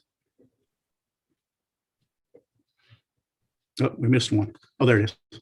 And this is the pulse per hen, and Zach pulled these numbers from, I think I hadn't finally counted, there are 30 states here. This is the whole eastern United States, Northeast, Southeast, and I think he even had Wyoming in here to boot. I don't know where that come from. This is a pretty representative sample of pulse per hen from different states, and you look at our number that they're circled in red, and we're not at the bottom, we're not at the top, we're somewhere right in the middle. So I just want to show this stuff to show, I think, like I said, what was said, the sky is not falling. We are all concerned about our turkey population. And I think myself and Zach would be with John Hast in the middle of the streets. If we felt like our turkey population was crashing, we'd be running down the street telling people stop hunting turkeys. But we do hear the concern. We see the concern in other states. We see the steep declines in other states. So we do not want to get in that shape as well. Next slide, please. There are several factors influencing turkeys, as we all know. Spring turkey regulations in Kentucky are pretty conservative already compared to our other more southern, southeastern states. We open a little later, we have a tighter bag limit, so that's a good thing. I think that's one reason we have seen the more stable numbers that we've seen over the last several years. Our fall regulations are less conservative, but less relevant due to, in Kentucky, we just don't have a whole lot of hunting pressure in the fall. Habitat is the key. We'll hammer on this all day long. You've heard us talk before, and you'll hear it in the future. 95% of Kentucky is privately owned and managed. Nesting and broodery and cover, bugs for poults and cover to escape predators is a key to poult survival and turkey reproduction. And that's any state, anywhere you go in the country. Weather is the best insurance. We can't control weather. That's one out of our control. Maintain regulations, improve habitat is the best way around that. Also, another issue that could be a problem and can be a problem, we've been trying to test for it, but haven't had a whole lot of samples, or none this year, is disease. There are some disease issues that can affect turkeys. And, one of the best, things you can do there is, restrict baiting, try to avoid animal concentrations that not only can cause disease issues, that can promote, more predators, that can artificially inflate predator populations, that can congregate predators. Predators is a big topic. Again, currently right now, we've got a long hunting and trapping season in Kentucky. Next slide, Gabe. And Zach and Laura have looked at, there's a lot of information out there about predators. Predators get a bad rap, and predators take their fair share. Don't get us wrong. We're not saying predators don't eat turkeys and turkey eggs and turkey nests, because they sure do, and we all know that. But several examples from other agencies. This is one from Missouri Department of Conservation. It's basically just iterating the best way to help increase turkey numbers is increasing nesting and brooding habitat. We do have some studies show that nest or intensive small scale predator removal and trapping can improve short-term success. That's on a very small scale and something that doesn't last over time. Next slide is Mississippi. Mississippi, same thing. Bottom line is that predator control must be intensive, large scale, and continuous to even show minimal positive results. Level of input is neither economical or logistically feasible for most landowners. Researchers are saying the same thing. Next slide. We have Dr. Mike Chamberlain.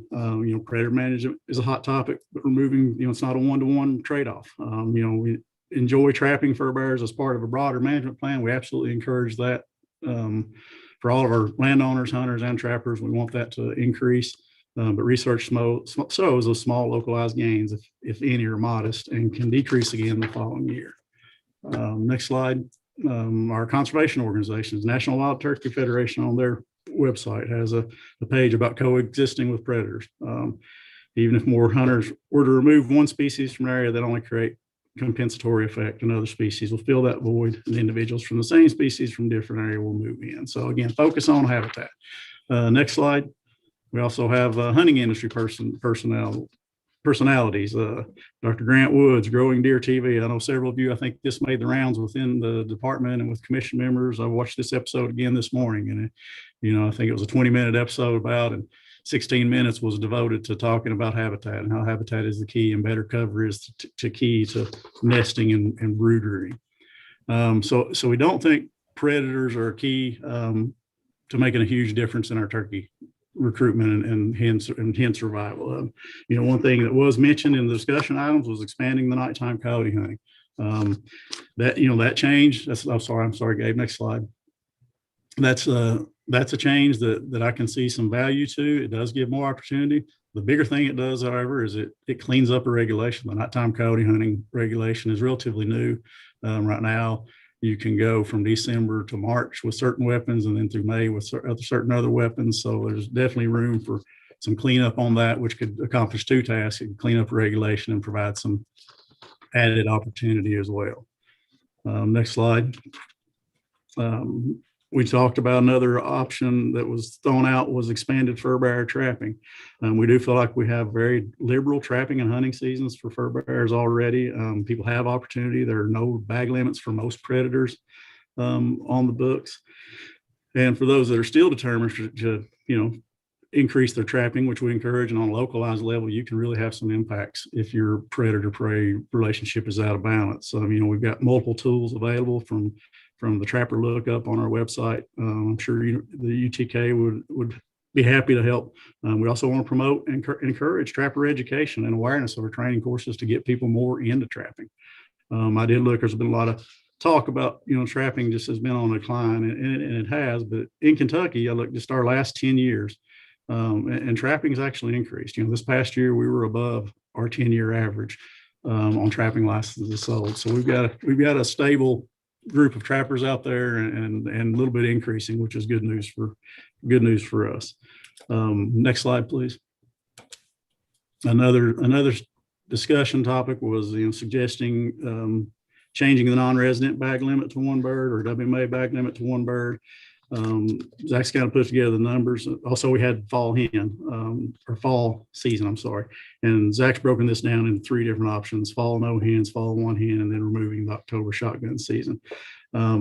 Personally, in a time when we're basically trying to encourage and grow hunters, and trying to encourage and grow license sales, which not only brings more people to our ranks and more people to the outdoors, it also increases our bottom line, our revenue for the agency as well. So I'm personally not very supportive of anything that limits one hunter group over another as far as reducing their bag limits compared to other states. Our WMAs are used, some of them heavier than others, and we We do, I know Mr. Fisher has definitely looked at that trend line for the last 10 years or so, and it is a little downward trend line for the WMA harvest of turkeys. But unfortunately, we have no way of knowing, we have no hunter data to back up, hunter use data to know what hunter effort is there. So that, that's our thought, is we really need to make some headway at getting that hunter use data to figure out, is that decline real, or is it a result of hunter use or lack of hunter use? Non-resident hunters, it's about 7,500 on average hunters a year. That's quite a bit of an economic impact to the state. And other states have shown, if we were to invoke something to non-residents, a lot of other states will just turn around and create a reg that limits our residents from coming to their states as well. It's sad that it happens, but it does seem to happen that way. Those fall seasons, if you look at that, we've talked about this before, not that this is going to change the world or be a silver bullet for turkeys in Kentucky and in the fall, overall survival. But we do know that looking at the numbers and looking at the options and the things that were discussed and proposed, changing that fall season would be the biggest impact to the percentages and the numbers of protecting birds till the next year.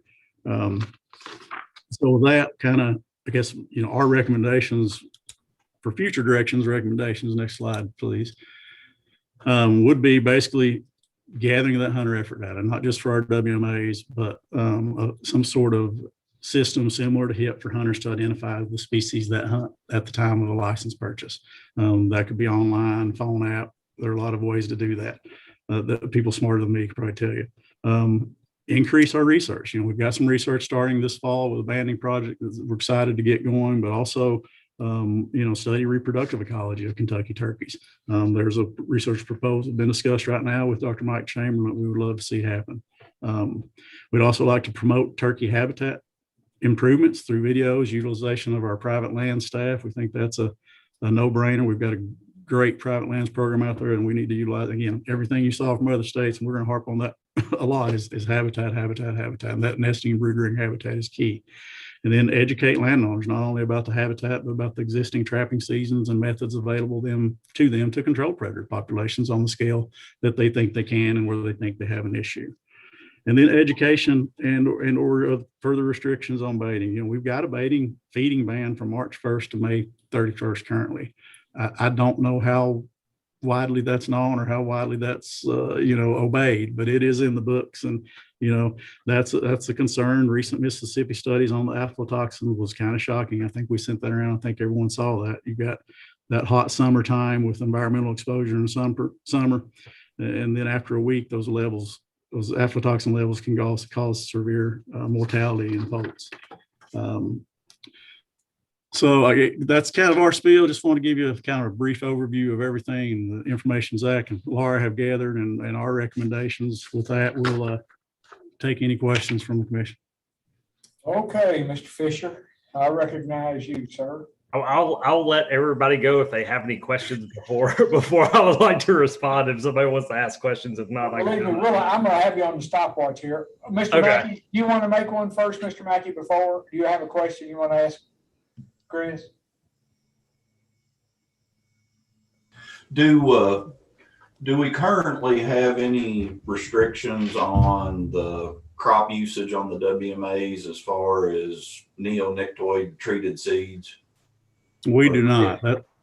That's something we're looking into. A lot of states around us are doing that, and that's actually something that's on our radar to try to look at implementing. We have not yet as of date. That's something I'd really like to see, looked at. Didn't the feds a year or two ago do that on national refuges? Yes. Yeah, they did. We looked at this about 5 years ago, and it was so new. And we actually, just at the mention of it, we got a lot of pushback from the soybean growers and corn growers. Since then, a lot of other states have implemented this. It's becoming a little more widely acceptable, I think, from Fish and Wildlife organizations and U.S. Fish and Wildlife Service.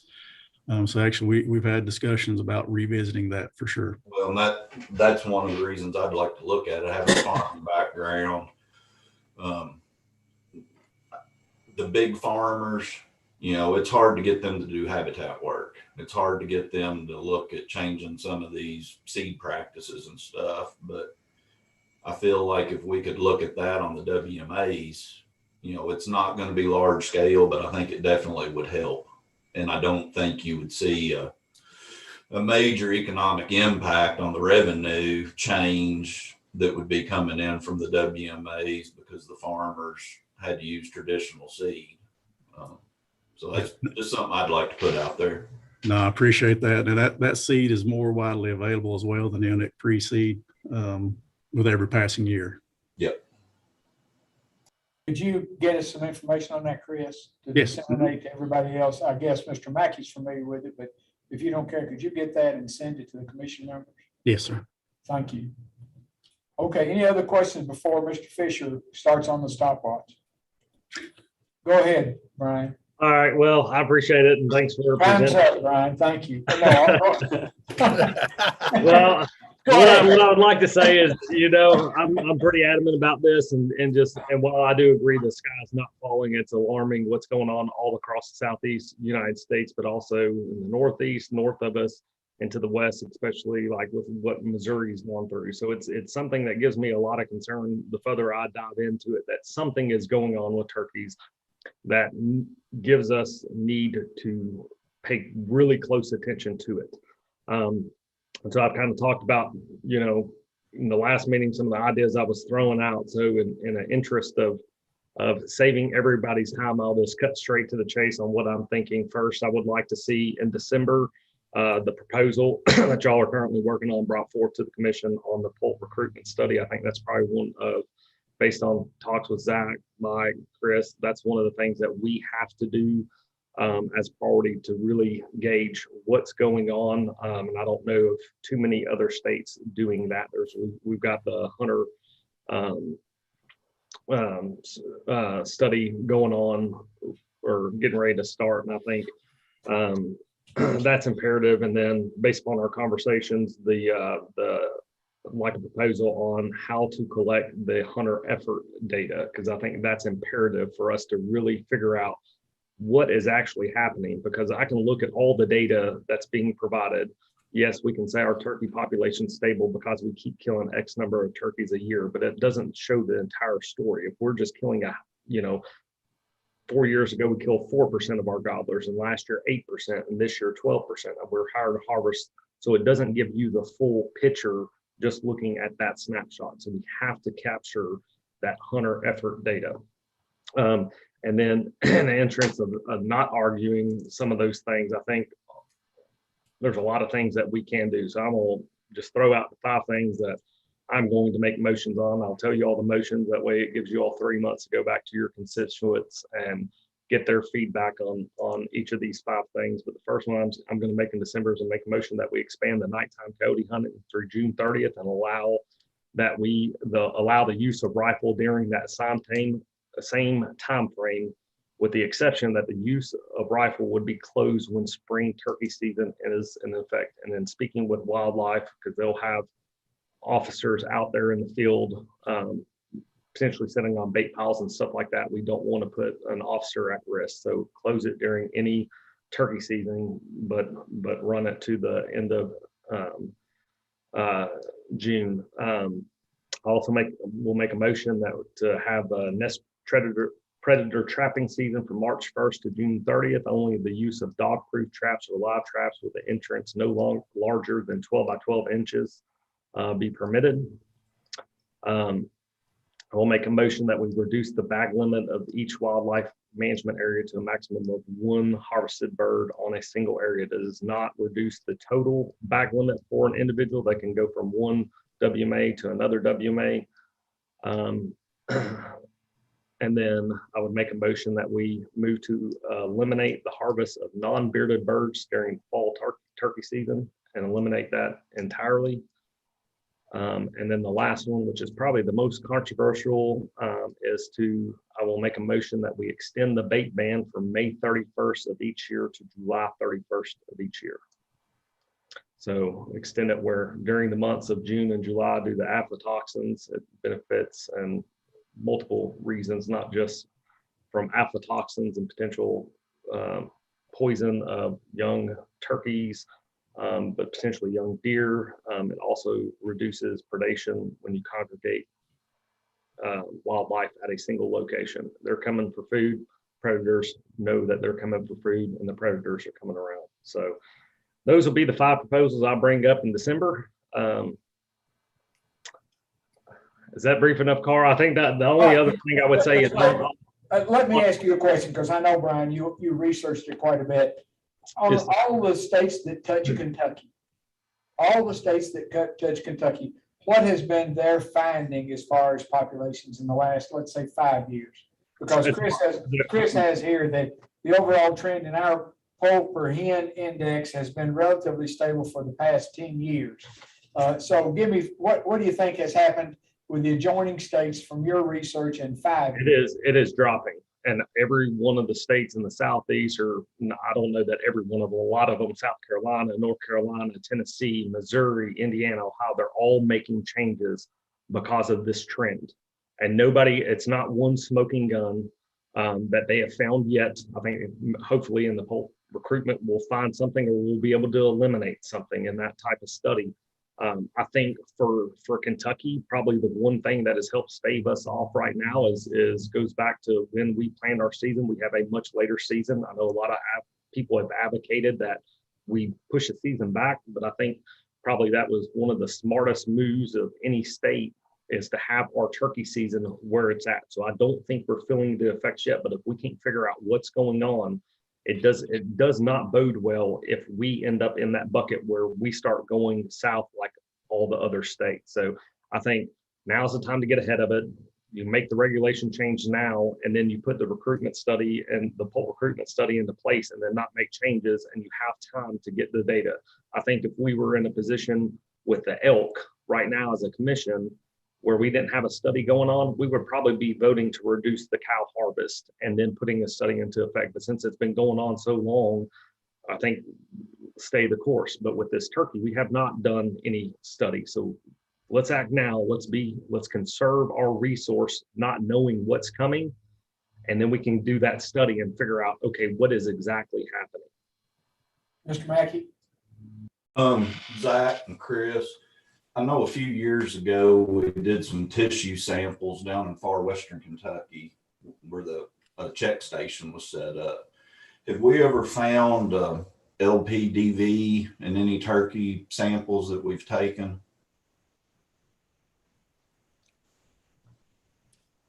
Zach, we can't hear you. Can't hear you, Zach.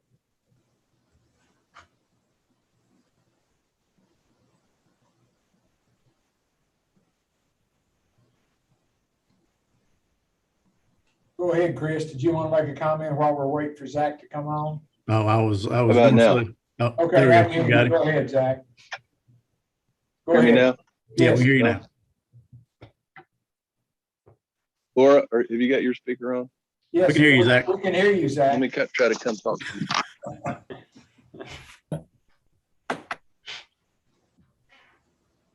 Let me ask, while we're waiting for Zach to get over there, let me ask the other commissioners, have you all got very much input from Trappers Association members? I have had several contact me. I've had several. Okay, I can see a lot of people shaking their head yes. I think, and you all correct me if I'm wrong, the main thing that most of them were concerned about was not their concern that maybe there is some declining in turkeys.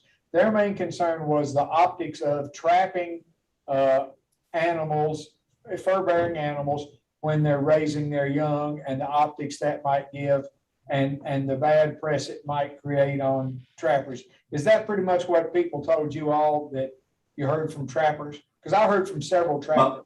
Most of what I heard from them was more that the hide would not have any utilization, and they don't want to waste it, you know. Gotcha. Okay. You know, much like we wouldn't want to shoot a doe and cut the back straps out and leave the rest. They said it was more of a utilization, that there was no value anyway right now for fur, but during that time frame, it would be totally worthless. But several of you did hear from trappers, because I heard from, I'd say 8 or 10 at least, maybe a few more. Okay, who had a hand up there? Go ahead, Doug. And Laura, is that your hand up, Laura? Okay, yeah, hang on, let Doug go ahead. Okay, so Zach. far, if I understand what Chris has said. He says expanding the nighttime coyote hunting could make a difference with rifles, and changing the fall turkey season could make a difference in the turkey population. And the rest of it would just be like throwing something on the wall and hoping something happens. Actually, the baiting's probably Wait the a number minute, one. I'm talking. Hold it a minute. Hold it. Calm down. You got plenty of time. Yeah, no, I was gonna say the baiting's probably the number one. Hold it. Wait. Go ahead, Doug. Okay, so the rest of it's just trying to get something done. And it seems to me that anybody that's followed this for a very long time, as far as moving all these seasons around, we've hammered on these seasons for 15 years. Everybody, its group, wants their group out in the field, and we all understand that. There's no problem with that. But there's only so much time you can do these things. And after a while, you keep expanding them, you start hurting the resource, just like Commissioner Mackey just said. You can't just move these seasons around every time some particular group sees an opportunity to get something more opportunity. That won't work.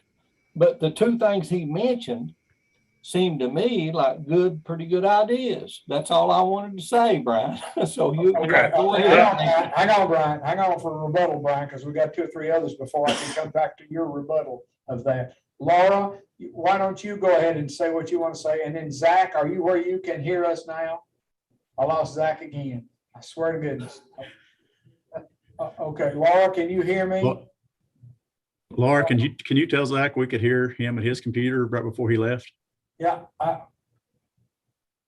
Okay, Laura, are you going to speak?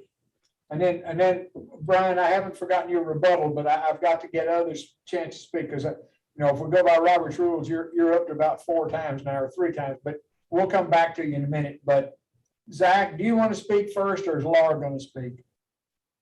I'll go ahead while he's getting situated. Laura, you might need to speak up or get closer to the mic. We're having trouble hearing you.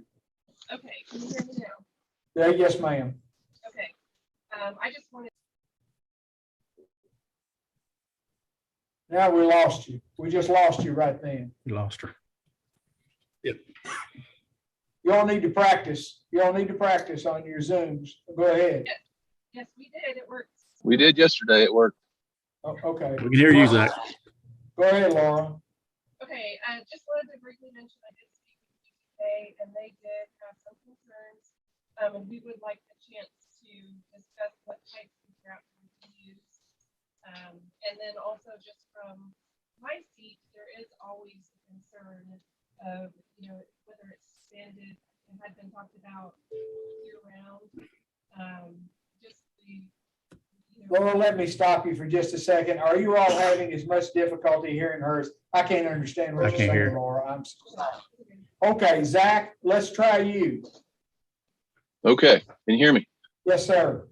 Yes. To Commission Member Mackey's question, in our sample from 2018 hunter harvested turkeys, we detected LPDV in 39% of those samples, but in none of those were there any kind of lesions or evidence of actual disease occurrence. And that's pretty similar with other states that have done this recently. Okay. Sorry, were there any other questions for me specifically that I missed? Chris, go ahead. I don't see anybody's hand up. Go ahead, Chris. What do you want to say? I just wanted to clarify for Commissioner Morgan's comments as far as the coyote hunting. I didn't say that would make a difference in the turkey population. I say that would give more opportunity to people to control that, coyotes as a predator, and it would clean up that regulation by allowing more opportunity. I can't say that will make a difference in the turkey population. And as far as the fall hunting of the items we've discussed and looked at and the percentages of turkeys it would save, it may not move the needle, but it would protect the most turkeys out of the options discussed. Okay, Brian, your turn. And would you not say biologically that the baiting issue is of extreme importance as well? Yeah, I would agree with that. Okay. Now, Laura, are you still with us somewhere? Or did she give up? I hope I haven't run her off. I couldn't understand the word she was saying. Just a little. I couldn't hear. Okay. So I guess the summation of what I can say to this point, if we don't have many more questions, is Brian is going to get together his points of the things he's interested in. And Chris, you're going to get together your all suggestions. Is that correct? Chris? Yes, sir. Okay. Yes, sir. Is legal, anybody on there from legal? Anybody here from legal on with us? Stephen, let me ask you a technical question, because we don't want to be conducting business outside of the purview of the public. But, and of course, the department's going to send in the next booklet we'll get for the December meeting, their action item request or what they suggest. Is it against the rules, or is it okay if Brian Fisher sends to the commission members his ideas of what he would like to propose, so they have it to look it over and to ask their constituents? In other words, we're not voting on what he wants. Is it okay if he sends his 4 or 5 emails, his 4 or 5 requests of things he'd like to the rest of the commission members, so they can ask people in their areas about those questions or about his ideas? I think the concern would be is if there's any sort of discussion that occurs between members.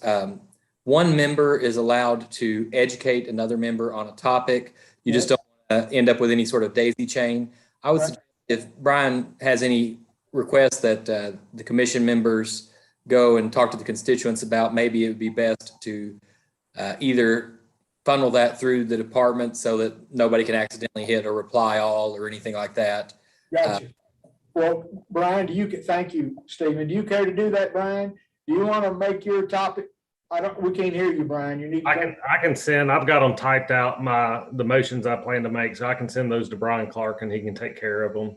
Okay, and then that way, if you disseminate that to the other members, they can at least ask their constituents, hey, here's what the department suggests, here's what one of our commissioners suggests. Which one of these would you like to combine together? You want to take all of one? That way you're not conducting business, but you're conducting your own little private surveys among members. How does that sound with everybody? Is there anybody that objects to that? Any other members? Would you like to have a list of both sets of suggestions so you can study them and say, my guys like this one, but not this one? And then it'll make, because I'm afraid what's going to happen is we'll get right back into discussion and debate at the next time when we have action items, when it might be a lot easier that you all can say, I can't support these 3, but these 2, and that'll make it a little bit quicker, hopefully, in an action item. Yes, Stephen. And the key being just not communicating back and forth. Yeah, not discussing among themselves. Right. And so if you all want to then discuss when you get back to the meeting, say, here's what my constituents say, here's what my constituents say, that would be good. Yeah, we don't do that. We don't discuss it, but a lot of people think we do. But I just want to make sure it's okay if he sends, but if you like the idea of him sending it to the department, then the department saying, here's what one of your commissioners likes, and then letting everybody ask their constituents which of the 8 or 10 different suggestions might be viable, then it'll keep us from getting in a long, heated debate when we come to action items the next time. If that's okay with the rest of the commission members, I'm just making a suggestion. If that's okay with everybody. Okay.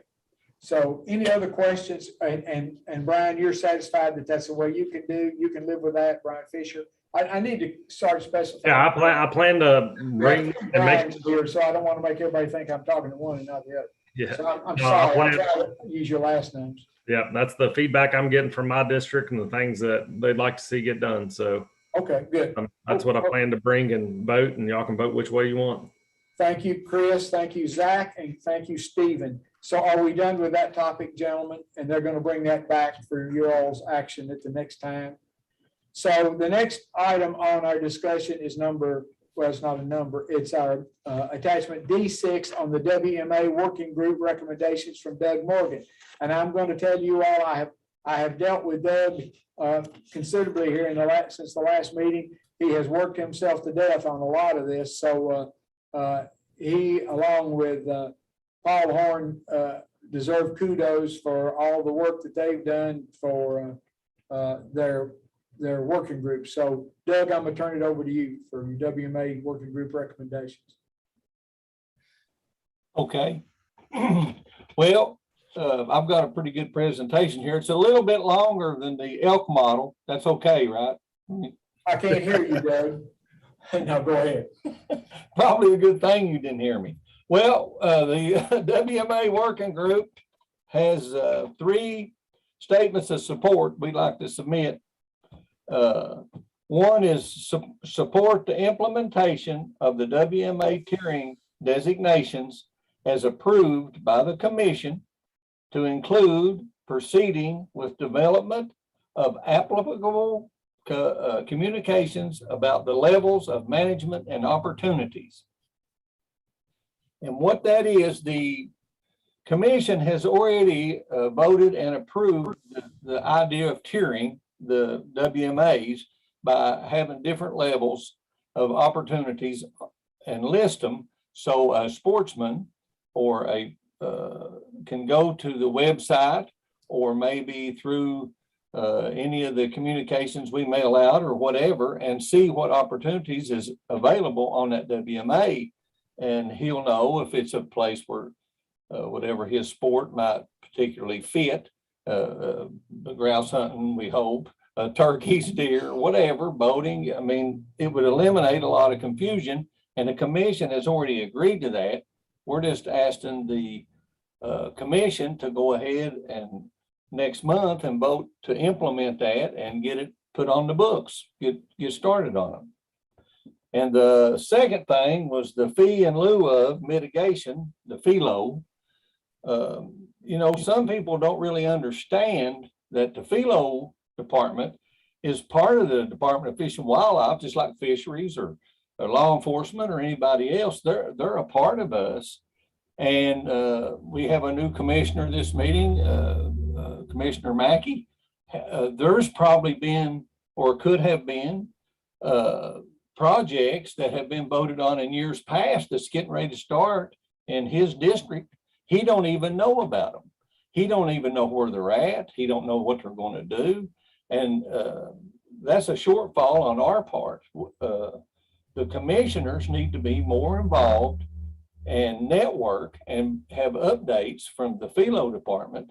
So the whole commission and the individual commissioner that's in his district, he can go to the county judge, the magistrates, the different sportsmen's club, and network with those people and let them know all the good things that we've been doing. I mean, the department has done tons of good work and nobody even knows about it. And it's a shame. So we thought we would support regular communications updates about the FILO program, particularly on lands acquired by the department for stream and wetland restoration that are likely to become WMAs. We think that's a good idea. And I think it's a shame that we've kind of put our light under a bushel and not let these folks out in the community see what good things the department's done. We've done some great things and they're going unnoticed. That's a shame. The last thing is provide readable access means of the department website for the volunteers on the WMAs to submit the request to help. That's another thing that we had a lot of discussion about. A lot of these volunteer groups, if they had a place where they could go to on the website and say, hey, our club lives by Miller Welch or whatever, we'd like to come over and do something to help. They can click on that, or they could see it in some of the mail outs we put out, where they could be participatory in those WMAs and what's going on there. We think that's a good idea, and we'd like to see all 3 of these things taken care of at our next meeting. Brian, you got anything, or Ralph? So you covered it well. I think your all those comments are very apt. Mr. Mackey. I remember when the discussions, even though I wasn't a member, when the discussions of the tiering process came up, have there been any preliminary drafts or anything done to show what WMAs are going to get what tier before, we pull the trigger on this, so to speak? Yeah, that was done back prior to when the vote occurred on the WMAs, I believe. I'll double check and look, but I've got that I can send all the commission members. It's a list of which WMA would fall under which category, as well as an explanation of what each tier is. That'd be great. That'd be real good. Very good, Doug. I know you all have worked hard. You've had several meetings about those things. So thank you. Chairman Kleiner? Yes, sir. I believe Doug and I discussed also possibly one of the items that came up in the working group was enhancing the department's communications about the public dove fields, and then also looking at ways to increase public opportunities for dove hunting. It's a substantial public demand or publicly demanded opportunity, and we have a lot of public fields, but I will say wildlife has gone after some grant funding and attained some additional funding without going in the weeds. It's afforded opportunity to sign up some crop fields that have now been hayed or harvested, and those can be timely signed up quickly in this program and then made available to the public. And we talked about possibly getting Chris just to provide a brief update on the dove fields. I will say, for my own part and from other hunters and staff I've talked to, the dove fields in the region look really good. I've heard from other parts of the state as well that hunters have had very good success. Thankfully, the weather, despite a little bit of hurricane weather, we've had good dove numbers on the public field so far. So I'll turn it over to Chris for a quick update. Yeah. All right. Thank you, Brian. I'll keep it brief in hopes of maybe some of us can get out here and go to a dove field this afternoon. Basically, our statewide summary of our dove fields, we had 23 dove fields or 23 WMAs with dove fields, 88 fields total for about 750 acres. That's an increase of about 182 acres over last year, and two new WMAs and 34 new fields within those WMAs. The cooperator fields under our old, regular sign-up program were down a little. Typically, we get 10 to 12 of those a year. We had 8 this year for 256 acres across the state. Still a good program, but the other funding that Ryan mentioned, that VPA funding, which allows for kind of cover crop silage fields to be signed up for dove fields, it's just now happening. We just had 3 fields signed up this week.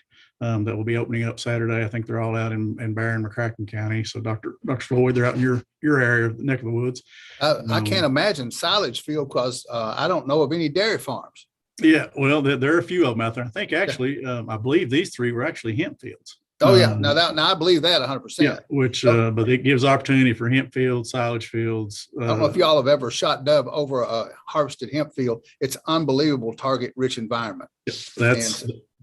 That's exactly where you need to be focusing your efforts. That's what we hear, and we've got 3 of them in the books, and hopefully we'll get more through the years. It's a good program, and we're looking at ways to back up our sign up, make our sign up basically during the dove field rather than it's typically kind of January, February, March timeframe. We feel like kind of maybe people aren't thinking about dove fields and dove hunting then. So if we back that sign up till dove season, people are out there, it's top of their mind, and that may get us a few more signups for those private fields. So it's a great program, very popular. I commend Wes Little and staff, regional staff, and John Brundage for making it work, and we hope to keep growing it. Good. Thank you for the update. Somebody had a question? I got one thing. Hang on, Ralph. I think. Go ahead, Ralph. I just wanted to say that I want to compliment Chris and his team on this. We spoke about this last year. In increasing opportunities for dove hunters. We had direct response. It looks like it's going to be a great season, and I just think that they've done an excellent job, and with the increase in the fields and the opportunities for hunters. Good point, Ralph. Okay, Doug. Well, as far as the dove fields goes in the 8th district, I've been getting a lot of reports from hunters out of the fields I have. One field got moved over into Morgan, but for the most part, it's been good. But I've got one dove field that's got pretty poor reviews. And this is the second year in a row that it's not worked out. And I don't know, we're going to have to take a look at that and see what we can do to improve it. Other than that, so far, everything's been come back pretty good. Good. Thank you, Chris, for that update. And thank you, Brian, for bringing it up. If there are no other questions, let's move on to licensing, update antiquated language, and accommodate modernization efforts. That's the last, that's attachment D7. That should be the last of our discussion items before we get into new business. D7, John. Yes, sir. Thank you, Chairman. As we discussed last time, we do have a necessity to update some of our licensing regulations. There are a few. We have 3 that we need to update. Yet one is 301 KR 5001, and that's updating definitions to remove some antiquated language and accommodate licensing vendor provided services. 5010, and I apologize, those are, it says KRS, should be KAR, should be Kentucky Administrative Regulations. Those are typos. Update vendor language for consistency. And then the third is 5020, update antiquated language and add vendor provided solution language.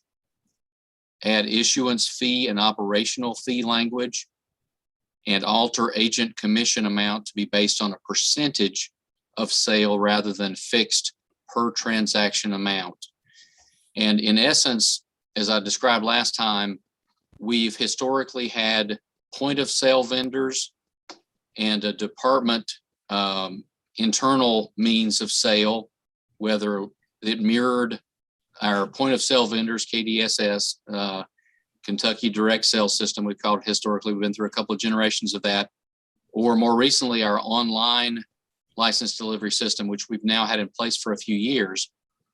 The current point of sale vendors use our web-based or our licensing system online, but there are some challenges with us delivering that looking out into the future will make it difficult for us to deliver quality customer experience and things that frankly customers have been asking for. Things like auto renewal, which requires keeping credit cards on file, that information and securing that in a way that the liability can be held, that is, sustained. We can't do that as a state. Offering solutions such as a hard card. There's not a cost-effective way we can do that presently. And many states have gone to delivering their licenses in partnership with or through a contracted service with a third party. And our current statutes and regulations are antiquated in some cases, or just don't allow for that opportunity for us to put out a bid for and have a successful vendor or bidder to perform these services for us as an agency. Another challenge we have long-term is staffing. We've talked here in the commission and in the commission meetings and in other formats, other venues about challenges we have with staffing. We've lost half of our IT staff, and they're increasingly difficult to keep because we can't compete with the private sector in terms of salaries and benefits. And so creating more of a market-based approach where we can offer services that customers are already asking for and then allow a vendor to do the delivery for us would really help us as an agency. States that have done this have seen increases in sales because the vendors are more motivated, or the license delivery contractors are motivated to market the product more proactively. And so they build in customer relationship management tools into the app, into the online sales delivery systems that they build that we struggle to do as an agency because of all the bureaucratic and other red tape that we have to do as a state agency. So with that said, we've actually provided a markup of the language for you, commission members and members of the public who are interested. So you see exactly what we're proposing here. We'd bring this back for an action in December to propose that the commission approve us moving forward with this slate of changes to regulation. We are hopeful that the statutory changes, 2 of which are required to, again, enable us to do this third-party licensed vendor delivery alternative to selling these ourselves only. We will maintain point-of-sale vendors, so that those mom and pop shops and Walmart and others, retail stores will continue to sell licenses, but this would be the sort of the alternative to the department maintaining a system into the future. And we probably would set up a contract with a successful vendor, whoever won the contract to do this, where they build the system and their success is dependent on their selling. In other words, we wouldn't pay them up front $1 million or $2 million to build a licensed delivery system, an app, and so on. They would build it first under contract, and then what we've been paying internally to maintain our licensed delivery system infrastructure, staffing, and so on, we would transition that to the third party. They would charge a processing fee, like as you've probably seen, if you all hunt in other states, you've seen, and I've seen for many states, I've been charged, a small amount as a surcharge on the license to process that. That's how a third party vendor would make their money. And so we historically have absorbed that for our online sales. And then with a point of sale vendor, as you may know, we pay them 50 cents per transaction. So they're making a little bit of money for processing the license for us in their stores. And again, that would continue. We would just transition the online function, data storage, management of payments, reporting, and all that kind of thing. But we would still have direct access to all the customer information, that kind of thing, to work together with them on marketing, evaluating sales and things like that. So basically it's a modernization effort. It's the direction that state fish and wildlife agencies are going. And you've probably seen it in many states already, as I mentioned earlier, for efficiency and frankly, for better sales. So any questions about the gist of these or any of the specific language? Brian, didn't we have discussions years ago with some of the vendors, and that's why some of the mom and pop places stopped.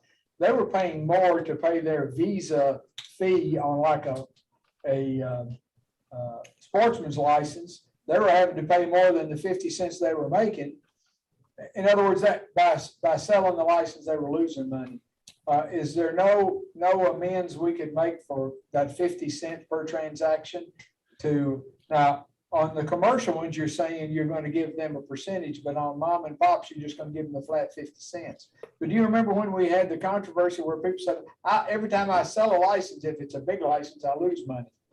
And that's why some of them gave up their machines. Yeah, it's a good point. And yes, we will. So this will accommodate those point of sale vendors as well. So they will have more of a market based approach. We will we don't have the specifics laid out yet, but we will set a cap. We don't want people gouging the customer, but there will be a limit, a reasonable amount. And that will be negotiated, frankly, with this new license delivery system. We'll negotiate that to be the most advantageous for the customer.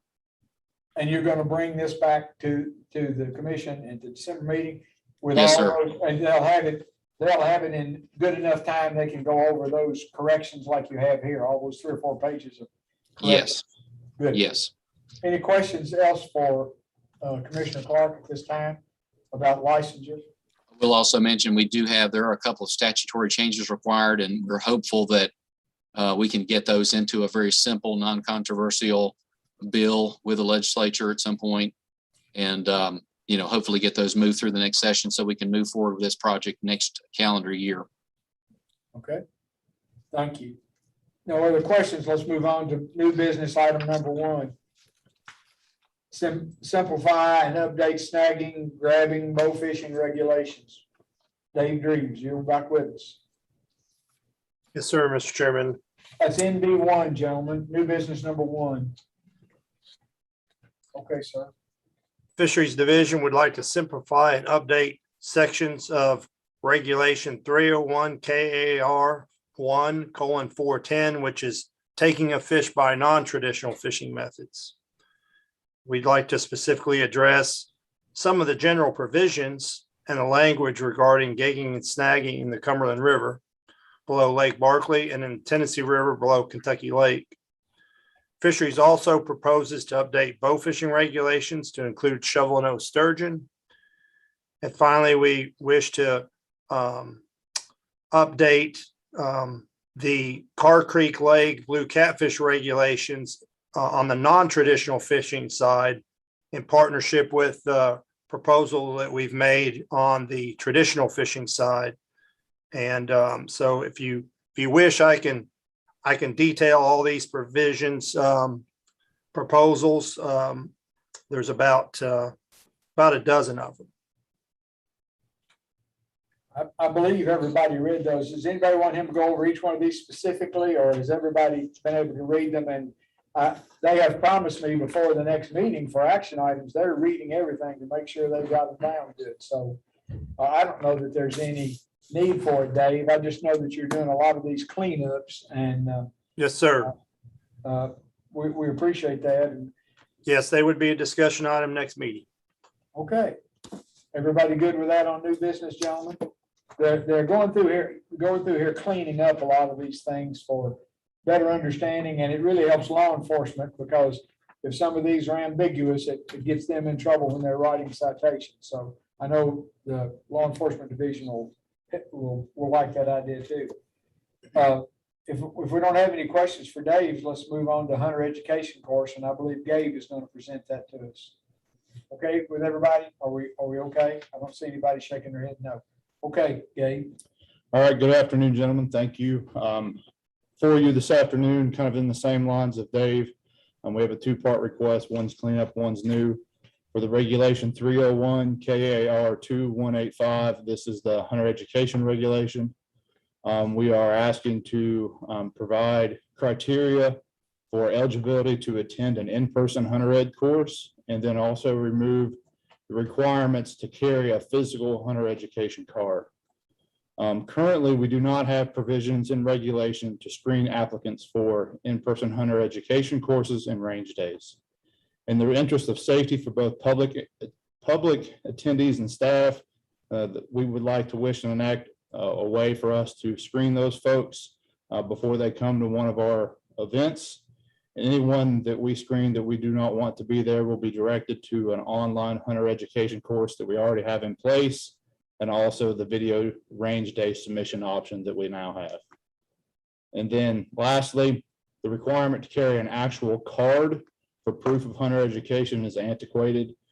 Certified hunters currently have their hunter education status printed on their Kentucky license. Additionally, a hunter should be able to use an electronic documentation to verify their hunter education certification. The requirements would not change, but just the actual physical card will no longer need to be on your person during the hunt. Any questions for Gabe about that hunter education card? I have one. Yes, go ahead. Let's see who was first. I looked down. Brian, you go ahead. Brian Fisher. I'm sorry. Here I go again with Brian. Okay. Gabe, I was going to ask for out of state people that have relocated out of state that have maybe passed in Georgia hunter certification. Does the department keep that on file, or is there a way for them to get that on file with their license, or would that, because if that goes away, then no. So we don't have that. There's a way you can link previous ones, so there is an option to get that on there. However, they could still carry that on their person. They could have a picture of that on their iPhone. They would still have to have that hunter education certification, and they still have to prove that they've had it. It's just we're now saying you don't have to have that card physically in your hand. You just have to have proof that you've met the certification. Okay. So for the officers out in the field, it's still they have to have a way to get to it, and those sportsmen are going to have to understand that if it's a Georgia hunter education class and we can't look in our database and find it, that requirement still exists for them to maintain. Yes, the onus will still be on the hunter to make sure that they provide proof. It's just, we don't want to have to say, you have to carry that card. Good question. Mr. Mackey. I've got a concern with some wording in here. And some of it comes from how I was brought up. Some of it comes from the fact that I'm a NRA RSO and a 4-H certified shooting sports instructor. If we have a department instructor that deems somebody to be too unsafe to participate in in-person range day, we're basically going to push them to the online course, is the way I interpret this, for them to pass their range day. The issue I have is if somebody is too unsafe to participate in person, I'm not comfortable with letting them just go do it online and get their orange card. I've got some friends that aren't required to have hunter ed. We're still friends, but we don't hunt together anymore because they do unsafe stuff. Right. I think it's the way that we wrote that. Let me explain that a little. So we're not talking necessarily about unsafe things that they do in the course itself. We're talking about more of their behavior prior to, or if they're not legally allowed to possess a firearm, or things of that matter. So it's not about their abilities or how they behave in a course. If they, were to point the gun in the wrong direction, they're not, we don't want them in our course for behaviors that they've exhibited in the past, or might not be legally allowed to be in an area where there's a firearm. Well, I feel we need to clean up that language some then, because it says in the interest of safety, both for public and attendees, we could move them to the online portion. And the way I look at it, if somebody, somebody's unsafe or some of those other issues, I just don't feel comfortable with how that wording is. So we're really talking about a screening criteria prior to, right now, if somebody is at a course, we have the abilities in person to ask them to leave if they do something like that. But we're really talking about in advance before they even show up to one of our courses. So like I said, this is a new business item. We wanted to put this in front of you, but we'll for sure clean that up. But it's our intent. This is not really related to what's going on in the actual course by, where they're pointing the weapon or something like that. It's their overall demeanor and behavior at those courses and prior to. Doug, Morgan. So when you move this up, you'll have a list of that criteria, 1 through whatever. If they're not compatible to one of these things, then they have to go virtual. You'll have a list for the criteria, correct? Correct. And the way we're considering this and through our thought is require some pre-registration, like a pre-registration checklist where we would indicate certain things. Just a way for us to screen the folks that are coming in or are trying to come into our in-person courses, so we know what their backgrounds are. Okay. Mr. Chairman? Yes, sir. I might just add a little point of clarification, just an example or an instance to hopefully help explain. So we might have a situation in where an instructor is familiar with a person in their service area, and that person maybe came to a workshop or something else before, or has interacted with them, and that they are aware of a potential safety or behavior issue with that person that could create a safety concern for other participants or the instructor. And so it's not to ad hoc send people, which is a totally valid question, Mr. Mackey, send people online when they might be unsafe in the field. It's more a matter of safety and security for the actual event itself, if that makes sense. Any other questions or comments for Gabe? Gabe, I think that does it. Thank you, sir. Thank you. The third item of new business is transferability of special commission permits. Chris, are you doing that, or who's doing that? John? Actually, Dr. Kleiner, that's one you asked for. Say that again? That's one that you asked for. If you wanted to bring that up and discuss it in terms of how the department transfers permits, special commission permits to recipients of special commission permits, that those can't be transferred multiple times. Did you want to discuss that in this meeting? Yeah, I thought maybe they had already talked about it among the elk people. I thought maybe they had done that. I've had a lot of complaints about this transferability. It seems like with commission tags, people are buying them for someone else, or a guy may buy them and then he transfers it to another person. Then it may eliminate people who are buying a raffle ticket from being able to participate. But transferability is of concern to a lot of people who have contacted me, and I think they need to come up with some way to make sure that tags aren't floating around, that nobody's really claiming they may be purchased or somewhere in limbo, and we need to make sure that that's not getting out of hand. I don't know if anybody else has dealt with that or talked to anybody. Paul, have you talked to anybody about the special permits that? I've just had some conversation with a couple of guides where someone got a tag, but his wasn't a special. Let me clarify that. His wasn't a special commission permit. He had got drawn in the lottery and then got sick, or a family member got sick, and he wanted to postpone it. And that's the only conversations I've had. I just talked to the commissioner. I think the concern was about landowner permits Being transferred. Yeah, that was the other. I mean, I had the two. Okay. About So, landowner permits transferred. Yeah, I would, Dr. Kleiner, I'd recommend we bring this back to you at the next meeting with information about this. So I did talk to John about that this morning, and commission permits haven't been transferred. Landowner permits are transferred pretty infrequently. Last couple of years, I had a little uptick on it, but typically that's only a couple a year. But we can kind of get you information about that, full information about that process, how many times that's happened. And Well, I failed to mention about the landowner ones, but I think there's some concern about a commission tag. Who really has that commission tag when it is auctioned off or whatever? Yes, Stephen? The commission tags are going to be assigned to whoever the charitable organization provides the information for.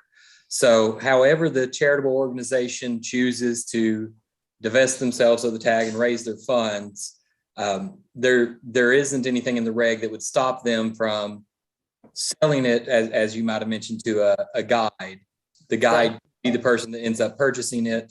And if they work amongst themselves to decide who's actually going to be the listed permit holder, that is within the area of the charitable organization determining who gets their permit.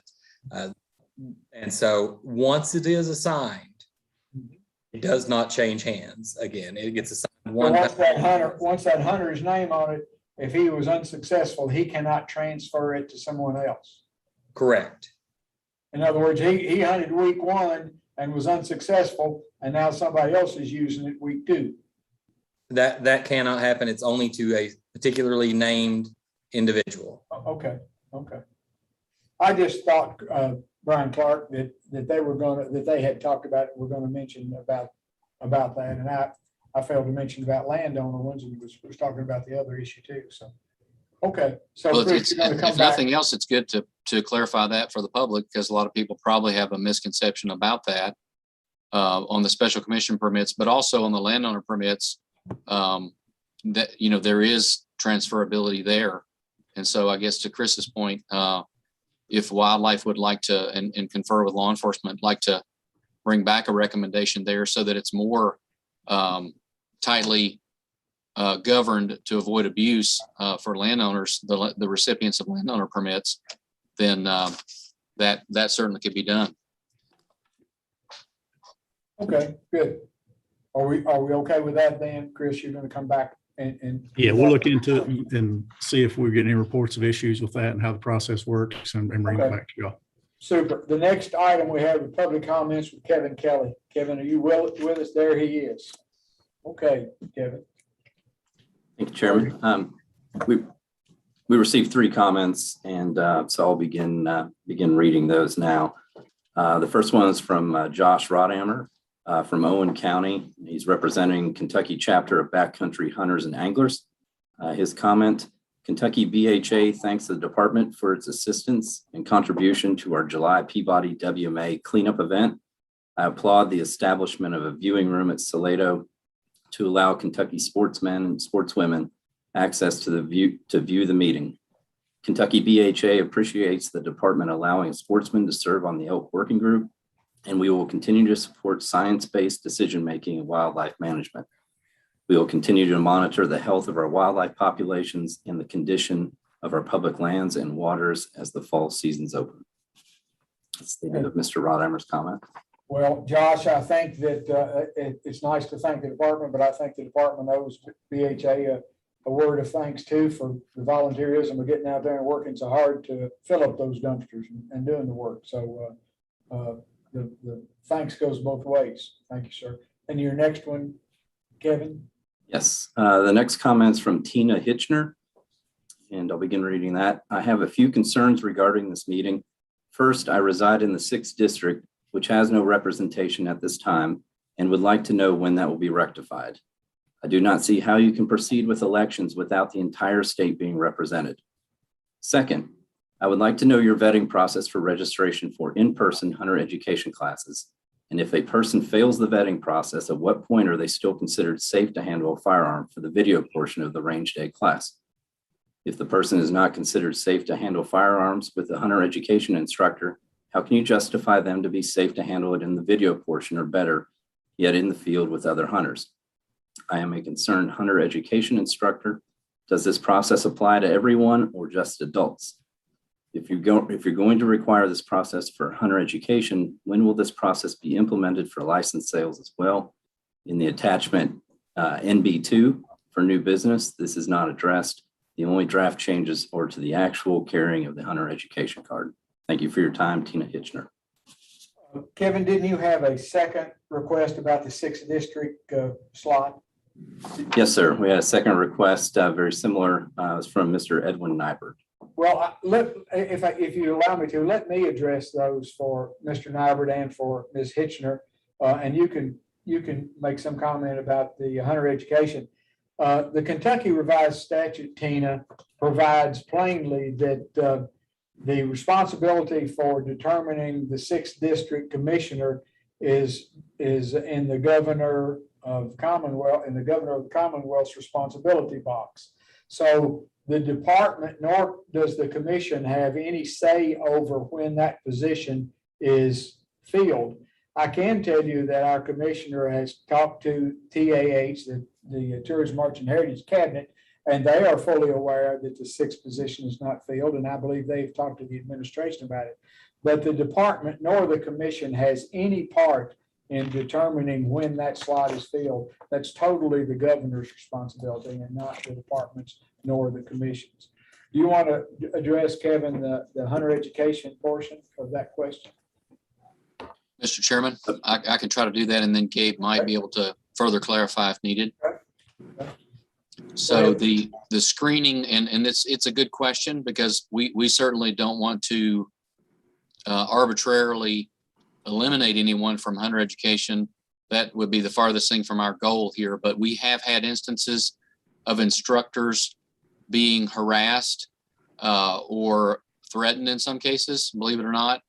And so if we know in advance who would be attending, and there are some objective criteria or the allowance of some discretion where someone who has made a telephone call that is harassing or had some other interaction with an instructor, that could be identified in advance, where the instructor could then say, not allow such a person to attend the in-person course, but then go online as long as they're legally allowed, otherwise to hunt, possess firearm, whatever.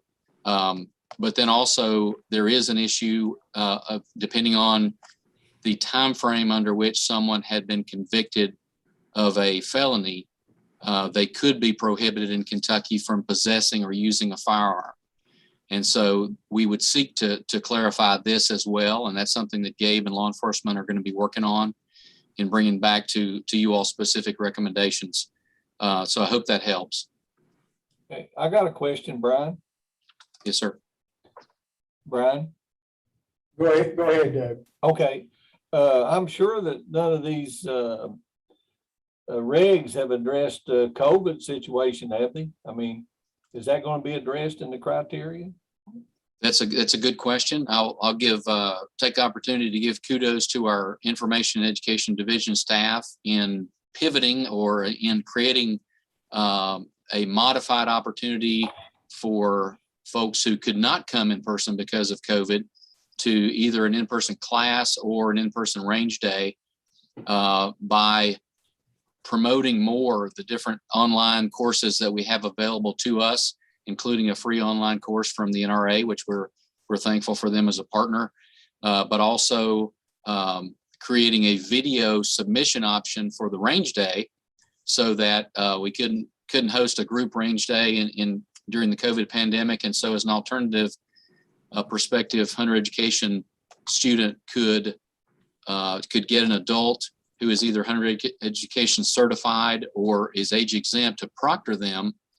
And then that student complete the requirements in regulation for hunter education, discharge of a firearm, use of a safety, identifying the key safety measures on video, and then submitting that to the department for review and approval. We had over 4,000 of those video submissions in the last year. And so thankfully, again, with staffs, being responsive and creating that opportunity, we've had a tremendous number of emails and uploads of those range day video proctored submissions to allow folks in the pandemic to complete their hunter education. So it's a good question, Doug. And yes, we do have that accommodation that is still in place. Gabe, any input from you? No, I think Brian hit it all. Okay, good. What I would have said. Good. Any other comments on that? Thank you, Kevin, and thank you, public, for your input. And any other questions you might have, if you'll get in touch with your district commissioner or the department, we'll try to answer those questions about the meeting. Okay, gentlemen, I think that finishes our public comments, and now we're about to go into executive session. But as always, I need to read a statement Mr. Fields has prepared for us. And then we'll ask for a motion to go into executive session to discuss land acquisition. All meetings of a quorum of the members of any public agency at which any public business is discussed or at which any action is taken by the agency shall be public meetings, open to the public at all times except for specific items listed in KRS 61-810. The commission has business today that will require entering into closed session. Prior to entering a closed session, KRS 61-815 requires notice of the general nature of the business to be discussed in the closed session, the reason for the closed session, and the provision of KRS 61-810 that authorizes it. In today's session, we'll be discussing 3 potential land acquisitions. All 3 are potential purchases from the current owners. The session will be closed to protect the state's interest in the acquisition of land. It is well known that land acquisitions by the Commonwealth require a lengthy process of review and approval, generally requiring much longer timeframes than private party acquisitions. By identifying Kentucky Department of Fish and Wildlife's interest in the particular parcel, the general public would be alerted to the owner's willingness to sell. As such, the publicity might increase the likelihood other parties might make an offer on the property. Such competing officers could look at the department out of negotiations for the purpose, or could lock the department out of negotiations for the purchase or increase the value of the property. Alternatively, a private party could purchase the property from the current owner more quickly than the Commonwealth and then require the Commonwealth to pay a premium to purchase the property. The closed session is authorized by KRS 61-810 under Section 1B for the potential land acquisitions. No final action will be taken in the session, and no other business will be discussed other than what I have just described. During the closed session, necessary members of staff will be present to advise the commission and make presentations regarding the topics I just described. With that, I'll ask for a motion to go into executive session. Ryan Fisher makes the motion to go into executive session. Do I have a second? I have a second by Doug Morgan. All in favor of going into executive session, please signify by raising your hand. Motion carries. For the public, we should be about 30 minutes in closed session, and we'll be back with you just as soon as we come out of closed session for the discussion of these 3 land acquisition items. Thank you, gentlemen. We'll transfer over to a closed position here in a minute.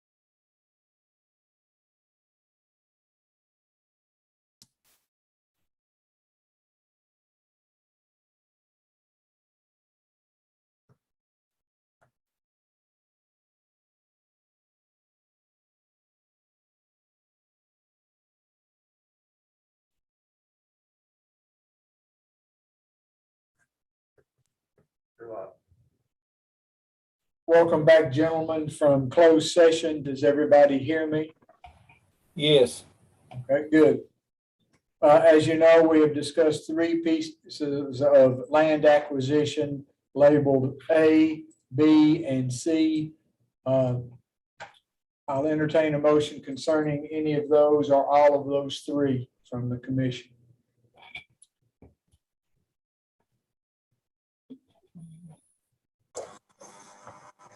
Yes, Mr. Horn. I'll make a motion that we proceed forward with the acquisition of tracks A, B, and C as described in the executive session. Thank you, sir. Is there a second to that motion? Brian Mackey seconds that motion. So is there any discussion concerning the acquisition of all 3 A, B, and C pieces of land? Any questions or discussion concerning that? If not, I'll put the question to you. All in support of accepting and going on with land acquisition A, B, and C, please signify by raising your hand. Motion is unanimous. The motion carries, and so they may proceed with all 3 of those land acquisitions. That should pretty much conclude our meeting today. It's been long. I appreciate the cooperation from the commission and from those presenting today, although it has been rather long. Before we close, there's 2 or 3 things I do want to remind us of. This is the start of Labor Day weekend. Last year, there were 390 deaths across our nation on Labor Day weekend. This year, they estimate 466 people will die on U.S. highways. So I want to remind both the public and the commission members and staff members to please drive carefully this weekend. I also want to reiterate that it is archery season starts tomorrow. All you archery hunters, please use safety equipment when you get in a tree stand. The safest are those that you hook up prior to your feet ever leaving the ground, but please be safe when you hunt tomorrow. And dove hunters, please do not forget to get your migratory stamp as well as fill out your HIP survey prior to hunting and have that number with you in the event that you're challenged by an officer in the field. I'll entertain a motion to dismiss the meeting. Mr. Lillard makes the motion to adjourn and Brian Fisher seconds it. All in favor, please signify by saying aye. Aye. Motion carries. Meeting is adjourned. Thank you, gentlemen. Have a safe weekend. Yeah, good weekend, Jim. Brian Fisher. Hey, Brian. Yeah. Are you gonna dove hunt with a bow tomorrow? No. I'm actually taking a little girl, or not little, she's 11-year-old.